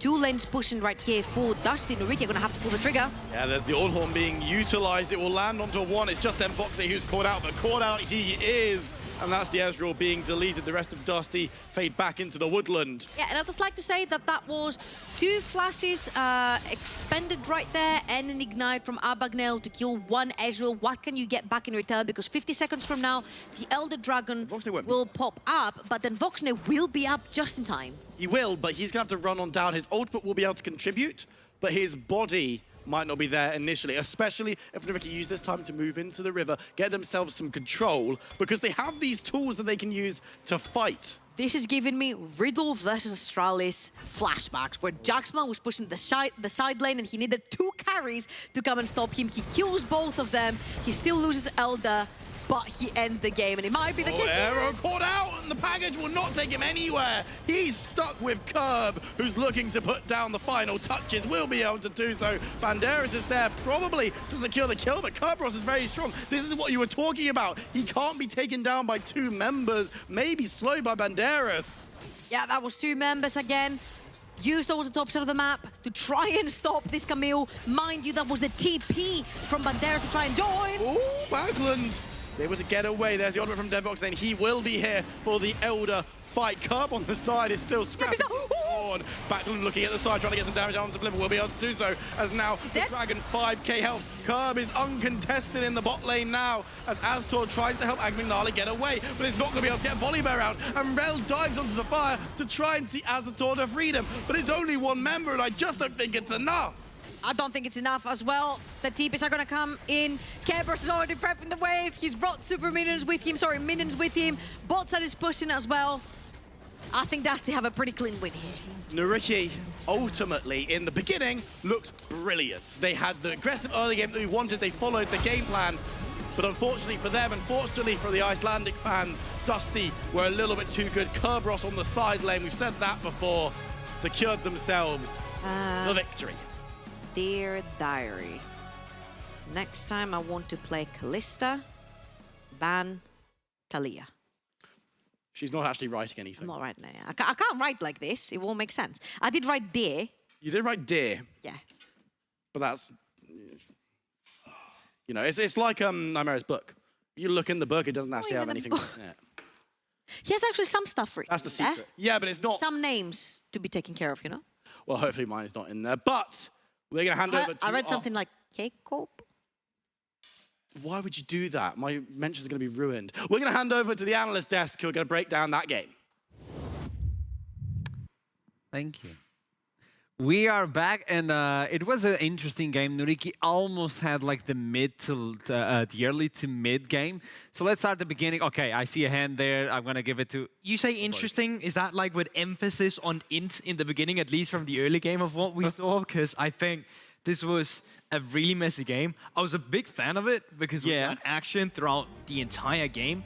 But I think having action in this game with the compositions we saw benefited Dusty's composition way more than it benefited Nuriki's composition. This specific instance, though, I would disagree with and say it benefits Nuriki. They have to play through Callista. They have to play through Callista. And if this bot lane doesn't get ahead, everything falls apart. The problem is that everything on the top side similarly went to crap. You think getting 2 kills benefits them?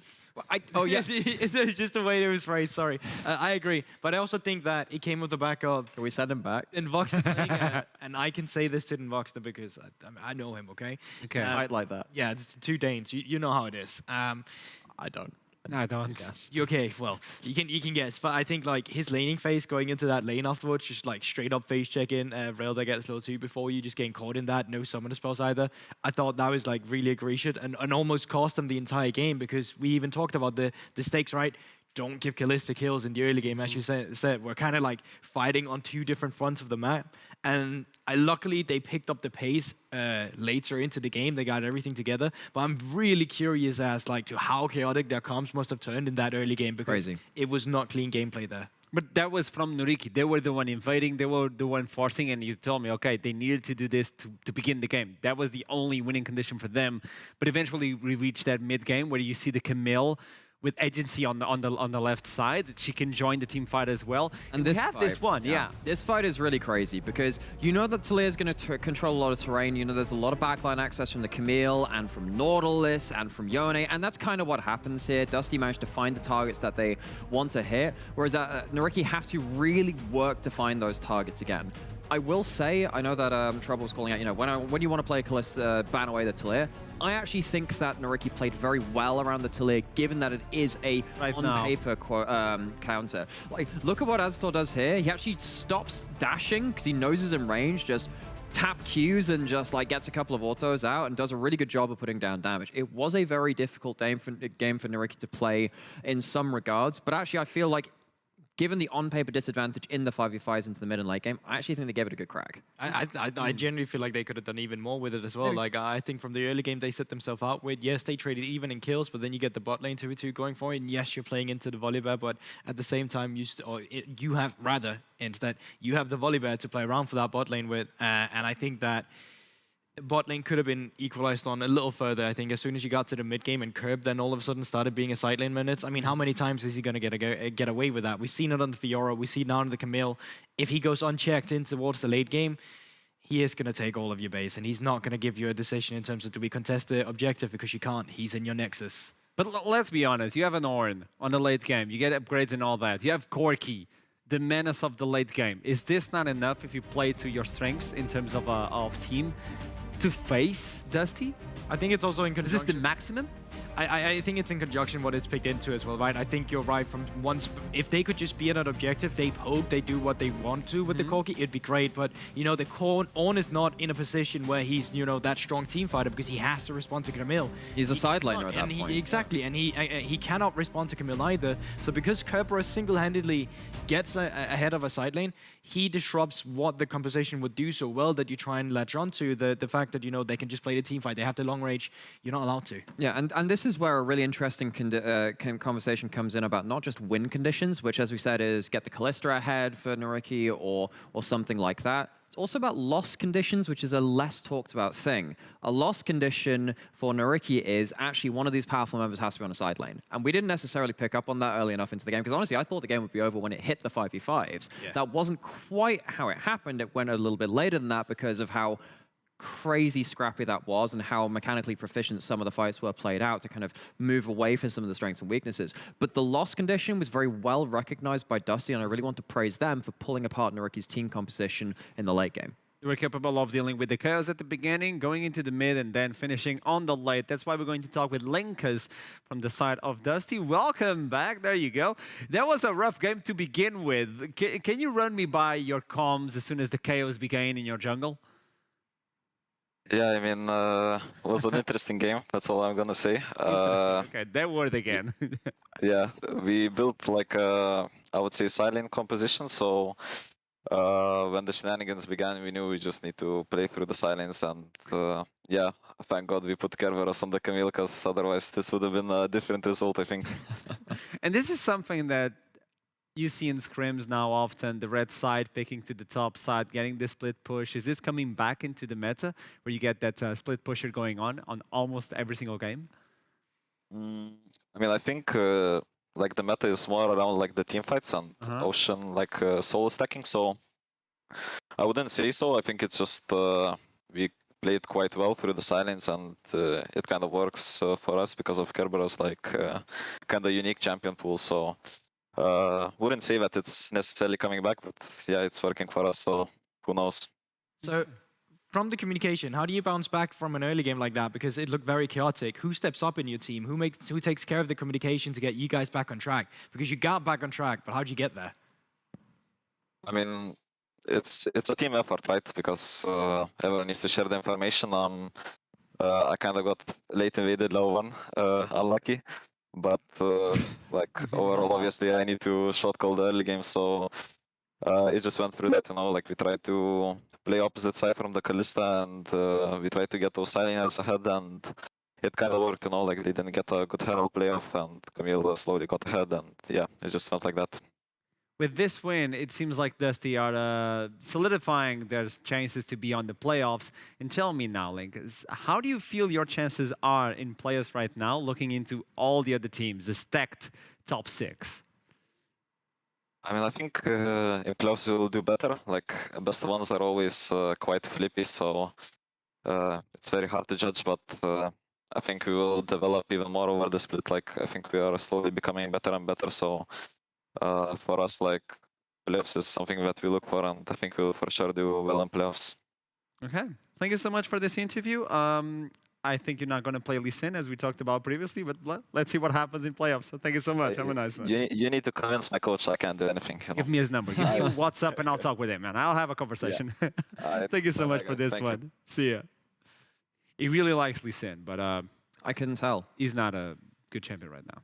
No, he's the curse. No, in most scenarios, it's like, why have you picked this? And I think even when we're watching NLC, we get that same impression at times. Only time I'll allow it to happen is if you really want to kill combo mid with something like Lissandra and like allow it and like kill.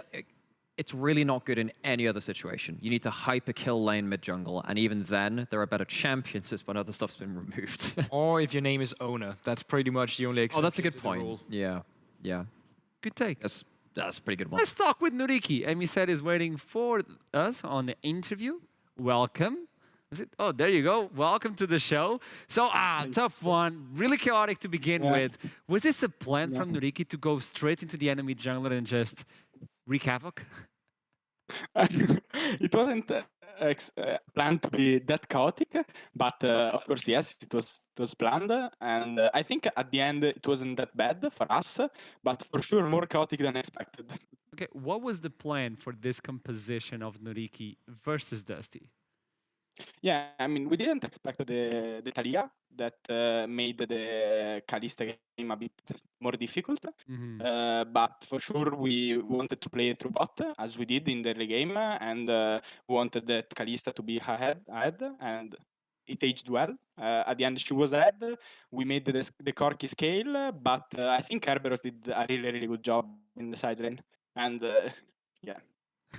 So you shouted out Kerberos there. We've been shouting out actually a lot of people on the entire team of Nuriki. Even though the results haven't been going your way, it has felt like there have been a lot of good individual performances. It has been just that last couple of % to get over that finish line in a lot of games. I'm actually wondering from your perspective, is there anyone on the team that you want to shout out as an individual? Can you repeat? Sorry. So if you could shout out any individual player on the Nuriki roster as someone that has been doing very well, who would you shout out? I mean, I would say Banderas, as probably expected, as probably a lot of fans will do it, because he's playing pretty well, and his Fiora gives a lot of emotion, as we saw against Astralis. Yeah, for sure, Banderas. To wrap it up, Emi said it seems like the team is an awesome team. You have a lot of names that you can shout out in the mid, in the bot. You have a lot of them. No. But it seems like you guys are not getting there. Do you believe it's going to be really difficult now that you lost versus Dusty to get into playoffs? Or do you still believe in the team? I think for sure it's more difficult, but it is still possible. I think we have good possibilities to do it because we are still showing improvement. I think we are still showing close game that it can be both ways. As against Astralis. Also today, I think we had our spot to win. And I think we can do playoff. For sure it's harder, but we have still good possibilities, in my opinion. And I still believe the guys can do it. Last question, because you told me that. Of the top 6, which team do you think you can take their position to playoffs? Oh, that's so harsh. Yep. That's really, really hard because I know the team are really close. I would say probably Astralis or X7. I think every team I just met you. I love you, dude. I love this answer. I'd like to see No, really interesting. Let's see if that happens. Thank you so much for this interview. It was a pleasure to get to know you, and I hope to see you again. Pleasure for me. Have a nice one. Thanks for having me. I really want to make this question more often because I want to know who do you think they're going to take. I know they're all going to end up picking one team, and all of a sudden that team is going to get bullied. Yeah, we chaos. Chaos. Gives us free reign to, because the thing is that then we could just say, oh, but this guy said it on an interview, so therefore it's completely reasonable for us to say it. Yeah, I mean, good quotes. Fair enough. Gives you this guy's Well just played. fishing for a Casus belly to go bully teams. A Casus bully, if you will. To be fair, if anyone's nice to the players, it's probably him. So if anyone needs to be... Yeah, I mean, you probably build up... Welcome to Dark Archeron. I'm an evil guy. Let's look into the standings to see how this game affected. And there we go. Dusty now in 3rd place with this one. Nuriki are really, really below, but they still believe. They still believe. And I think they have right to, because they have got, again, these great, brilliant passages of gameplay. You can see they have these individual talented members, but it's just not quite coming together in terms of translating individual good plays away from flubbing on the other side of the map and then things getting into a very chaotic scenario, which they haven't quite managed to succeed in. I think that they have the good amount of plays to work there. It's just cutting out some of the negatives while they're winning on other areas of the map. Look at the top 6. I mean, yeah, but one thing is, you talk playoffs right now, Ricky. When do you start talking relegation if this keeps happening? No. I have a more interesting for you. Can we put the standings yet again? Because we did this on a previous day. Hey. Goldberg. Yeah. From the bottom 4, who do you think can go to the top 6? From the bottom 4? Yeah. I mean, I'd probably go with Vania since it's more like just logistically speaking easier for them to get up there. So that's going to be my bet. Okay, that's how you look into things. That's a really good question, though. You look at, like, Eminem just beat X7. Ricky have had some awesome games, but haven't come away with wins. Whoever is playing that team, because it's the bottom 2 that goes through to relegations, I am so sorry for you. I've seen Div 2. There's a lot of strong teams out there. But these teams in the bottom 4, I mean, Singularity are obviously struggling, but a lot of the others are punching above their weight. So, you know where we are on the standings, and for those of you who are new at the NLC, we really enjoy chaos. So that's why we made this segment called NLC Social Clash, where every single team tries to bring up the memes, spice up some things, and we rate them at the end of the day. And let's rate them for week 6, day 1. The first place will take 5 points, the second one will take 3 points, and the third one is going to take 1 point. We have standings for them, and we're going to show you. But to start this one off, let's start with the 3rd place for Veneer. Veneer are going to play versus JDXL today, and they were like, don't make me decide. That's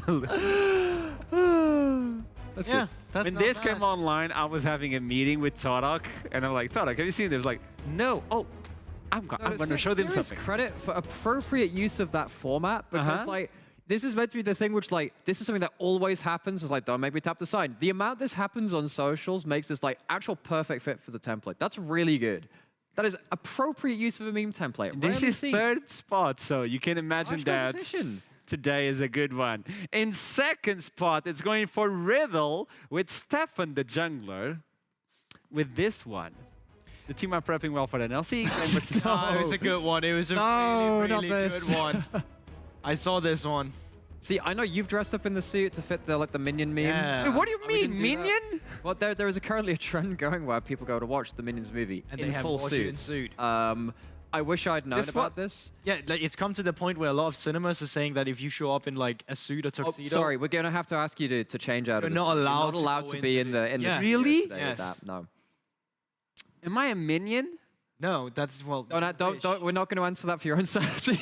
Thank you. 3 points for Riddle, which leads us.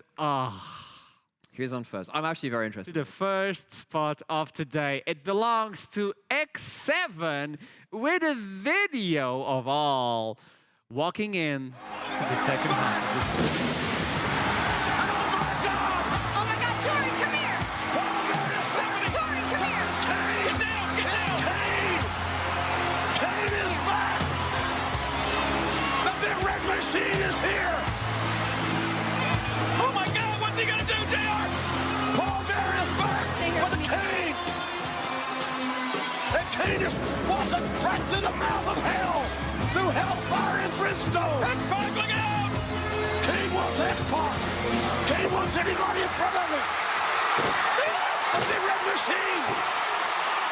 The big red machine! Ready to run! Is ready to destroy! Oh no! Toe slam! On Saturn! No! Oh my God! He got the drive! Look out! One arm toe slam! My God, his broken in half. It aged like fine milk, I would say. Fine milk, Jesus, yeah. Guess we're quoting Twitch now. That was, I mean, in terms of the actual video editing, like, no, that is... They angled the logos when the camera turned. That's kind of something I can't do. Diamond level. I'm immediately impressed by that because I can't do that with my very mediocre editing skills. So that's 5 points for X7 on an NLC Social really Clash. Let's see the standings, how they fared today. And who's at first? X7 jump into first place on the NLC Social Clash, followed up by Vanir Riddle. And all at the bottom, we keep talking about this. Dusty, come on, level up your game or else we're going to actually fire Maybe the Dusty can do like, you know the Undertaker meme where like he just like pops out of the coffin? Maybe that could be Dusty's social media manager. That is a good one. Then you got free content. I just voted you from free that meta. content. Use it. And do you know if they end up the entire NLC Social Clash spring or summer split and no points, Doku will be the one punished. Think of all the Dokus. What? There's only one. Won't anyone think of the Dokus? Doku is our social media guy. By the way, for those of you who don't know, he's NLC's social media guy, and he's the one being punished. Why? I don't know. It just makes it funny. Okay. Shall we go to the next one? Don't question it. Yeah, sorry, yeah, Vanir, you're new here, I know. Vanir versus JDXL is the game that we have right up next. We need to talk about this one. JDXL were undefeated. They lost versus X7 during Monday, and this brings the question, are they okay? Can they come back from this one? The other team is Vanir. You told me maybe Vanir because math makes it easier, but they're realistically looking into playoff standings if they can take this way. Yeah, I mean, it's definitely not an easy task, and not with the game they have in front of them today. I think even talking, well, I can't remember specifically who it was earlier today, but like, didn't expect too many upsets either. JDXL, despite dropping a game to X7, still one of the best teams we have in the league, and I think a lot of that goes into the fact that even when sometimes they are making mistakes, they have individuals that kind of can just, even if it's not on a team level, can just, you know, remove these mistakes or fix these mistakes rather on the fly. They're a very difficult team to beat because you're not just like beating them in the early to mid game and then it's looking fine in the late game. You have to be ahead of them pretty much in all stages of the game, at least in terms of like knowing what you need to pull out your win condition. And they keep exploring new picks as well. They're not afraid to do so. Often, I even talk with Tarek about this. Emin has a really good champion pool. Is this a strength or a weakness? I think it is a strength as long as it is utilized in the right way. We have, so for instance, JDXL obviously quite closely tied in terms of that thematic to someone like Bison's in the LVP, who the running joke with them is that you can actually beat the team by not banning anything, because then they're so confused at the amount of options that they have to them. They just like, it's like blue screen. It's like just Bison's blue screen at that point. So with JDXL, they have a very similar kind of thematic of having many options and knowing what to do with them. I think they've used that very well. But the question is, again, whether it is appropriate and going in the right direction, not just doing it because they can. And I want to look into the bot lane. I know we talked about this a lot. We make a lot of memes about Venzer. He's a really good AD carry alongside with the FGG. But I want to see the difference on 10 minutes and at 15. And this, to me, is quite important because at 10 minutes, Venzer has some issues. But he gets to 15 and he pulls back. He's limit testing constantly. I mean, I think a lot of that also goes down to where the Herald usage sometimes come through from the side of JDXL. We have seen Kryze on weak side duty, and if they are deciding to open up a lane, well, you know, going down towards the bot lane just before that 14-minute mark kind of helps you in exploding gold leads after those 10 minutes. So I think a lot of that goes down to the fact that Venzer's hungry for resources, and I don't think he's hiding that in any way, shape, or form. You can see it in the way he plays. He wants to be the star player. He wants to be the one moving forward, and that kind of is the threat, but also kind of the terror to himself at times is the fact that, yes, he's his own hero, but he's also his own worst enemies at times. Shall we start the champion select then? Do you have the button? Everyone, all at once. Goldberg. Oh, all at once? 1, 2, 3. Yeah! Why did you go on 2? That is such an odd way to do it. Well, it works. Is that how you do it in Portugal? It worked. You say 2, and at 3, you hit it. You don't count 3 and hit it. Oh, okay. Well, you hit on 3. These are strange traditions that we're learning about from our Portuguese friend here, Wow. but we're literally learning about draft priorities from these two teams. Seems like we have a lot of mainstays. Again, GP has been effectively the top laner of not just the patch, but the whole season at this split at this point. Of course, he was around in spring too, but he's just gone up to an I think you can say season. Honestly, at that point, well, but then Gwen was in spring, so it gets a little bit awkward around you're that. right, it's Either way, it's like this champion is not something you can really allow through the bans. Udyr, interesting as well coming through here. So loads of newer champions coming through on the... There's a reason for that. Yeah, Udyr is we talked seen- about this previously. Yeah, Udyr is being seen as a Wukong counter. So that might just signal a... Well, this Or signals a even couple of Belveth. things. You told me Belveth this. as well. Yeah, so it's like if you are playing if you're playing some sorts of farming junglers, Udyr farms better than you and runs into your jungle and kills you. So in the early game, Udyr can be a really good check onto champions which want to really not interrupt the enemy jungler. So I think removing that maybe signals that JDXL want to pick a jungler which maybe wants to take it a bit slower and doesn't want to fight in the first 3 levels. Well, I mean, that pretty much opened up Wukong for Venia if they want to pick up that Wukong or Belveth for themselves in the same rotation. So I feel like that's kind of like on blue side, that analogy makes more sense than on red side in that instance. And yeah, I mean, they had loads of power picks open once again, right? You got the Seri, you got all the junglers we just talked about. Yuumi as well Volibear's an open. option with Yuumi. It's just Yeah. like so many power picks to go through right now. But so this is now a pretty big mind game because you're looking at the Yuumi locked in. If you lock in the Zeri, you're risking the Twitch going through and the Twitch Yuumi being the answer. So JDXL have left a lot open to be contested. I actually wondered at this point whether they left up so many first picks that they wanted something like the Belveth on second because again the Udyr is one of these potential counters could come in. That's the troubling cover, but the Zeri has been locked in. I think that just like, I think you just slam Twitch immediately on the other side for Venia. I think that's a champion that makes perfect sense. Good into Seri when you open up. If she hasn't had time to actually stack up ultimate, can't dodge the auto attacks from the Twitch either. And then you get to just, you know, the classic Tom and Jerry laying down towards the bottom lane with This the would be cat. very fun to see it locked in.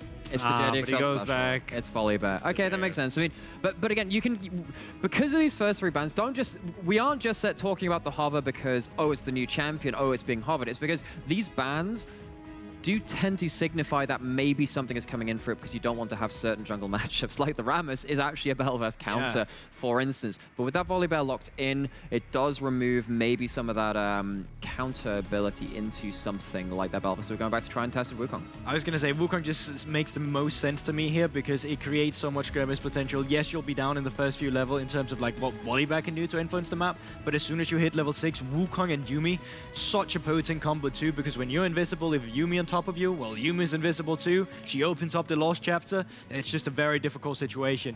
I am very, very surprised to not see a Twitch come through here. Seeing the Ezreal still is a fine combo with the Yuumi, but it speaks me to more like you want to play up towards the top side of the map, but you're blue side, which means that, you know, they can save counter pick for Christ. And it is also... I really, really wonder about this. I wonder if it's because the Volibear's locked in and you can gank through...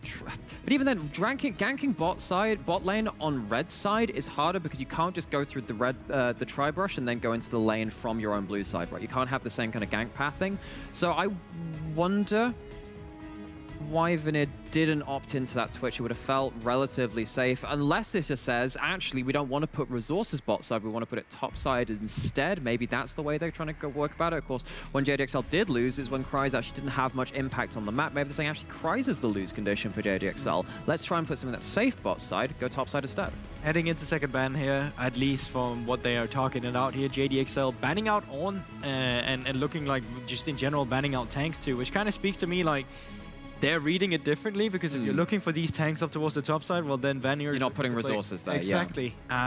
So it's going to be curious to see both teams right now just targeting that top side. I think it's fine for the side of Vanier, because if they are afraid of a potential counter pick coming through from top lane, well, having limited amount of resources in terms of available champions is not too bad if you want to blind pick, for example, Sejuani instead as one of these tank top laners, or just a Camille instead if that's what they're really looking for. So no pick yet for Emenes, no idea of what he's going to pick, but in the end, do you pick for Kreis because you want to protect him the most? And also specifically because they seem they're trying to play for the top side for Dreampool. And you played as well on Veneer, and he has to show up today versus JDXL. Yeah, Dreampool hasn't had the easiest of starts into the NLC. I think that Hasira, when on the game actually ended up going out on, was on a very strong performance on that. Now Dreampool has been a little disconnected from the team. It was enough versus Singularity to see them to the win, but the one before that, when they were playing I'm trying to remember if it was an M&M game. Either way, they had a difficult run of things with Dreampool coming into his first game. I'm actually wondering if we're going to go see a Corki at this point. That would be very, very different, because I saw the Ari ban and I'm like, only really Corki cares about that so much in terms of mid laners, but they've left themselves a lot of options.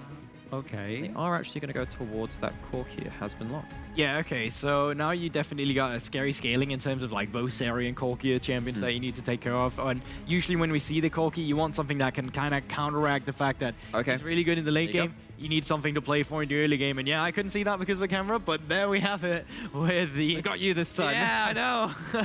It used to be you, now it's me. But coming through with the Yasuo Gragas is really a combo where you want to be able to hit this. You already have the Wukong too. You have a Yuumi to play around with. This screams team fighting. This screams skirmishing. And it just screams that you want to attack some of the more vulnerable members of JDXL. Okay. So going through a lot of different options. And it is going to be a carry for Kreis. Aurelia's locked in. And now you have a Gragas top lane that has to play into an Aurelia, which is not the most favoritist matchup of that, because you walk up to the wave and Gragas normally likes to disengage by hitting you with a body slam and then walking away because the mini stun after that point. If Aurelia hits you with a stun, Qs onto you, you stun them, and they're still in range for the second Q. At that point, you basically don't get to disengage that trade, and Aurelia can start running you down. So I think that JDXL, they have themselves a lot of scaling. They also have themselves a side lane win condition too. This is looking like quite a scary composition from JDXL. One other thing you can do as a Gragas is just run the phase rush. You can body slam mid Q from Aurelia, and you cancel out the kind of research you get. So it's like, it's not going to be a winning matchup, but there's definitely tools of kind of neutralizing. I think it's interesting dynamic that they have. It's very much, let's play for the mid lane. Yasuo cannot fall behind, because you can't Esh roll on the bot side. Seri's very much going to be matching that scaling as well. They have the Playmaker and Rakan. Eshrol's got the Yuumi, so you want to sit back, relax just a little bit. And also, it gives the Rakan so much time to influence the map. The Yuumi is not going to be able to match any of the roam timers in the early game, and because of that, JDXL, they get so much to play around with. That was my big takeaway. I think if you want to play towards the mid lane, you're going to have a support deficit at that point because Yuumi can't get there. This is on. Excellent play coming out from the Wukong and the Gragas roams to really start getting something rolling. I think that JDXL, they're playing through Dan and FGG. They've shown much success through that this summer. I think that is a good sign for them, and they should be coming out with the advantage here. So let's see what happens between these two teams on week 6, day 1, as we throw it to the casters. Viper in trouble. Woo! That's us. We're the casters. Viper in trouble. That we're doing the thing. 4th game of the day. I'm intrigued, concerned, and confused by what we've seen in the draft. I mean, the Devs did a wonderful job discussing and debating and analysing as they do. That is their job description. Yeah. I mean, they did all right job, Ash. I don't want to give them too much of an ego. I think Ashram is the best analyst among all of us. I don't know if that's true, unfortunately. Bless him. Will you not behave with the momentum meter this game, please? Can you guys behave back there? Yeah, please watch your momentum meter. Who did this last game? We didn't ask. It was Namera. See, I told you it was Namera. I told you. It's because he's the only one who left. Of course. You know, places to be. But we are onto the Rift for our first game of the first game. Look. 4th game of the day. First game between these two teams. The games have gone by so fast that we think it's the first game. Yeah. Well, no, I just can't use words. For me, in this game, and you can feel free to disregard, disagree, call me stupid. If Emenes doesn't booty wiggle, we're going to have problems here. He's not booty wiggling. We have issues. We have problems. Yep. I want to focus on the junglers to go into this game. Where's the wiggle? Where's the wiggle, Emenes? Nah. It's just unprofessional. He's going to grab a glass of water, you know? Yeah. Dan and Creox. Hydrate yourselves. Go on. What are we thinking about these junglers? So, for me, Creox was a really big shining light for Veneer. before the durability patch, when he could bring in his Lee Sin and be the playmaker himself and get his team ahead on his own. After the durability patch, I feel like Vanille have struggled a little bit to find an identity as in how they would like to approach the game. Do they want to play hardcore early game with the Wukongs and the Volibears and start the aggression like at minute 3 or minute 4? Or do they want to translate towards scaling into the latter stages where they actually have big team fighting tools, such as Merbs, who is insane on hyper carries. And I think that so far has been the issue with Vanilla. They don't have necessarily a clear identity on how they want to play. On the other hand, for JDXL, I think they're one of the most active teams, I would say, in the early game, and that's due to Dan's champion pool so far. We saw Predurability, the Nocturne coming in, a lot of Volibear and Wukong going down as well, which means that you see a lot of proactivity, which means that you see a lot of snowball in the early. Now, this is a double-edged sword for XL because if this works for them, it's great. If it doesn't, which it did for a while versus X7, but then they turned it around, then it seems to be going really bad. And one of the problems is, unfortunately for them, that bot lane, that level 3, even though we do meme it a lot, it seems to be a very sore spot for the JDXL bot lane. And they need to be careful in this game. It is a weakness, absolutely. And while it is funny, like, don't get me wrong, it is hilarious. The idea of coming in and saying, look, we're not necessarily going to be playing super well in the early game. And not to say that Venza and FGG are hilariously off the pace. We talked about the graphics, we talked through their stats. They're not awfully off the pace, and there are a lot of other teams that are in the same kind of position. Yeah, and let's not forget that also Venza is at the top of the leaderboard when it comes to kills. Exactly. He has top kills. So it is a sore spot, but then they do come together as a team, and their team finding Stella and Venza does his job, right? But how good would he be if his first 10 minutes were deathless? Were like a strong level of League of Legends play. And I mean, again, by no means the worst bot lane in those first 10 minutes, but an area to improve. However, I am just looking across this map. All right, so really quickly right here. Okay. I'm pretty sure that there was an invade that happened because jungle is cleared from both sides, yet Dan is up one camp. So he has stolen away one from Krayox. Very importantly, though, the bot lane of JDXL, because they had that massive priority towards the bot side of the map, they moved up the river and secured also that scuttle crab. So right now you've got a bunch of priority towards the bot side of the map. You've got your Volibear towards the bot side of the map, and you could potentially pull in a gank. Talking about ganks. Kry's gonna have to flash away from early engagement from Kryox, and we need to be keeping our eyes on Kry's because in the game against X7 in that series, oh boy, that on. It was Kry's who was bullied, shall we say. Yeah, absolutely. I think this was not one of his best performances, especially on the Ornn, and this time onto a carry. He needs to be that much more careful, I would have to say. Dan has been spotted, of course, from the Tribush ward.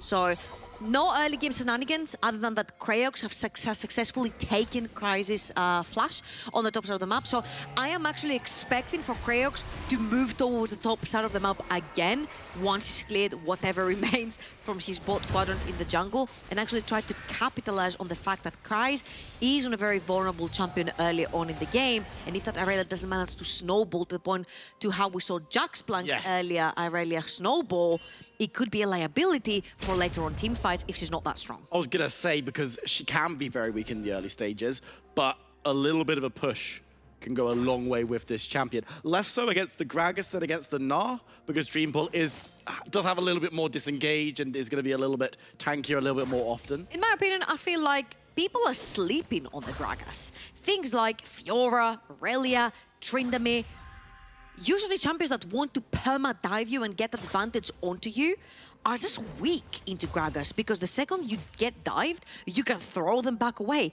The second they dash or flash back in, you can body slam them after tower, you can slow them with your barrel, you can regen with your W. You've got so many tools that are anti-dive that it makes it so difficult for all those fighters on the top side of the map to get strong against you. And as you can see, Dreampull is also giga respecting the fact that there's a huge wave pushing against him from Kry's, and he's just gonna stay on the tower and soak in whatever minions end up underneath his turret. So very well done so far by Veneer. Managed to get a very early gank on the board. Dreampool is keeping up in CS. He's about 17 CS down, I would say, but it's fine because you do not die to the Aurelia, and this is very, very important. And right now, Kryze has to play a lot more careful on the top side, whilst they also secured their first dragon. So you're telling me, and let me just get this right, Gragas is good because he can prevent being dove with a big ultimate knockback. He's got a knock-up stun and a slow, which makes him very effective. Yes, and in this particular case, well, actually, I don't know if he's going to be able to get out of this one. He's going to be able to flash away and just has himself a little drink on the way out as well. But the thing that gets me is that description is also true of Janna. Okay, here's the thing though. What I was alluding to is that when you have Wukong, Ezreal, and Yasuo, you're desperately looking for some AP damage. Yes. And with the buffs that Gragas has received in his AP ratio, and his Q, and also his E's shorter cooldown, your Body Slam and your ultimate can very easily act as segues for Ericsson to just press his R button and get straight into the backline. So JDXL's carries are going to have to be very careful to not get hit by Cyclone, Whirlwind from Yasuo, don't remember what it is, his Q when it's charged. So Wukong's R, Q from Yasuo, E from Gragas, and R from Gragas. There's 4 spells that can be thrown their way, and I only see very few ways to actually get away from these. And improving that damage portfolio, giving that AP, as you mentioned, it's going to be pretty lush for them. Unfortunately, I don't think that's going to be enough in the very, very later stages, especially when you've got naturally tanks like the Volibear. Aurelia is going to get very, very beefy as well, just naturally. Whether there'll be enough AP damage to prevent really great itemization from JDXL is yet to be seen.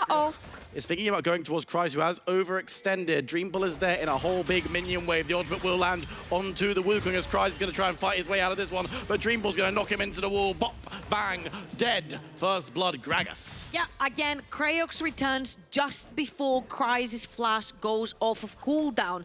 Really great stuff right there. And again, we mentioned how Krayox would usually find his own leads, especially on champions like Lee Sin pre-durability patch. Right now, he's playing a jungle that's more proactive in the early game, that can gank and get advantage on the side lanes. You definitely do not want this Aurelia to be snowballing. He goes early, grabs Kryze's flash, comes back, capitalizes. Very good stuff for Veneer's early game. It was... Dan? That's kind of illegal. You don't have top lane. You don't have mid lane. They're both back. They're just now back up on the map. Dan? He's gonna keep the Rift Herald interested. Dan? Are you communicating with him in some way? Buddy, pal, it's okay. You don't need to. It's fine. You can just... Walk it off, boys. No, it's fine. He's stayed so long. His team have now returned. He's like, look, I've got lane pro in 2 lanes. They've rotated. I mean, the good news is, for Dan, he wasted a lot of Veneer's time. Unfortunately, he wasted a lot of his time, and he is set on taking this Rift out. And it's He's Volibear. FGG's had enough time to walk from bot up here to help him out. He walked through river, yes. Okay, so you definitely do not want to be contesting, especially since that Rakan is level 6 as well. Volibear is extremely strong. You've got Corki, who's level 8. You've got Kryze, who's level 8. He's gone back. Almost has the Blade of the Ruin King in the inventory. So I think it was a little bit, I would say, hesitant for Veneer whether they wanted to fight or not. But yet again, you see Kryox. He's got his camp. He's got his pet onto him as well. Ready to dive, Kryze. Kryze does not necessarily have to shove in this wave because this wave is slowly going to push towards him.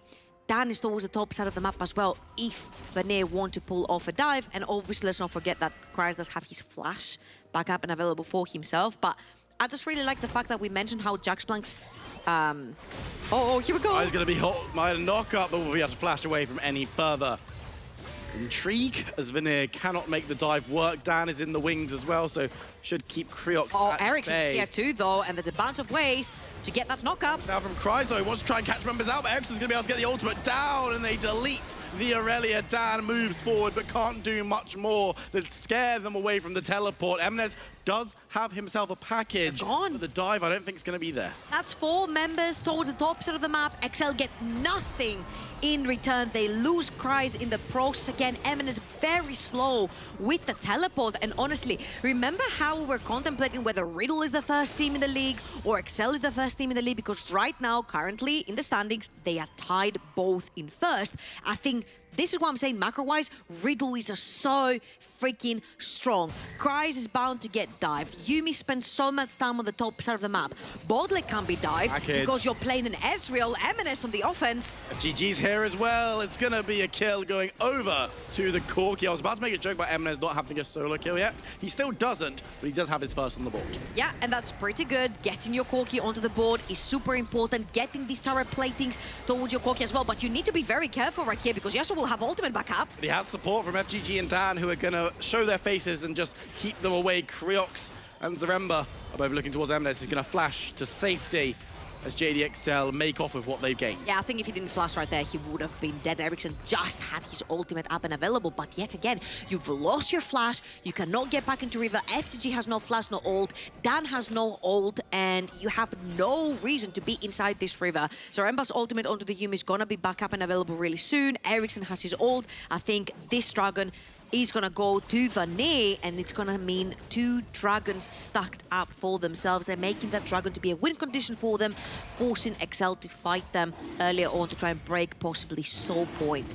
And the best possible scenario is that this is a Cloud Soul. After they kill this one for Excel, the best possible scenario for Vanir is that this is probably a Hextech. Well, it is a Cloud Soul, so JDXL going to be thanking the Observers, because as we know, the Observers choose what Dragon Soul Oh, is that so? Yeah, Okay. you have to be nice to the Observers and then they give you what you want. Don't know how they do it in just normal games, but in tournament, on TR, that's definitely how it works. Oh, of course it is. And yeah, as you see, they're just reminding us that it is Cloud, so clearly some JDXL fans behind the scenes. And with the way they've been performing this split... It works, man. It is. This is how it works. You can't prove that I'm wrong. We've just deemed our observers biased. Biased. Simple as. But with the way that they've been performing so far in this game, not too surprised. But Vanir, for a team that has a negative win rate at the moment, putting up very staunch resistance. And especially against the team that, again, is #1 in the league and known for their very aggressive early game, especially when Dan is on Volibear. You're expecting level 3, level 4, level 5, level 6 shenanigans. Here they come. Here are the shenanigans, but the final chapter. Nope. May well disengage No matters. shenanigans. As JDXL going to be forced to move away. Not a single summoner spell burned. The fact that you have Ezreal, Yuumi, this sets an undivable bot lane because you've got 3 combat summoners among the 2 in the bot lane, and if FTG does not have flash to be able to overreach after the arcane shift, it's going to be very actually difficult to disrupt that. Nevertheless, there's a bunch of turret platings that went down in the bot lane, there's a bunch of turret platings that went down in the mid lane, which means that both Eminence and Venza are actually pretty rich right now. You see they have bounties on their heads as well. Eminence's Corki almost has that Luden's Echo as well. The second he has is going to be very important because yes, Yuumi can heal, but what was most recently changed, not very recent, but like the most recent change to Yuumi was that her heal costs percentage of her mana now. So it's not just the flat, but it's also a percentage. So she can only heal that many times until she regens. Which, you know what? I love it as a fact. But we are coming up to the 15-minute mark, so that means a few things. But let's have a remind ourselves of what the lovely Desk and Artron were talking about in our previous segment. Venza, he's yet to die this game, which I am very impressed by. We should have like a party button that we can press. They have one on the desk. For very obvious things, we should have a party button. So Singularity fighting level 5 versus level 7, party button. Venza dying level 3, party button.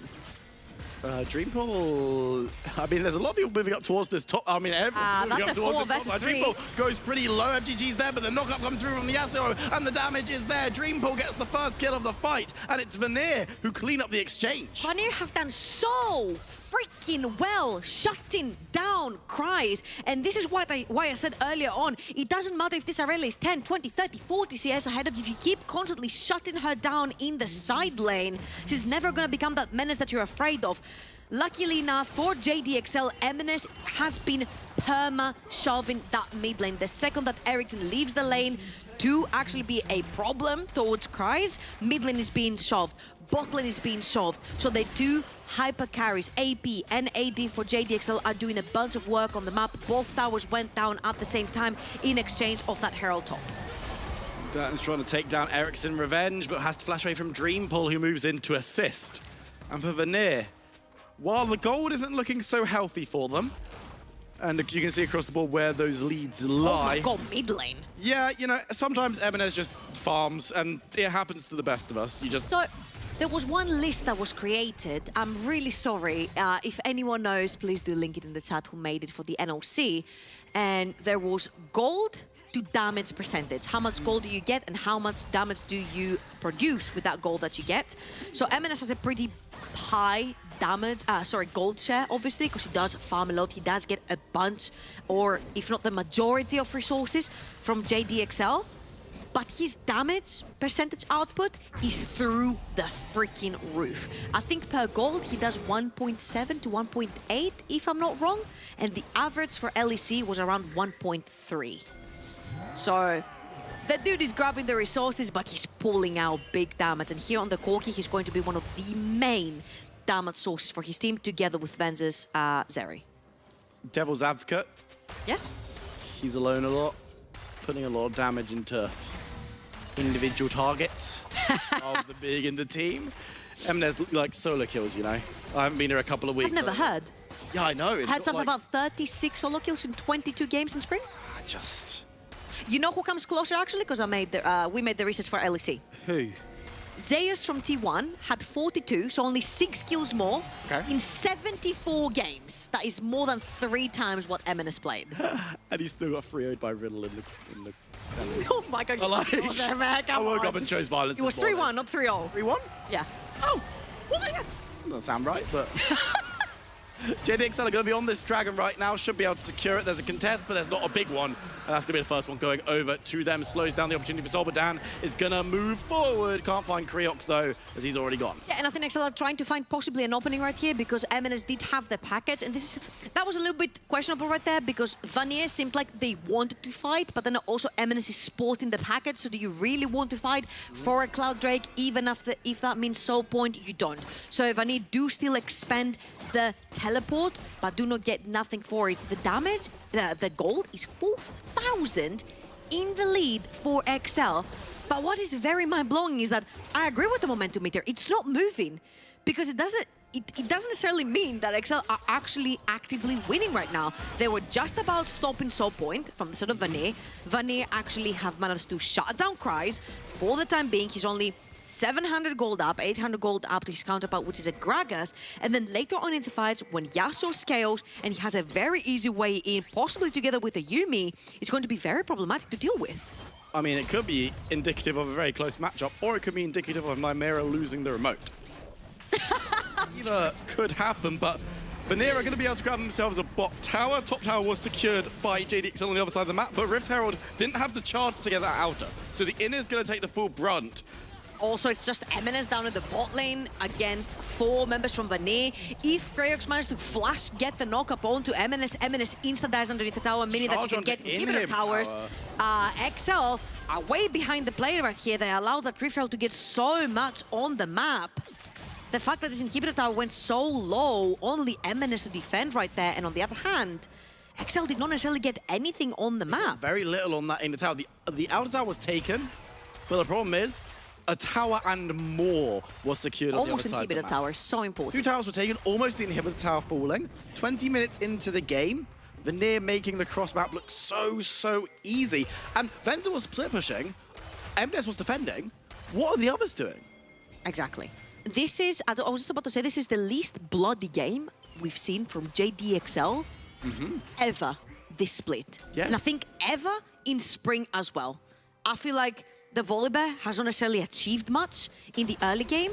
The fact that, what they were mentioning on the desk, the fact that you have +1 on the map, that FTG is on a Rakan, while Zaremba is going to be sticking onto the Ezreal, they didn't achieve much with that either. If anything, Zaremba has been roaming around with Creox on his back, and he's achieved more on the map than FTG has. So unless JDXL are bringing us the huge teamfight skills that we know they have later on with a hyper carry on the Zeri, with a hyper carry on the Corki, the early game looks pretty weak.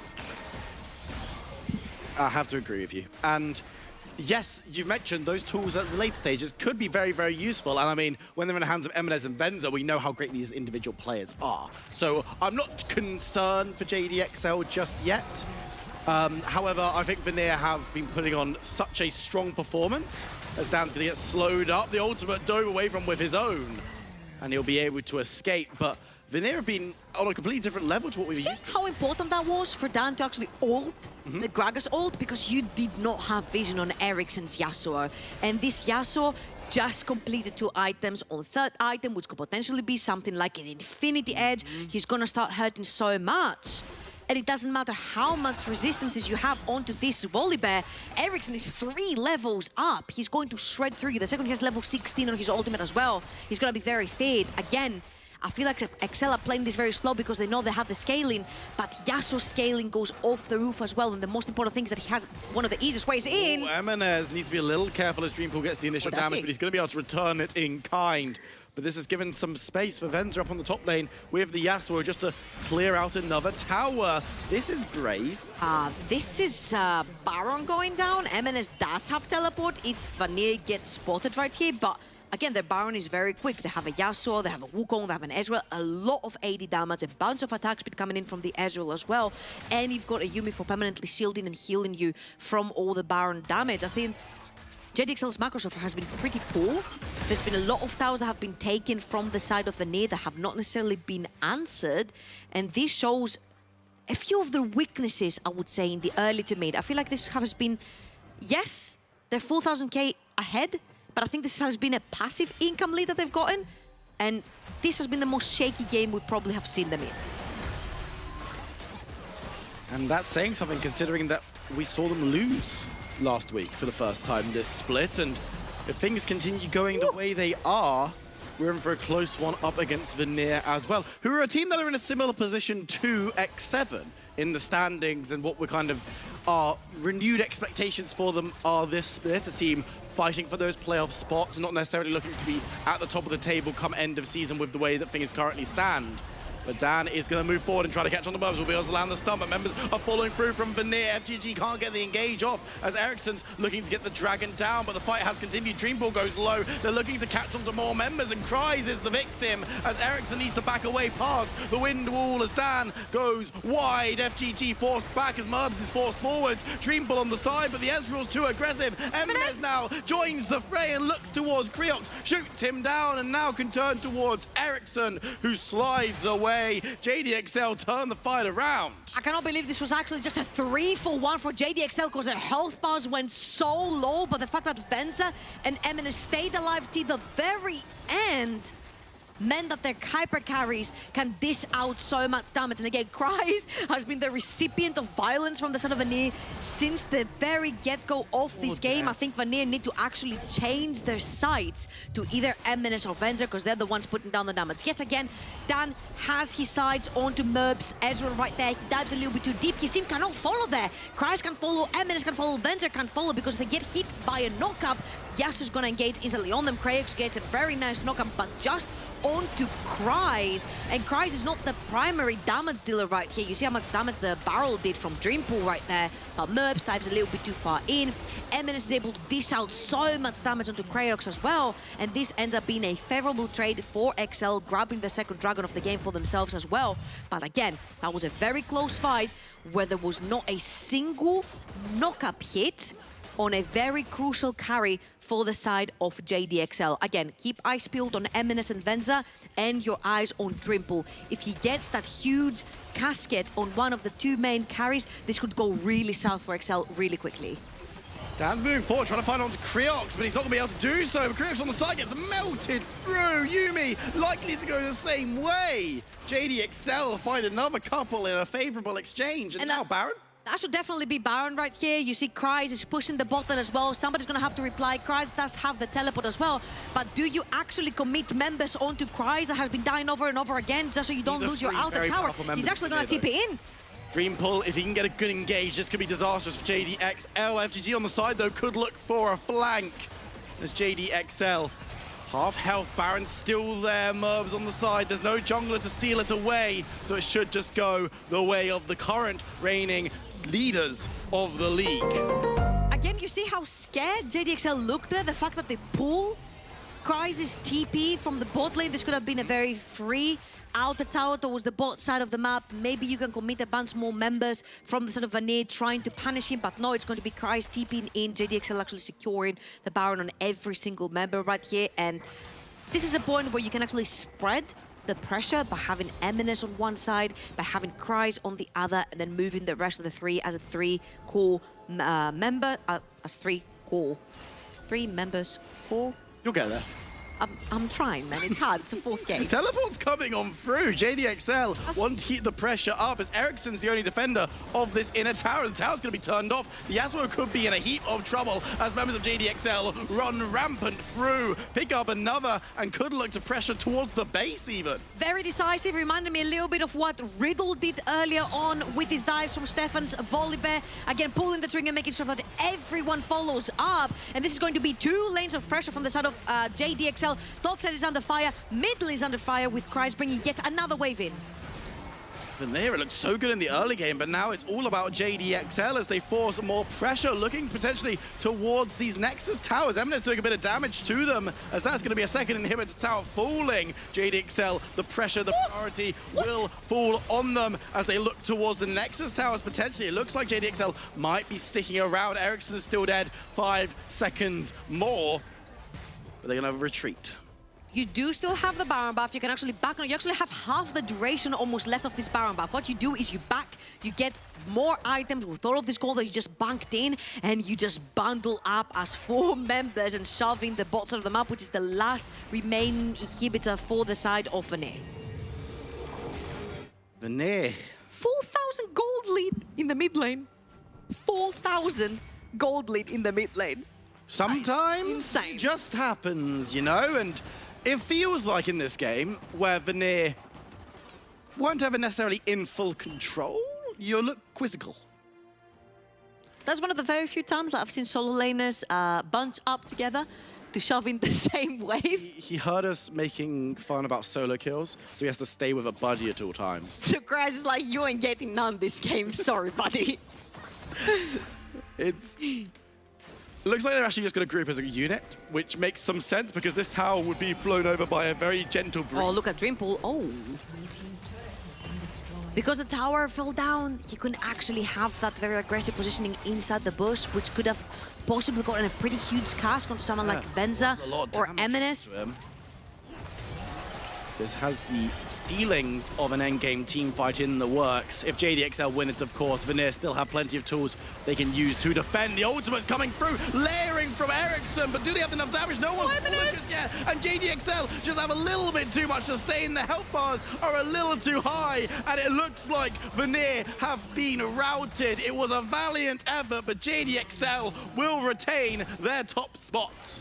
And that was a really good try right there. The quadruple man knock up into the Yasuo ult, but I think Venza and Eminence right there melted everyone down. Level 17 on the Corki, level 16 on the Venza, and JDXL do not want to be tied to no other team in the league. They're going to take Vanir down and solidify themselves as #1 in the NLC. Eminence is a bit of a monster, you know? Stellar performance on the Corki. JDXL... No solo kills required for a monstrous performance. Required. This is, again, I've said this before and I'll say it again, JDXL looks really convincing at the end of that game. In the beginning parts, a little bit less so. Yeah, that was very shaky. I think Kreis getting punished that much without a lot going on the other side of the map. But passively it was. Eminence was getting played. Venza was getting played as well. What really worries me is the fact that FTG was not necessarily able to outroam a Yumi and get his team ahead in the early. Kreis was not being covered on for the majority of the time. The vision wasn't necessarily going down. They allowed Kraox a little bit too much freedom and productivity in the early game to the point where take it away, I guess. My analysis doesn't matter. I was actually going to hold here because they were like moving their arms a lot and I want to see how long they could keep going before they get tired. But unfortunately, they're not doing it anymore because you guys are boring. But we will hand over to the desk to break us down that game. What can I say? I just like I just like aerobics. So this What? is one person desk. What is even that dev? Oh, that's 2050 dev. That is a... I'm not ready for that one. Okay, JDXL versus Vanir. Vanir started off, I would say, strong. slowing down that JDXL early game that we always see like a bloodbath, then just constantly ganking. What happened though? A lot of priority to the top side. It was because one of JDXL's win conditions was Aurelia gets ahead, Aurelia smashes across the map. So there were a lot of ganks which went towards top side. Of course, they had that Yasuo Gragas combination with the Wukong being thrown in. Lots of knockups, lots of damage, and a lot of CC to keep that Aurelia in place. I believe we actually have a clip of a couple of the top lane plays. We'd love to kind of just show that on screen, right? Because you can see that Cries was continually pushing in, having threats onto the Gragas at various points. But when you bring this many people to the party, it gets very dangerous. We were worried a little bit about what would happen with Rakan being able to match some of those rotation timers instead of that Yuumi, but it didn't really come into fruition. And while I really think that Vania did a really good job at shutting or creating these plays rather, I think the times when they were not doing stuff is really where JDXL get a lot of their leads too, because if you just take them matchup by matchup, yes, the Gragas is kind of neutralizing the Aurelia, at least in terms of, oh, I'm not dying and can clear the waves. He's still falling very far behind in the CS department. It was the same case for the Yasuo against Corki in the mid lane too, with Emenes kind of running away with the gold lead, and also a little bit down towards the bottom side too. So even while that play happened, they're still 3k behind just in that time, right? And Emenes is spending a lot of time just killing mid lane as well. So I think the cost of their plays still were traded back from the side of JDXL in terms of them retaining their lead. And even if you are neutralizing in terms of kills, you're losing push in pretty much all your lanes at the same time. In fact, I think when that play top happens, they should lose both mid and bot outer turrets at the same time, because it just kind of gets rolled through it after that point. So the amount of resources they put in top, obviously you could see the importance that it had to them of shutting out the Aurelia. But if you can't be efficient about the resources you're going to use, you are going to run into other issues. This is a different sort of playstyle from JDXL. They were approaching this game of, we don't need to win in terms of kills, we can just farm away. We are secured on our late game. And looking into both competitions, late game-wise, if they were tied up, where would you give the advantage? Here's the thing. I actually think a lot of it comes down to execution. I think this fight here specifically could have gone way different, but they're playing it very messy from the side of Vanir. Not Mishu. Ezreal gets caught, Merps rather gets caught by because the Arcan shifts immediately. Dreampool has come in with a teleport, but all of a sudden he has to expend all his cooldowns. Yasuo ult has already been used, so when a 3-man knockup comes through, he's not in a position to actually capitalize on it. I think this fight could have gone in the way of Vanir. The thing is, as a team, they weren't they really didn't have the cohesion to pull it off. And I think what JDXL did very well there was decisively saying, screw it, we're going for this person. And that worked out very well for them. They made sure that when Gragas was on that flank, they managed to close him down very, very quickly. Because when you have the Yasuo ult, when you have the Gragas throwing something into the fray and the Wukong, your first amount of mobility is actually quite strong. Your first target access, very, very big. After that's used, you can't stick to them. That's where JDXL started to run away with it. When they used all of their big combos onto the Aurelia, after that point, you're not catching the Zeri, you're not catching the Corki, and it gets close because, of course, they ended up playing it out mechanically quite well after that point. It's not enough at that point. JDXL's champions are just more mobile at longer range to hit the targets they need to. And in the end, JDXL comes across with another victory, recuperating from what happened on Monday. This gives us the pleasure to interview someone that is not Tarok. It is Dan. Welcome to the show. Thank you for being here. How are you feeling? I'm feeling good, but like a little bit disappointed in our game, to be honest. I think we haven't shown the last few games to be as clean as we should be. Even against X7, we played well for like 15 minutes and then threw the game. I think this game also we can do a lot better. So happy with the win, but not happy with the overall performance, and maybe the draft can be a little bit different. So the different approach you brought into this game, more passive-wise, you're still disappointed with that? Yeah, for sure. I think we should be way more aggressive, and the mistakes that they made should have been punished. Okay. Way harder. So I think we can do a lot better. I think it's not a good game from us. So you talked about the draft as well. Now, we had a lot of thoughts about the very early into the draft, actually, because we saw a lot of Bel'Veth hovers. We saw the Udyr ban, which has kind of been theorized as a bit of a Bel'Veth answer. What was your take on the first couple of rounds and this kind of fencing match of, ooh, do you take the Bel'Veth? No, I'm going to take the Bel'Veth, and just hovering over it. Was that something that was intentional, or was that something that it was just kind of out there for fun? We were joking in the lobby about picking Bel'Veth and me picking Rammus into it to counter it. So I think it was just like both teams just having a bit of fun. Not too much to read into, but I do think the champion's really strong, and we will see. Maybe on Wednesday we'll see some Bel'Veth. Who knows? I hope so too. Ooh, versus Riddle, and okay, spicy. Tell me something. And now going back into what happened into today, do you think that the loss from Monday affected the team, effectiveness? You guys are still recovering, or are you guys cool? Just a loss, move on. I think we're fine, but I think it was a wake-up call for us, honestly. Okay. Like, I think we were hard winning against X7 until the third Drake when we dropped tempo, and we kind of have a failed blue buff handoff where our brand couldn't get tempo to get his item and be on Drake at the same time. So, yeah, I think for us we were getting a little bit complacent because we were 9-0. We were kind of like just rolling through all the games, and I think mid-split this wake-up call is pretty good for us. We've been kind of a bit relaxed in scrims too. So hopefully we step it up for the rest of the split now. Hey, good slap in the face is always good, I would say, to wake you up. Now, on Wednesday versus Riddle. You gotta wake up somehow. I'm a violent guy. Going on to Wednesday versus Riddle. Do you think this is going to be the match of the split? I think it's a preview of the final, to be honest. I think us and Riddle were like way above everybody else. Riddle has pretty good macro and pretty good players too. I think their laners and jungler are playing really well. So yeah, I think it's pretty good, the final. What do you think is going to win this one? No, we're going to take it for sure.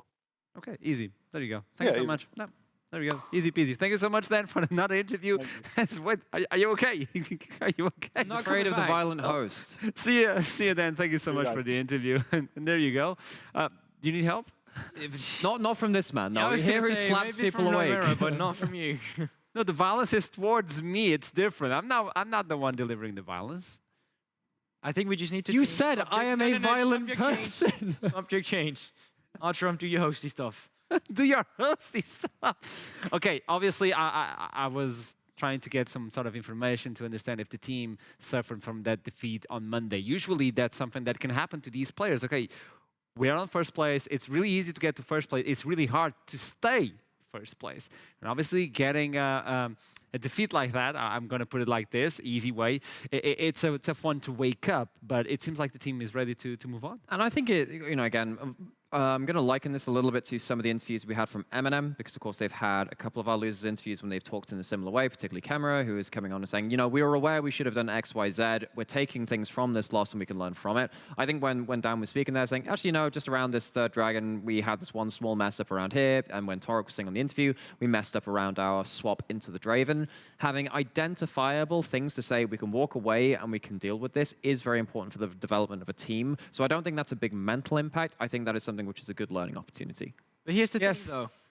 It's always easy identifying your issues, or at least it can be easier. The real struggle comes when you have to fix them, and you need to find out how you actually do that, what you need to incorporate, sacrifices from players at times. Don't steal blow buff. Well, that is one thing for sure, but it's also a very niche one to go by. I think there's more into the game. Yes, Sure. it obviously mattered, but I even think there's more that can matter to it as well.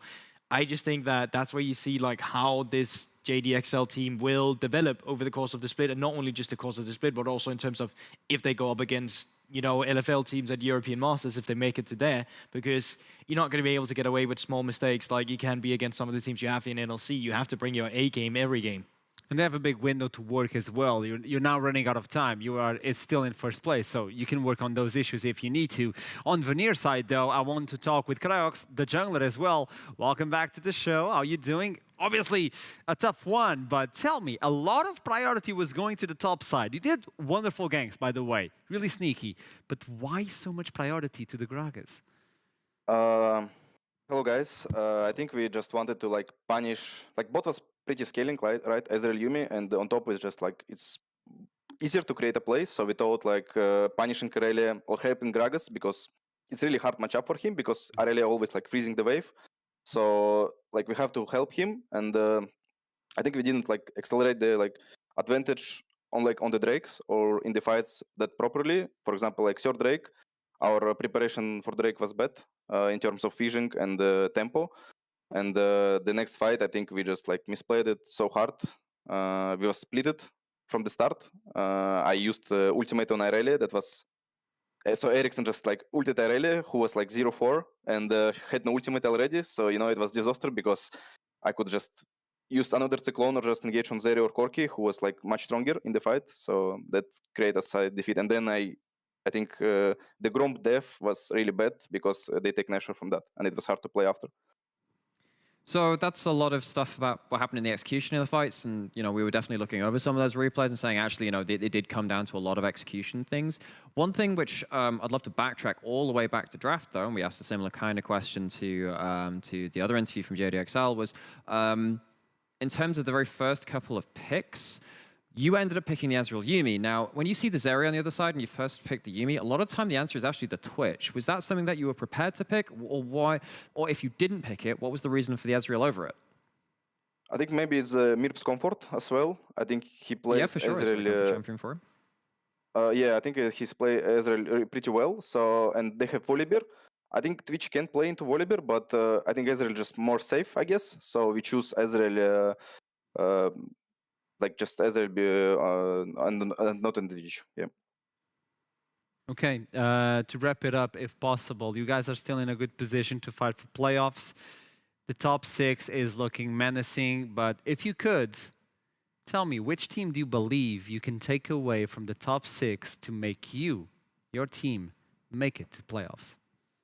I need to remember the standings on the... Okay, like we have JDXL, we have X7, we have Dusty, we have Riddle, we have Bifrost and Astralis. Oh, there you go. I mean, I think probably it will be...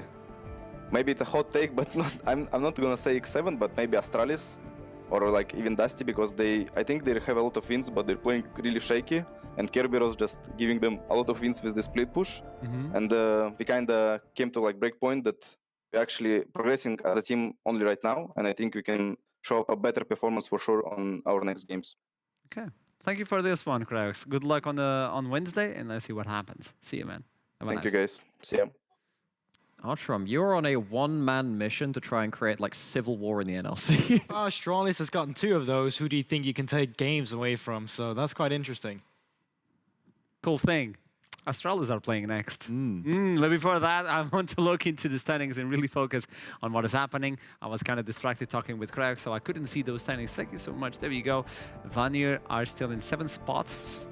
Close to X7 in reality, but Dusty securing themselves 3rd spot on this one. I don't know, taking Dusty out of the equation is not an easy task. No, and again, like as much as these games have been showing some kind of shift up, particularly on the 6 and 4 teams in our results so far, honestly, it just feels like these games are more about showing the current level of the teams, and we've had some close games. We've had some games come down to execution, come down to very close affairs. For me, it's more about showing your actual current level than actually getting huge differences in the standings currently. Yeah, I think that's a really good point, because moving forward to playoffs, once again, it's so close, right? But if you can be the one with the better form already now, moving forward in towards playoffs, or even actually, it's a double, obviously it's a coin with 2 sides, but this coin has the side that, oh, it's good showing you good form coming into mid-game, seeing who's the best, but it's also like, oh, if you start losing games now, also really good luxury to have here mid-split and not so much towards the later ones. As long as that doesn't become a trend, it's got to be a learning experience. That's what I mean, right? Because like we say that now, mid-split, where it's this close. But we're definitely going to stop saying it if you go down towards Eminem and Nariki's way, where it's like, yes, you're looking good, but these wins, they need to come now. Yeah, so for instance, if you take a team like in the LEC, Mad Lions from Spring, now they had some wins, and particularly in the very last couple of weeks, where they'd kind of band-aid over a lot of systematic cracks they had, and like, look, you have to play this champion, it'll work out. And that's not something you can do in playoffs. You can kind of do that in some best of ones. If you have teams band-aiding right now to try and get into playoffs, that's a problem. If they're trying to fix things underneath that to perform better for playoffs, that's where the real value will come from. Now let's move on into Bifrost and Astralis, 2 teams that are 6-4, and whoever takes this one solidifies. The other one joins X7 at the bottom of the standings. And where's these 2 teams from again? Are we gonna do it again? No, you're the map guy. Tell me. Okay, I know these guys are from. I really don't Where's know. that place? Oh, where is that place that Astralis are from? Could you possibly? Nowhere I know. We only have 1 minute of this match, so I'm going to look into the match and disregard that one right now. I want to talk about Taxer and Diamond Prox. We have ourselves a visual learning aid. Well, there you go. Well, do Production, you know? why are you helping them? No, I want to talk about the match. I want to talk to. Now meet the teams, guys. Meet the teams. Here in the NLC, we have. Okay, actually, go on. Taxer versus Diamond Prox to me is really important, because Diamond Prox has been falling a lot behind in terms of farm, facilitating the team. But I don't know if he's being as helpful as it seems. On the other side, Taxer is improving as he goes along. It's been very good when Bifrost, and particularly Diamondprox, have been helping their lanes when it's bot lane. I feel like when it's the Kalista Renata, Kalista whatever, at that point, you have the Wukong, you're setting them up, you're diving, dive, wrecking ball of the Kalista. At that point, your bot lane becomes the jungle diff for you because they're pressuring out the enemy jungler. We saw that fall apart, though, when it was actually mid lane, where it didn't have priority, it was a Veigar into a Sylas, and suddenly, actually, the Sylas has priority, pushing the Wukong around at that point, and things start to fall apart. I think if this game goes towards bot side, and it's a strong jungle matchup and a strong bot lane matchup, I think Bifrost have a lot of stylistic advantages, and from what they've shown, if it goes elsewhere on the map and you have Suncox playing on form, you have Carlson playing on form, maybe that story changes. So if you know Odie is like one of the keys for Bifrost, 100%. what about Kreisberg? Well, I think that's the thing. Like, okay, so I've not been able to follow Kreisberg as intensely as I probably would have liked to. But I generally feel like the thematics or narrative we had alongside that player was that it was a bit shaky. It really hasn't been like the Kreisberg we saw back all the way back from Nordics days, where he's like carry every single time 1v9 machine. There's game where he will look really good and kind of go up towards that 1v9 scenario, but it's definitely not as often as we used to see it, and sometimes it's not as consistent as we would like it to be. So I think for sure Odie has an edge when it comes to the bot laners. And it's a game that's going to separate these two teams that are still fighting for the same spot. So without further ado, toss it to the champion select for the last one of the day. Astralis versus Bifrost. By the way, if Bifrost loses this one, they'll be at the bottom of the playoff spot. Tied with X7, right? At X7.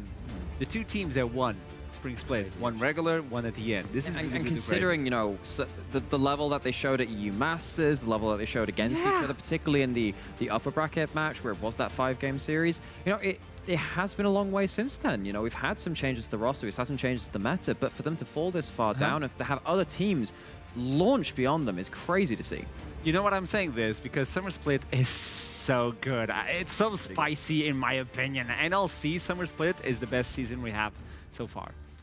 Okay, moving into ban phase here. Interesting that we see, for one, Seraphine has not actually been touched. I think this is the first game so far it is. where that has been the case. So it could potentially be the first one where we finally see the Queen on the Rift. But outside of that, I think we see some target ban, but we also see some of the meta coming through. Corki is both a target and a meta ban, I feel like, throughout the Sencux going into it. Kreisberg, we have seen him on the center too, and just all in all, we know how much this champion brings. Super interesting to see this on blue side, though, coming through from Astralis. So far, 100% on red side, and it kind of speaks to me like it's not a priority for them. So typically, Seraphine has been a good Yuumi answer as well. So when the Seraphine was banned, I was wondering if Bifrost were going to kind of like pay the other respect there and say take away that Yuumi. Not going to be the case. Taxa takes that Wukong. So now you're asking Diamondprox, this has been your comfort champion, and you have played for your lanes too. That's what your Wukong tends to do, rather than the individual advantage. If you have to flip that and say, Diamondprox, play a style you have not been showing this split, what has he got prepared for the rest of his... We have a Bel'Veth. There you go. Individual advantage. And this is also super interesting. Very early rotation of Asir coming through from Fury, which is kind of also why they kind of picked the Corki. It's one of the few champions that will actually do well into Asir now. It used to be in the past that, you know, it was a 50-50. Ever since the AP build came through from Corki, he now ranges and does a little more than the Asir. But in early lane, typically it's still the Azir taking over. In fact, that's the point where we have seen Corki in some regions only picked when the Azir is gone, because the Azir answers you in lane, particularly when you have like a first strike or electrocute build or something like that. But small window in laning phase. Yeah, and then when you get to the point where the big ones are taking half your HP, you do kind of wish you'd flip that matchup. Do you remember the old like Renekton Jax matchup back in like season 3-4, where it's like it's just like Renekton would like crap on the Jax up until Jax suddenly just like killed everyone on the map, and it was like this. I also went for the Nod as well, completely blind. This is an interesting take from Astralis. The thing is, if you're playing Narb and you know that you are confident in the matchup, and you think the only thing that's really going to change this is if, and of course we have our it is a nice guy. Our dues paid towards our host here, but if you know that you're not going to get jungle attention topside because it's a Bel'Veth, you know you have basically a 1v1 lane in that top side. What Bifrost are doing is what I love to see with the Bel'Veth. Typically, as a champion, Bel'Veth isn't going to help your lanes. Have you ever played with a Shyvana in solo queue? Think about it in a similar kind of way. Master Yi, anything like that that wants to be farming up and getting levels. You need to pick strong lanes, have something which can push in, fight early, or at least poke out early, and then help your jungler if needs be. Misfortune, typically been the most lane-dominant AD carry outside of Varus when he's in meta. Azir, very, very similar in terms of the control mages which are in lane right now. This is the guy that is controlling it. Now you have to deal with something, maybe the Gnar throws a wrench into those plans, but they already have two very strong lanes to work around. All right, so moving into second ban phase, first Ahri gets taken away, one of the champions that does decently into the Azir. This is going to sound crazy, okay? But Senkux used to have the nickname Void King, okay? And I'm just saying, Belkas is a champion that does well into the Azir because of the range. True. So actually, I'm just putting it, like, I'm not counting on it, but I'm just putting it out there, just a little bit as a go-to. But yeah, moving into second ban phase, Amumu support gets taken away. If you're not familiar with it, it's because the Amumu passive does really well into the Senna Q now, which is obviously not one auto attack, but a lot of small ones. And because Amumu mitigate physical damage, well, that's kind of how it goes. Okay, so I don't mind that Yuumi is very good at helping people kite out that Bel'Veth, and because you've opted into taking those strong lanes, you have opted out of kind of maybe having some of the stronger enchanters on the table too. I'm actually wondering from the side of Astralis at this point, do you want to pick out something that can punish that mid in the mid jungle, like a... I mean, you can't really go for a Yone anymore because it'd be full AD, and I think that'd be a little bit risky, especially when Bel'Veth can go towards something like those Ninja Tabi and become unkillable once you pop that E as well. I think maybe something like a Sylas could also be on the table too, just to make plays onto mid lane. That would be where I'm next looking. Yeah, I think that's one of the playmaking possibilities you have in the lane. I mean, one of the matchups, or the way you can cheat the matchup a little bit, is that you start E on Sylas, and then you just get access to W passive, and obviously CC if you landed, which kind of just wins that trade. Saving counterpick for topside is interesting, but it just goes to show the priority they now have on the Rakan instead. They don't want to be playing into the Seri Rakan lane themselves. But of course, they already knew like what they were playing into. It was a 9 in the top lane, but now it's just traded all the way through for the end of the draft. It also gives you an engage which you don't really have outside of Miracle Shuffles at that point, which can give you an extra X factor in those big fights and give you a lot of CC for Bel'Veth, for Azir, and for Misfortune all to do their work. It's actually locked. I can't remember the last time I've seen Senkux on an assassin. You know, I always think of Senkux of this like control mage person, the guy who's either even on Vex if he's going for champion that wants to dive in towards the backline. Very interesting pickup.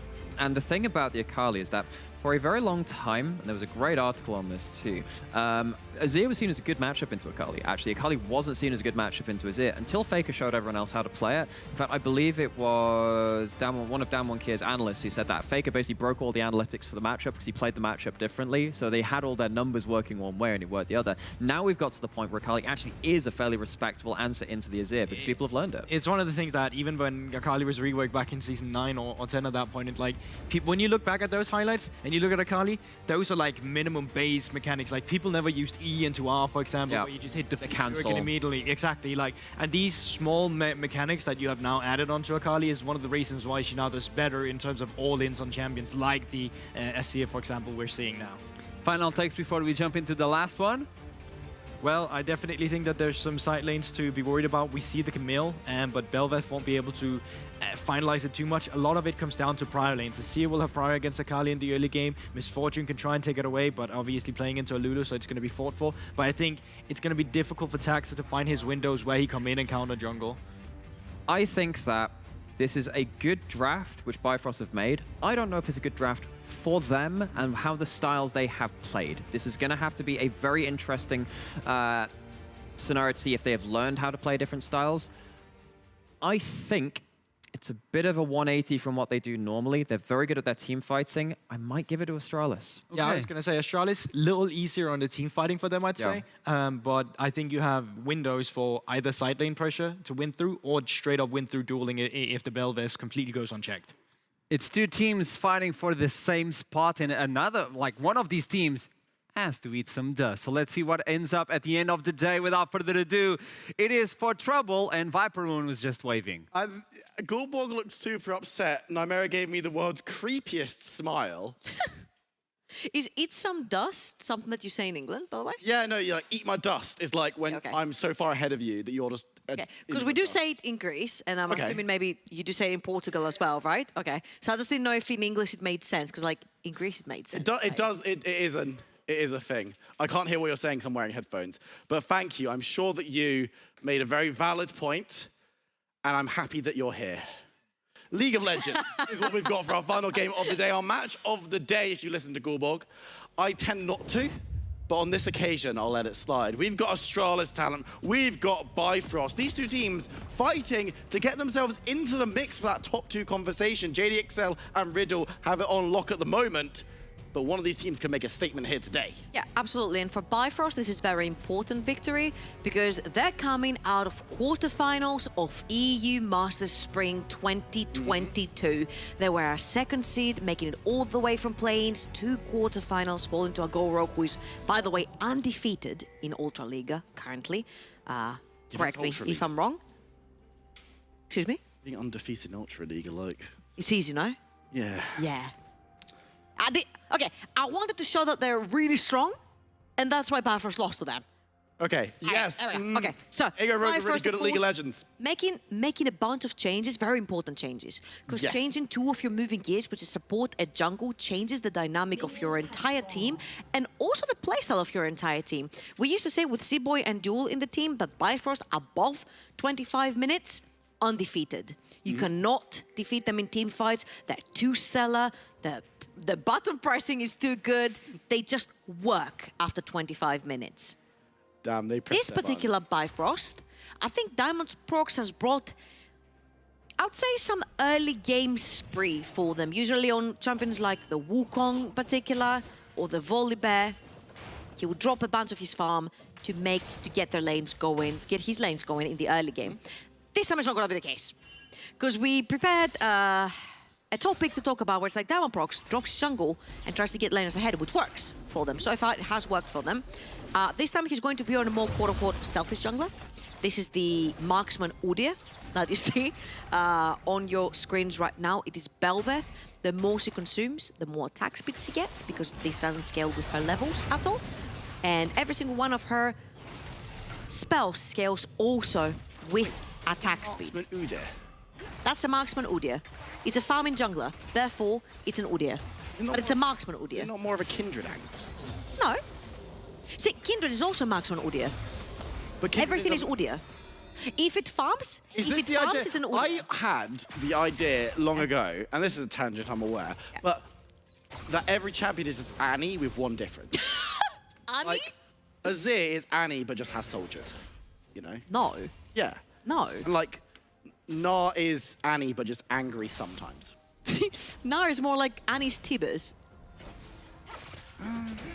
I do want to skip. Okay, listen, this is not as good as my every jungler is an Udyr that farms, okay? Let us know in chat which one of us is right. Right, so, very importantly, this should never happen. So, Belveth gets her true form.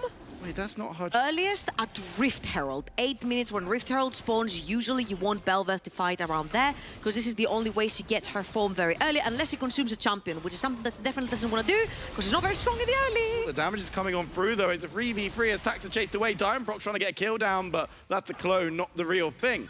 As Bifrost forced back away, but they get what they came for. Yeah, absolutely. Diamond Prox is going to get out with the red buff, and usually why I'm saying that you don't see Belveth getting her true form until the Rift Herald spawns. It's because Belveth does not want to fight in the early game. She's extremely weak without her form. You need some items as well. So getting that Rift Herald very early is why Bifrost have drafted priority lanes, especially towards the bot side of the map, having the Misfortune, having the Rakan moving around with you, Fury onto his Azir. He will be able to bully the Akali in the earlier stages of the game as well. And you also have Camille into Na, where Camille will also have a bunch of kill pressure onto the Na. So 3 lanes that can pen myself for you whenever you ask for it, which will hopefully allow Diamond Prox to go for that Rift Herald early on. Now, let's talk a little bit about Astralis, because so far it's been all about Belveth, it's been all about Bifrost, and I know you're a big fan of Taxa. Yes, notably. Now, I remember a tweet from Taxa, and I keep on bringing it up, that said that he's happy for the performance so far, but they're not extremely proactive in the early game, but this is something they're actually working towards. And right here, picking the Wukong shows that they do want to play a little bit more aggressively in the early game. Now, so far there hasn't been much, because usually you want that level 6 for the Wukong to start walking towards a gank.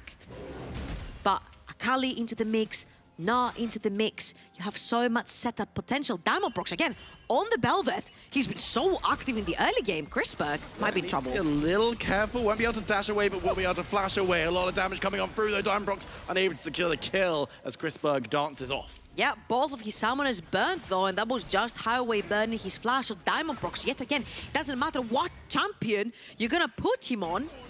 It could be a Graves, he is going to gank for you. So far, he's ahead in CS, just lost his rates to Taxa, of course. When you get spotted on the other side of the map, usually you get invaded on the opposite quadrant of your jungle.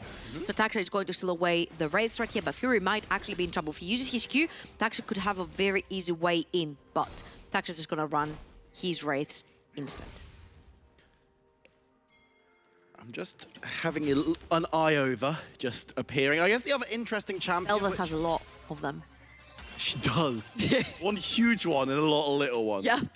But the champion that catches my eye, other than the Belveth, is this Misfortune, which we know why it was picked because it is... Please tell me what her spells do. Okay, so her Q is like, you shoot a minion, and then it goes through and it hits... No, do the sound effects that you, no, that it's you boom, did for boom, me. boom, drizzle, drizzle, drizzle, but that's her E. So boom, boom, boom is her Q, and drizzle, drizzle, No, drizzle. because she shoots into the air to make the stuff come down. Oh, it's all of it is E, because The she E shoots is- that's the up, whole but thing. it rains down. Yeah. It's boom, boom, boom, drizzle, And I have drizzle. famously... I can't say drizzle very fast. Drizzle, drizzle, drizzle. Drizzle, drizzle, drizzle. No. We'll work on it.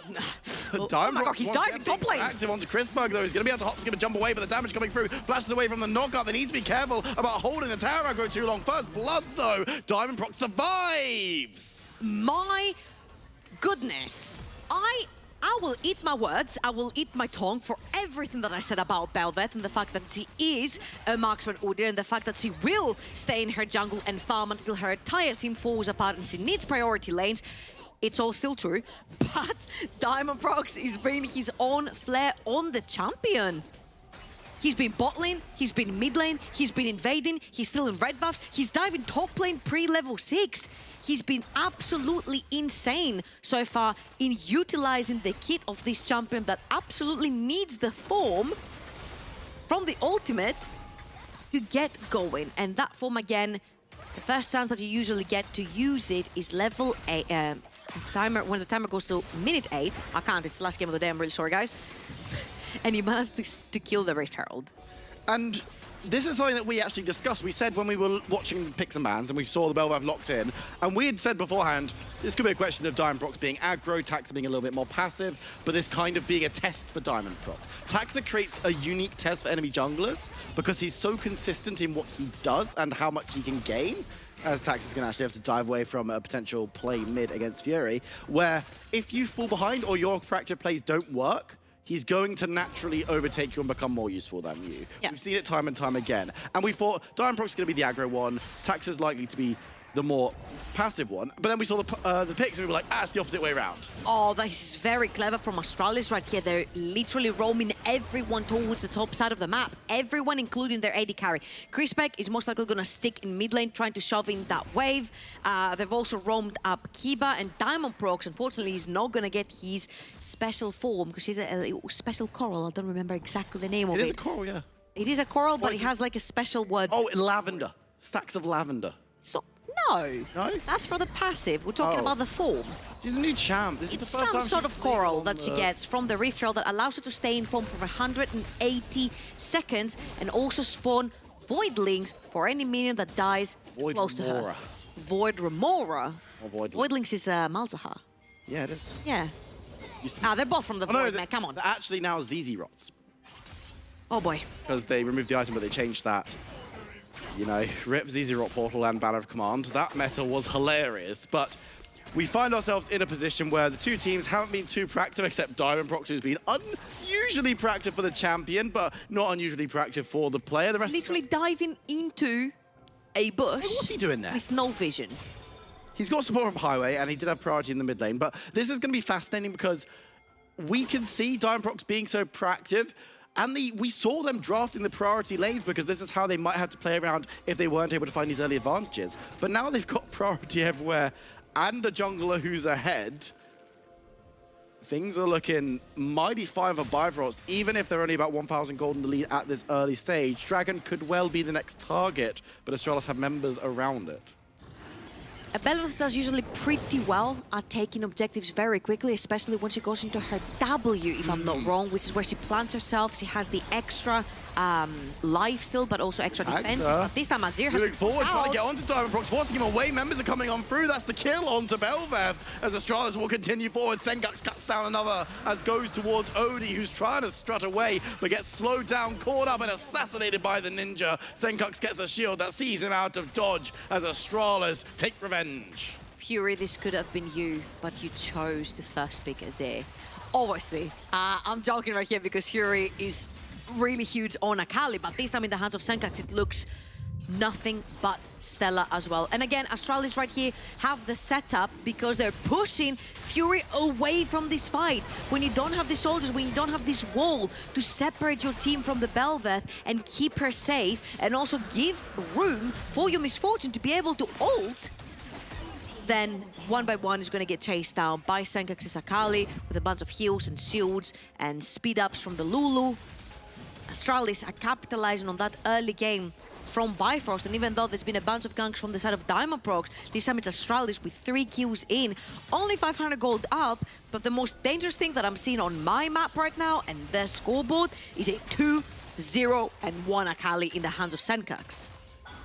And so we might have to revert our narrative, but can we do that? Can we say, look, we saw this aggression from Diamondprox in the early stages. That dragon has kind of flipped things. Are we now going to return to a farming Belveth with lanes keeping priority so that we can look towards the second Herald maybe as a big priority? Okay, so I'm just really interested in knowing the perspective, and obviously the guys are going to have an interview after with whoever it is, but I feel like the way that Diamondprox is playing the Belveth is very unique. Because yes, usually we do see the Belveth actually perma-farming until she's extremely strong. Now has Blade of the Ruin King as well. We usually see the Kraken Slayer, Stride Breaker. We've seen Frostfire Gauntlet as well being used onto the champion. So we'll see which mythic Diamondprox chooses to go with in this particular game. But usually you farm until you mythic item, and then it's the time that you want to start fighting. Unless you take the Rifthold and you can have your form for 180 seconds, then you try to force a fight while you're in form.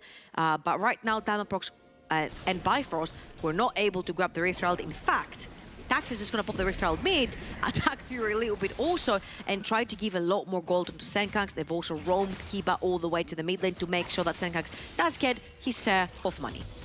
And now they're going to be backing away to make sure that Senkux gets a large portion. 2 plates going to be removed by that Rift Herald, but no more because Senkux had been unable to push. Look who they have their eye on though, because Highway moved mid lane to try and cover, but Taxa is bot and together with Kiba, Odie's trying to run away. There's nowhere to run, there's nowhere to hide. And the wave is going to come through. There's a teleport coming on through there. Can they kill Odie before it comes out? Yes, they can, as Taxa will survive for a second longer, but Fury might be able to shut him down. The soldiers secure the kill. Shikari's here too. It'll be a 1-for-1 exchange. Bifrost commit a lot more though. That was a double TP, that was a double flash, both from Fury and Shikari, both really hungry to get that kill onto Taxa, and that was a really well done executed dive right there. Luckily for Odie, he doesn't lose much because he gets dived when there is no wave underneath his tower, so he hasn't lost much in experience, he hasn't lost much in gold. He's actually ahead in CS at this point, even though he's died twice, and not much was lost overall for the side of Astralis, while from the other side, Carlson has been taking care of that top lane tower now that Shikari had to TP ball. You can just see Diamondprox moving up, realizing that Carlson was 2 levels higher than him, being like, actually, never mind. I'm not going to fight you, even under my tower, but thank you for the consideration, as Shikari will return to fight against Gnar once more. And we saw earlier today Camille that was able to get out of lane, move around the map, get things going, make things happen. I'm actually going to say it because both Shikari and Fury flashed to get the kill. I feel like maybe Sandra would have been more worth it on Shikari, because Shikari has gone back and he's just a bunch of gold short, like 100 gold short, a couple of hundred, sorry, off of the Sandra, whilst the gold from the kill for Fury netted him the Luden's Echo. Now, the thing is that because you want to be fighting towards the top side and Rift Herald is just so big for you and Belveth, having the Sandra onto Camille, being that side lane threat, I think it's much more important than a bunch of a poke that Luden's Echo does in the mid lane. As you can see, Fury cannot actually permanently shove that mid lane because he does He's scared right now because Rocket Bell has been purchased for Senkax. He can get 100% to zeroed really quickly if it lands. So having that Sandra Camille might have been more worth it in the long run, making sure that the Nara is always constantly under pressure and under death threat. But this is going to be yet another Rift Herald that Taxo is very wisely going to take away from a Belveth, the second one that gets, and the last one that gets denied. I'm going to ask you this question because it's something that at a certain level becomes, it changes in importance. How vital is it for Belveth to grab these kind of neutral objectives, especially the Rift Heralds that allow her this enhanced form? I'm gonna wait for you to answer that until this play has been made, because it looks like Taxa wants to try and get an engage wall, but knock up on Super Highway is gonna charm out. That's the Misfortune Ultima as Wukong spins away, but members chase forward. Zeri shooting freely as they grab the first kill of the fire, killing spree over as Senkax assassinates more. It's 2 for 1 deal. Fury now stepping up. Shikari's here as well. Might be looking towards Chris Berg. The Emperor's Divide will divide Kiba from the rest of the team, but Zeri's free firing and takes down Shareem as king. Shikari chased away, but Chris Berg still free firing on to the Camille. Should be able to dive away, but Astralis fight and Dragon. That is such clutch play right there and such good decision making from the side of Astralis. Again, we've had teams that pull the trigger and the entire team follows up. And this shows you what happens when we're past the halfway mark. In a split, teams get together, they've gelled together. And Astralis shows how important that early game fix was for them. They're making the proactivity work. They're making the more aggressive plays, if you will, that they didn't have at the start of the split work for them. And the moving force for all this is Taxa, making sure he gets his engages, making sure he takes away the Rift Herald. And yes, not having that enhanced form for Belveth really does hurt her. This is where most of the damage comes from. This is where most of the survivability comes from for her. And you see how volatile she is. Really nice dodge on the bullet time right there from everyone from Astralis. And look at this. Senkax is gonna follow through. Watch Kiba. Because yes, Senkax gets a very clutch double kill, but he flashes to E his mid laner so he doesn't give the shutdown away. And yeah, Kiba dies in return, but Crispek is able to take Fury with him and chasing away Shikari from the neutral objective. So Astralis are playing the map and the fight so freaking well. And I think that, again, has to highlight how Taxa has been the focal point of these plays, when a criticism that we have had of him so far this split and last split as well, to an extent, was being this slightly more passive player, which this game, Diamondprox was being super aggressive and Taxa wasn't necessarily doing anything. But this is the Taxa test that we talk about, right? If you don't make things work well, he's gonna do better than you come this point of the game. And that's exactly what's happening. Now, Diamondprox has been caught between a Rock and a Wukong. And the stun up, Kiba's there as well. It's gonna be Kiba taking the kill in the end. But Astralis, they're just moving from gear to gear seamlessly, and now Odie's in trouble. He's gonna get taken out. Senkax on the other side will actually be the one securing the kill, as Highway looking for a route out. This is pretty insane macro we're seeing right here from Astralis as well. The fact that they commit 3 members top lane to punish Diamondprox yet again. You have Senkax flanking in the middle while Crispek is engaging onto Odie, who's trying to shove in the wave as well. This is pretty good coordination coming from the Danish roster, because we have a certain Dane in the back who's given, I'm assuming, Astralis the momentum bar favor right here, which I agree with very much as well. They seem to be ahead in tempo. They seem to be ahead of the play. They've taken both towers in the mid lane. They've taken the towers in the top side of the map.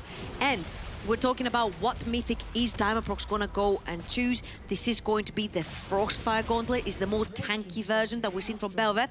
I don't necessarily mind it, because you've got Azir, you've got Misfortune, you've got Camille. There's a bunch of damage coming in, so bringing in a little bit more of a tanky version of a champion doesn't necessarily hurt, although we did see it in the LEC. Cersei played it.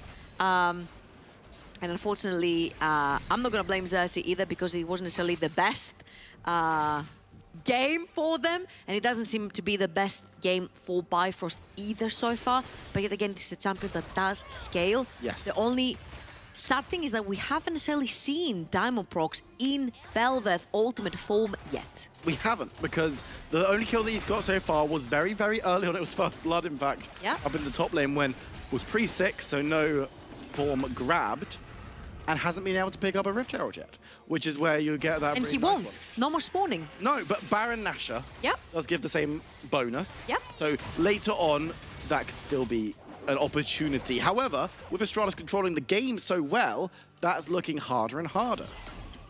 Yeah, and as you can see, you've got the Azir that went more for utility route as well. We have the Rallies second for Fury coming in, trying to slow with these soldiers, making sure that you get a lot more use out of your Misfortune ultimate as well, with all the slows going down and the Rakan ult. But as you can see, Astralis are playing them up really well. They've shoved in a mid lane wave, they've shoved in a bot lane wave. Now you'll have Carlsen going towards the top side of the map, trying to stop Shikari from taking any more towers. And this is pretty much clean play coming in from Astralis. We do criticize them for being a little bit, you know, slow.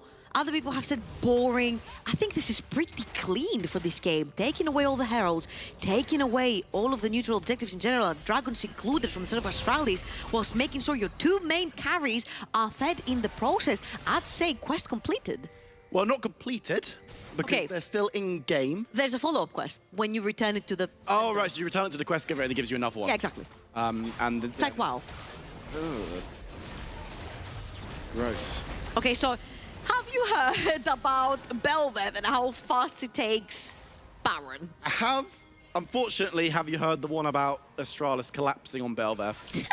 And actually, it's going to be Carlsen who's in trouble now. Teleport coming up. Meganar. Neighbour, though. Now Meganar into two, looks for the stun, lands it on both as well. And members of both teams are now turning up to the fight. Fury will, Emperor's Divide, Dimeprox goes low, Polymorph, but it's just Kiba there. So I don't think he's in too much trouble. But here comes Taxa, whirlwind around as Chris Berg looks to chase the rest of Bifrost away. And we've got someone coming on through. It's Taxa once again, but this time around, he can't find any targets. Baron. The communication right there from Astralis, knowing that Carlsen is just about to Meganar out. They also need to be careful here because there is bullet time on all these Misfortune. The second you pull away from the Baron, the HP bar of the Baron is going dangerously low as well. But Senkax is actually threatening only half health, though. the side. Kiba very low on HP. Taxa is pretty much low on HP as well. Here comes the bullet time. Taxa able to dodge away from it easily. Senkax needs to be careful in the Shroud, looking for Odie. Assassination will land, but Highway might be able to get revenge. Won't be able to this time around as Chris Berg goes over to save the mid lane. As Shikari gets the stab down as Baron falls, looking for a second onto Chris Berg, but decides against as Kiba and Taxa come to his aid. It's Baron on 4 for Astralis. 5,000 gold in the lead as well. Hold on. Oh, this fight is still going on. Dimeprox is wading through the fight. Fury on the side, what can he do? Where's the divide? The damage coming on through. The soldiers of Shurima rise for their Emperor. But Astralis do not care. Gnar into 2, and that will be 4. Highway respawns to spare the ace, but triple kill to Carlsen. Absolutely beautiful Gnar play. Again, communication on Astralis is spot on. They see Carlsen initially get caught. They pull the double TP on him to get onto his aid because they know he has that Meganar to be able to stay alive and actually trap members of Bifrost. Only Odin Highway stay alive, but Senkax plays this Akali to perfection, pretty much assassinates Odi, stays alive. Chris Berg then will come to his aid to pop the heal, making sure Senkax doesn't die. Shikari then has time after all this time to actually spawn and TP back in to this fight. Baron is gonna go down. Shikari sees the opportunity very wisely right there. Everybody's pretty low from the side of Astralis. Fury is going to TP in, he's gonna dash to the backline, get Kiba, but on the other side, Carlsen is TPing in, and this Gnar is absolutely massive. He'll get another huge Mega Gnar here. And Astralis are gonna capitalize with a third Dragon and Soul point for themselves, which is Hextech. Very important soul to have. Again, that first zap that slows can set up for follow-up kills. And with their team composition, that little slow is gonna turn into a whole heap of pain. Ooh, it's gonna give Akali a Gunblade. Oh, I missed that item. I don't love that. But something that should be noticed while we've got a second of respite as Astralis push forward, Carlsen has been having an exceptionally strong performance in this game on the Gnar. And while it's not the sexiest champion in the world, it's definitely one that his impact in team fights has been unparalleled, has been similar to Taxa's, who we've already sung the praises of. Is Wukong a sexy champion on the map? No. Okay. Well, more than Gnar. Gnar's very, like, Akali? tank. I'm not going to get into this conversation with you because I'm trying to figure out. Winner will eat me alive. I'm trying to figure out because Gnar is not the sexiest champion on the Rift, and I'm trying to see where the line is, man. Like, where? Well, how do we? I'm the sexiest how do we champ rate on them? the Rift, and past that, who really cares? Fifth game of the day. You can tell that I've been up like 20 hours at this point because I am completely lost. But Astralis are going to look to try and siege in towards the enemy base, hunting as they go, looking to try and break down structures, debris on this bot lane inhibitor. Carlson looks for an engage, but could only find Diamond Procs for a second before he backs away. No flash available on the Belveth, but will be coming up shortly as Highway will take a bullet or two from Chrisberg. Carlson playing aggressively, looking for something, can't find a stun, and will go small. The Misfortune ultimate will burn through, but the gold from the Gnar, and there's the turnaround from Taxa as he looks for more. Chrisberg on the side, completely untouched. It looks okay for Bifrost, but Zeri just isn't anywhere near target, nowhere near harm. Odie tries to flee. Chrisberg overextends a little bit, but the rest of his team have their orders. Looking towards these Nexus towers, Astralis Talent will take down the first. Odie is still there, and crucially, the Danish team smart enough to leave.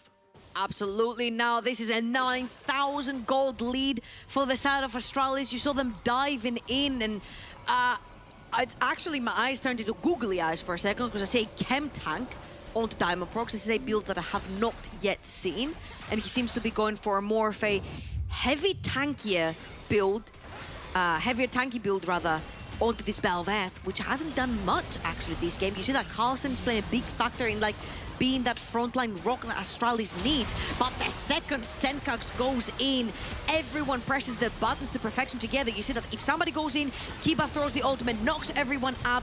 They're layering up the CC so well. I think if you turned off the freaking nameplate, I think this is Bifrost. But it's Astralis. It is so big props to them. And I mean, this split, we've been saying more and more, Astralis, don't know what they did in off-season.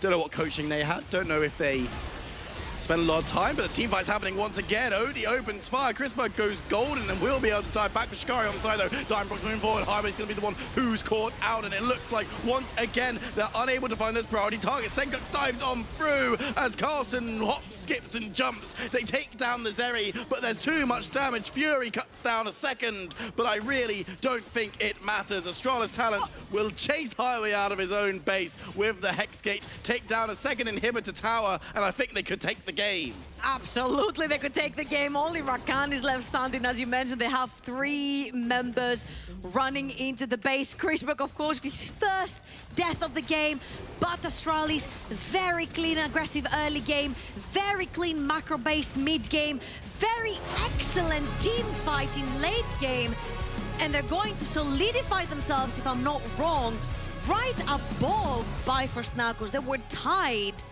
Academy teams are doing so freaking well. XL still first. Astralis now third. I'm gonna make a statement just while our analysts get involved. Gulberg looks happy. Denmark, that's what he's gonna say. Riddle looked strong today. I think Astralis looked stronger in the way they performed, especially when you look at strength of opposition. This Astralis team looked absolutely terrifying. And if we get a game soon with this Astralis team against Riddle or JDXL, it's coming soon. I'd be spooked, basically. Coming soon. But with all that being said, we're done. We're done. But the show's not done. We're going to hand over to our post-show as they're going to break down what we saw and have a chat about the day. Boom, boom, boom. Drizzle, drizzle, drizzle. That's it. Does anyone have any letters? It's a post-show now. We can hand out letters. It's a post-show. I was a postman once. He knows. I was there. I do know. And I used to be the one with the terrible jokes, but I mean, I've never sung this low in my life. Wow, that was bad. This surprised me a lot. I never thought I would feel this. Like, I lost the will to breathe It's for like, a second. when I was it, like, that was so heavy. When you make it rain, you make it pour. That was a poor It was very bad. choice of words as well. It rains, it pours. Yeah. But that was an interesting game to begin with. They picked in Diamond Procs. Usually he plays as a facilitator. That is exactly what we've seen so far in this summer split. And they picked him something to carry. And he almost made it viable to gank, but it didn't work. Why is that? There are a lot of reasons why this comes into. I think part of it is what you're putting Odie on. It's not Callista, it's Misfortune. Sure, it's lane dominant, but it doesn't quite achieve the same kind of eventual kind of wrecking ball nature, that's the word I've been using for it, that Callista does, where you can consistently find engages. You're very reliable at finding fights when you are ahead. Misfortune needs a bit more setup. But everyone needs more setup on this team. You're asking Highway to do so much on the Rakan, and there's only one support there to do it. And I also think this is a really crucial games in terms of the context of the meta gamers we're talking about, because I mean we talked about it a bit earlier, but why is it that the jungle meta is so heavily focused on something that has agency in terms of gank prowess and setup for lanes, as to picking a jungler where your lanes play for you instead? I think this is a really good game to tell that story as well. It's easier. It's way easier to shut down a lane instead of playing perfect around all the other prio lanes, because you did have some prio in the mid lane in the early game. You did have some prio in the early game in the lane a little bit, and you did have prio on the top side too. But it's just way easier once that level 6 to come through. Oh, I'm playing against Lulu Seri, so all of a sudden they get lane prio, they push it in. The enemy Wukong comes down bot, just gank Odie over and over and over again. And you see it on the objective too, especially on the Drakes. They never had the proper setup for them. It was very easy for Astralis to come every time and just, mess up their game plan. And we use this word a lot, identity, and we see Odie being the word for Bifrost. He is the word for Bifrost. And they couldn't make it work. Not only they camped him, but also his team didn't play for him. And you reach a point where you cannot do anything. And we're looking at these clips now, and we basically have 2 dragon fights back to back where you know that Bel'Veth's whole thing is going towards going full clear and going towards objectives, but they don't have the prio. They've cut corners to try and get towards these objectives at this point. It feels like someone's saying, oh, we just got to go, and then they get way too far into that objective. They don't get to defend their own position, and the Senkux absolutely runs them through. I was going to say, big fan of the mechanical display and the lack of hesitation we saw in Astralis today. Because when they saw a champion, they went in. That used to be the Moscow 5 thing to say. Diamond Frog specifically, Astralis flipped the script, turned that around, and they're the one who goes in all the time. They see someone at that objective, they flash on them immediately, they know they had a better team fighting, and they just pull it off. And think how different this is, and we have to take a moment to say this now, from Spring Astralis Talent, because that was a team which was solid in lanes, slow, directionless in mid-game. They struggled when they didn't have go buttons. When they had them, they didn't know when to pull them. This is a huge glow up for a team that we wanted to succeed in Spring. They didn't, but come summer, they're starting to show us what they're made of. A different team to the stars at this point, and let's talk with one of them, Senkux, from the mid lane onto this part. That was a beautiful game you guys presented us today. How are you feeling? Yeah, I mean, it was a pretty good game actually overall. Like, I think, like, it was probably our best game that we played, so yeah, I'm happy with it. Specifically versus Bifrost, a team that was tied up with you guys, and now you release yourselves from other teams. You're looking into the top of the standings. Did you think this would be possible at the beginning of this split? Yeah, of course. I think, like, it's possible to beat every team. I mean, I don't think you should go into the league thinking that you're just going to lose. That would just be kind of awkward. No matter. So actually, we were just saying this just before you came and joined us here, but we were reminiscing about how much of a glow up this has been from Spring. What's the journey been like for you personally, seeing the failures of Spring and coming out to actually being a very strong and successful team so far in summer? Yeah, I mean, it's something that we worked a lot on. Like, we did obviously one new addition in support, but in general, like, the whole Spring was around like trying to fix the way we played our official games, especially because it was very slow and like not taking a lot of chances and not really pulling the trigger when we had to. You are much more exciting now, I can say. Yep. Yeah, exactly. Like, now we actually somewhat pull the trigger. There's still like a few hiccups in some games, but I would say like it's just that's 10 times better now than it was in Spring. Cool. Well, obviously, as you said there, probably one of the best games you had. And now after this game, you're probably going to win the league. I'm sure of it. So moving forward to European Masters with Astralis, who of all the other Danes out there are you most willing to face? Because you've had a few people, you know, Doxy, Maxi, Gooby, loads of names out there. Who do you want to beat at European Masters? Yeah, if I had to pick one, I need to beat Maxi with his bold head. Fair enough. If you lost, would you go bold yourself? Nah, there's no way. No way you'll lose, right? Of course not. Of course not. Thank you so much for this interview. It was a pleasure to talk with you and to see this gameplay from Astralis. You guys keep flying to the stars, man. Congratulations. We'll try. We'll try. Thank you. Yeah. It is really hard to pull back the interview from EU Masters. I want to talk about the game, but Now, if it does happen, you have this gem. I have a lot, yeah. You can use for that one specific moment. If not, everyone's going to forget about it. But no, it's really interesting to see that they know where they are. They're working on the, okay, we did really good in scrims, but we need to translate that into official games and they finally get it. And it's no longer like strength of the schedule. We use that in Spring Split. It's no longer that. They're playing top tier teams and they're killing it. So maybe the EU Masters Astralis is not a far fetch. Yeah, so we've been focusing on the Astralis side of this quite a lot. Yeah. I also think on the other side of it, I think at this point, you got to start questioning some parts about Bifrost. One thing that they've retained from Spring, sadly for them, they are probably our most inconsistent top team. I don't think it's hard to argue that at this point. They've had some incredible highs, had some pretty disastrous lows at some points too. I think in this game, you've mentioned the word identity. I think that's what it came down to in a lot of ways. There's a lot of execution things which go around that, but I think a lot of that can derive from that identity and comfort.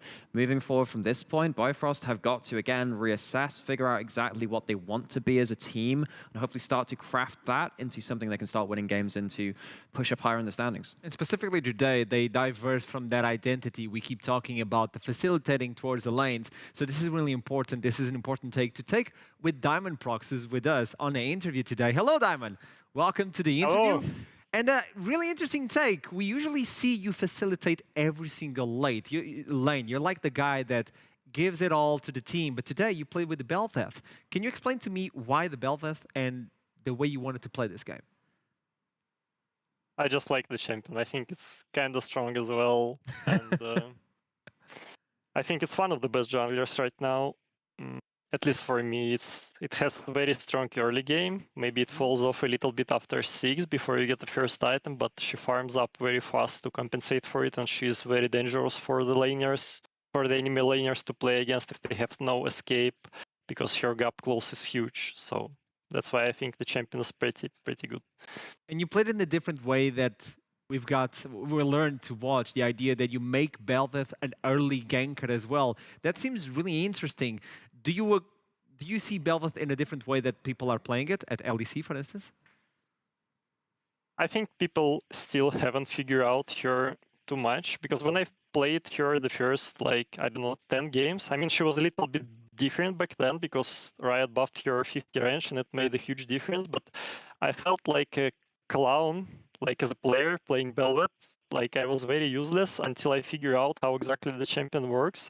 And when you play her more and more, you realize that her power lies not only in power farming and scaling, but actually in insanely strong early game. And that's, I think, what most players are missing right now who are playing her. But as people will get better on her, I think they will figure it out.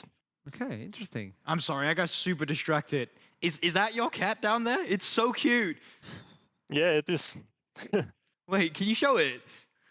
Yeah. This is really what I come here for. Aww. God, it's beautiful. The one cat I wouldn't ban in solo queue. that was your. You also had another I have question. real Ranger running around as well, but she's out in a different room. I mean, I did have another question, but again, similarly quite distracted. I guess on the desk, because I mean, from the other Bel'Veths that we've seen, it has been a lot of again, less about the ganking, which of course you did manage to pull off a couple, but then there's something about being facilitated for, so you're very strong when it comes into those first objective fights. Now, it felt like you never really had a angle for that Herald, but you very much tried to go towards that Dragons. Where do you think the Dragon setup went wrong? Because it felt like you really pushed for it, were punished very hard back-to-back on them. Yeah, I think we probably misjudged how strong their opponents were, and I'm pretty sure they had some wards on us. I haven't checked for now, but I think we should have done a better job of securing the vision first, because our draft is unusually weak for this time. Usually we're playing a little bit stronger champions, so even if Kalista opponents or Yeah, something like that. Yeah, and if people like run at us, we can actually fight them back. But here we stood no chance fighting them. That's why we got destroyed, demolished, and that's why the game went to like it was a disaster. One final question as well, Diamond. The idea that Bifrost were the regular split winners in spring split, and now you guys are almost at the last possible place for the playoffs.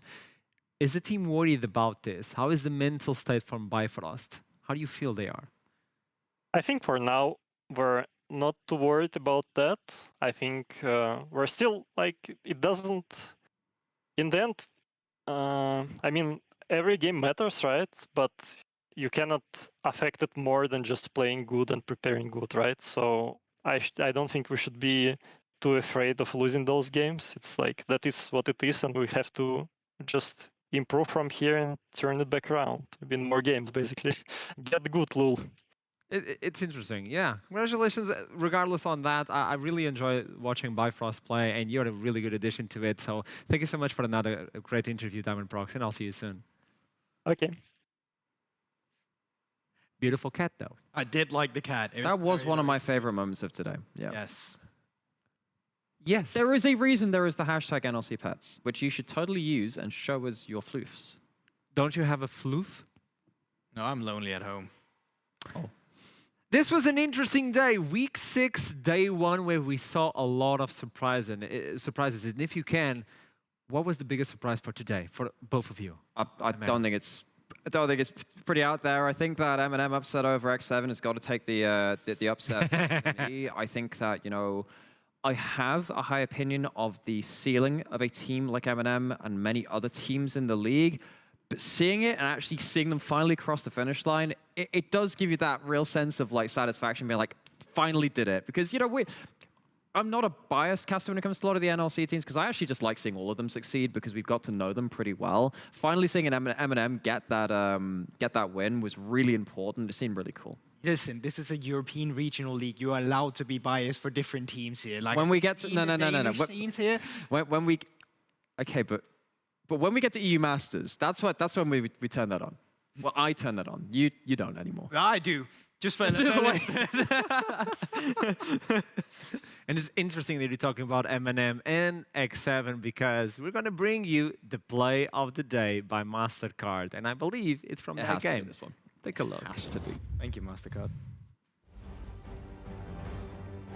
Yeah, I mean, this is after a couple of team fights had already gone wrong, but this was such a masterclass of why this champion is so high pick and ban in the Swain across so many major regions at this point. Camera just runs them through in this team fight. Yeah, I genuinely feel like it's been a thing he's been trying to make work for so long, and it finally happened. The reason why this is a beauty is this 3-man never move. Like, one of them even flashes into it, but it's just absolutely beautiful seeing it, the setup, you know, the kind of fear in his enemy as they're just trying to get away, but, you know, just not able to get away from that demonic ascension. Pure beauty coming out from Chimera. It's just a stat check where it's just like, I have enough HP and I have enough damage. I don't care if you got shutdowns on the Draven early on. That's it. Fight's over. It's a big reward for someone that came from the 2nd division to face off X7 and win with this pick. And for so long as well for Chimera. Yeah. You know, like even UKLC for the longest time. So yeah, good things to see.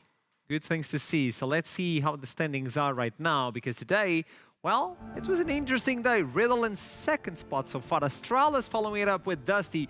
X7 and Bifrost are standing tied up in 6th place. Actually, no. X7 is in 5th one because they have the upper lead versus Bifrost. And then we see Vanir, M&M Gaming, Nuriki, and Singularity still struggling to find the first victory. I mean, Goldborg brought this up earlier, but actually I hadn't been thinking about it in terms of the other relegation team that we're likely to see, because at this point, you know, Singularity are likely to be one of them. Of course, maybe they find a miracle cure and there's plenty of games left to try and escape that. But one of M&M and Nuriki, who are looking pretty hot right now, are likely going to be that. And Veneer, of course, being a win above them, one of these teams has to go down to the relegations, and that's actually where my eyes drawn first.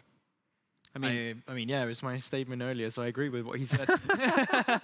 You're looking to a team that won versus X7 that may get into relegation. Yeah. That is the secret to analysis. Just say what he said before. Shut up. Hey, it's a good take. Yeah, I mean, in general, I think we said it kind of last split where it's like, wow, our league is so competitive. And then, of course, we had like 3 or 4 teams that are struggling a little bit. This time around, I think even these teams like are really competitive in terms of trying to get away from that relegation. And also very, like, not so much top-heavy as it used to be, where we were like, well, we have 3 established good teams, Bifrost, X7, and JDXL. And then just the rest are just playing catch-up. That's not the time. That's not the thing this time around. So I think it's really interesting just tuning in for whatever it is that's playing right now, because every single day, there's at least 3 matchups or 4 matchups you can look forward to. Oh, let's show them then.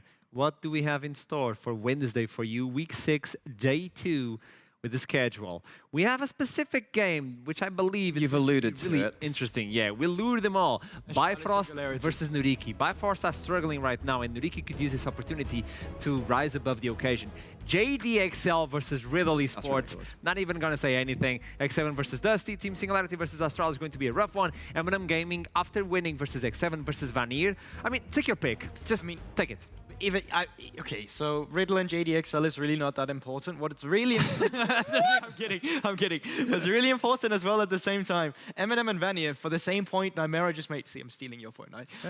They're really close to relegation. Like, this is just 1 game away separating them from moving down to that 2nd spot. I mean, specifically if Nureki pulls against all odds and beats Bifrost, it's very close race. So obviously this one has big implications for the 1st place, but this one also has great implication in terms of who's going down towards that danger zone around relegations. And you look at that, of course, the easy one is that 2nd game, right? But I think actually this game is important not for necessarily seeding in a lot of ways, but just for that momentum and that ability to say that JDXL goes like, you are 2nd place, but you are a distant 2nd place. That would put that gap between them in the ranks. But I think just in a lot of ways, that's a confidence builder and it's a statement game more than anything else. Regardless of that, it's going to be an interesting day on Wednesday. So follow us on all social media from NLC. Last takes for today, gentlemen. It was nice being back. I nice agree having him back. 100% with that statement. Your take is the same? My take is the same. We kind of like Goldberg. He's well. Cool. I kind of like you guys too. Oh. Good luck on LFL, and I know it's a really good scene. I've heard about it, and good luck to you too. We'll see each other. Yeah, good luck. Later on. For you guys at home, thank you so much for watching. Obviously, it's a pleasure to have you with us. Thank you for the production as well, for making an amazing job as well. And don't forget, keep climbing the mountain. Keep playing League of Legends. I'll see you soon. You know, we still have an undefeated team. Oh, shush. How do I say shush in French? Shush. Oh, no, not even... Yep. Yeah.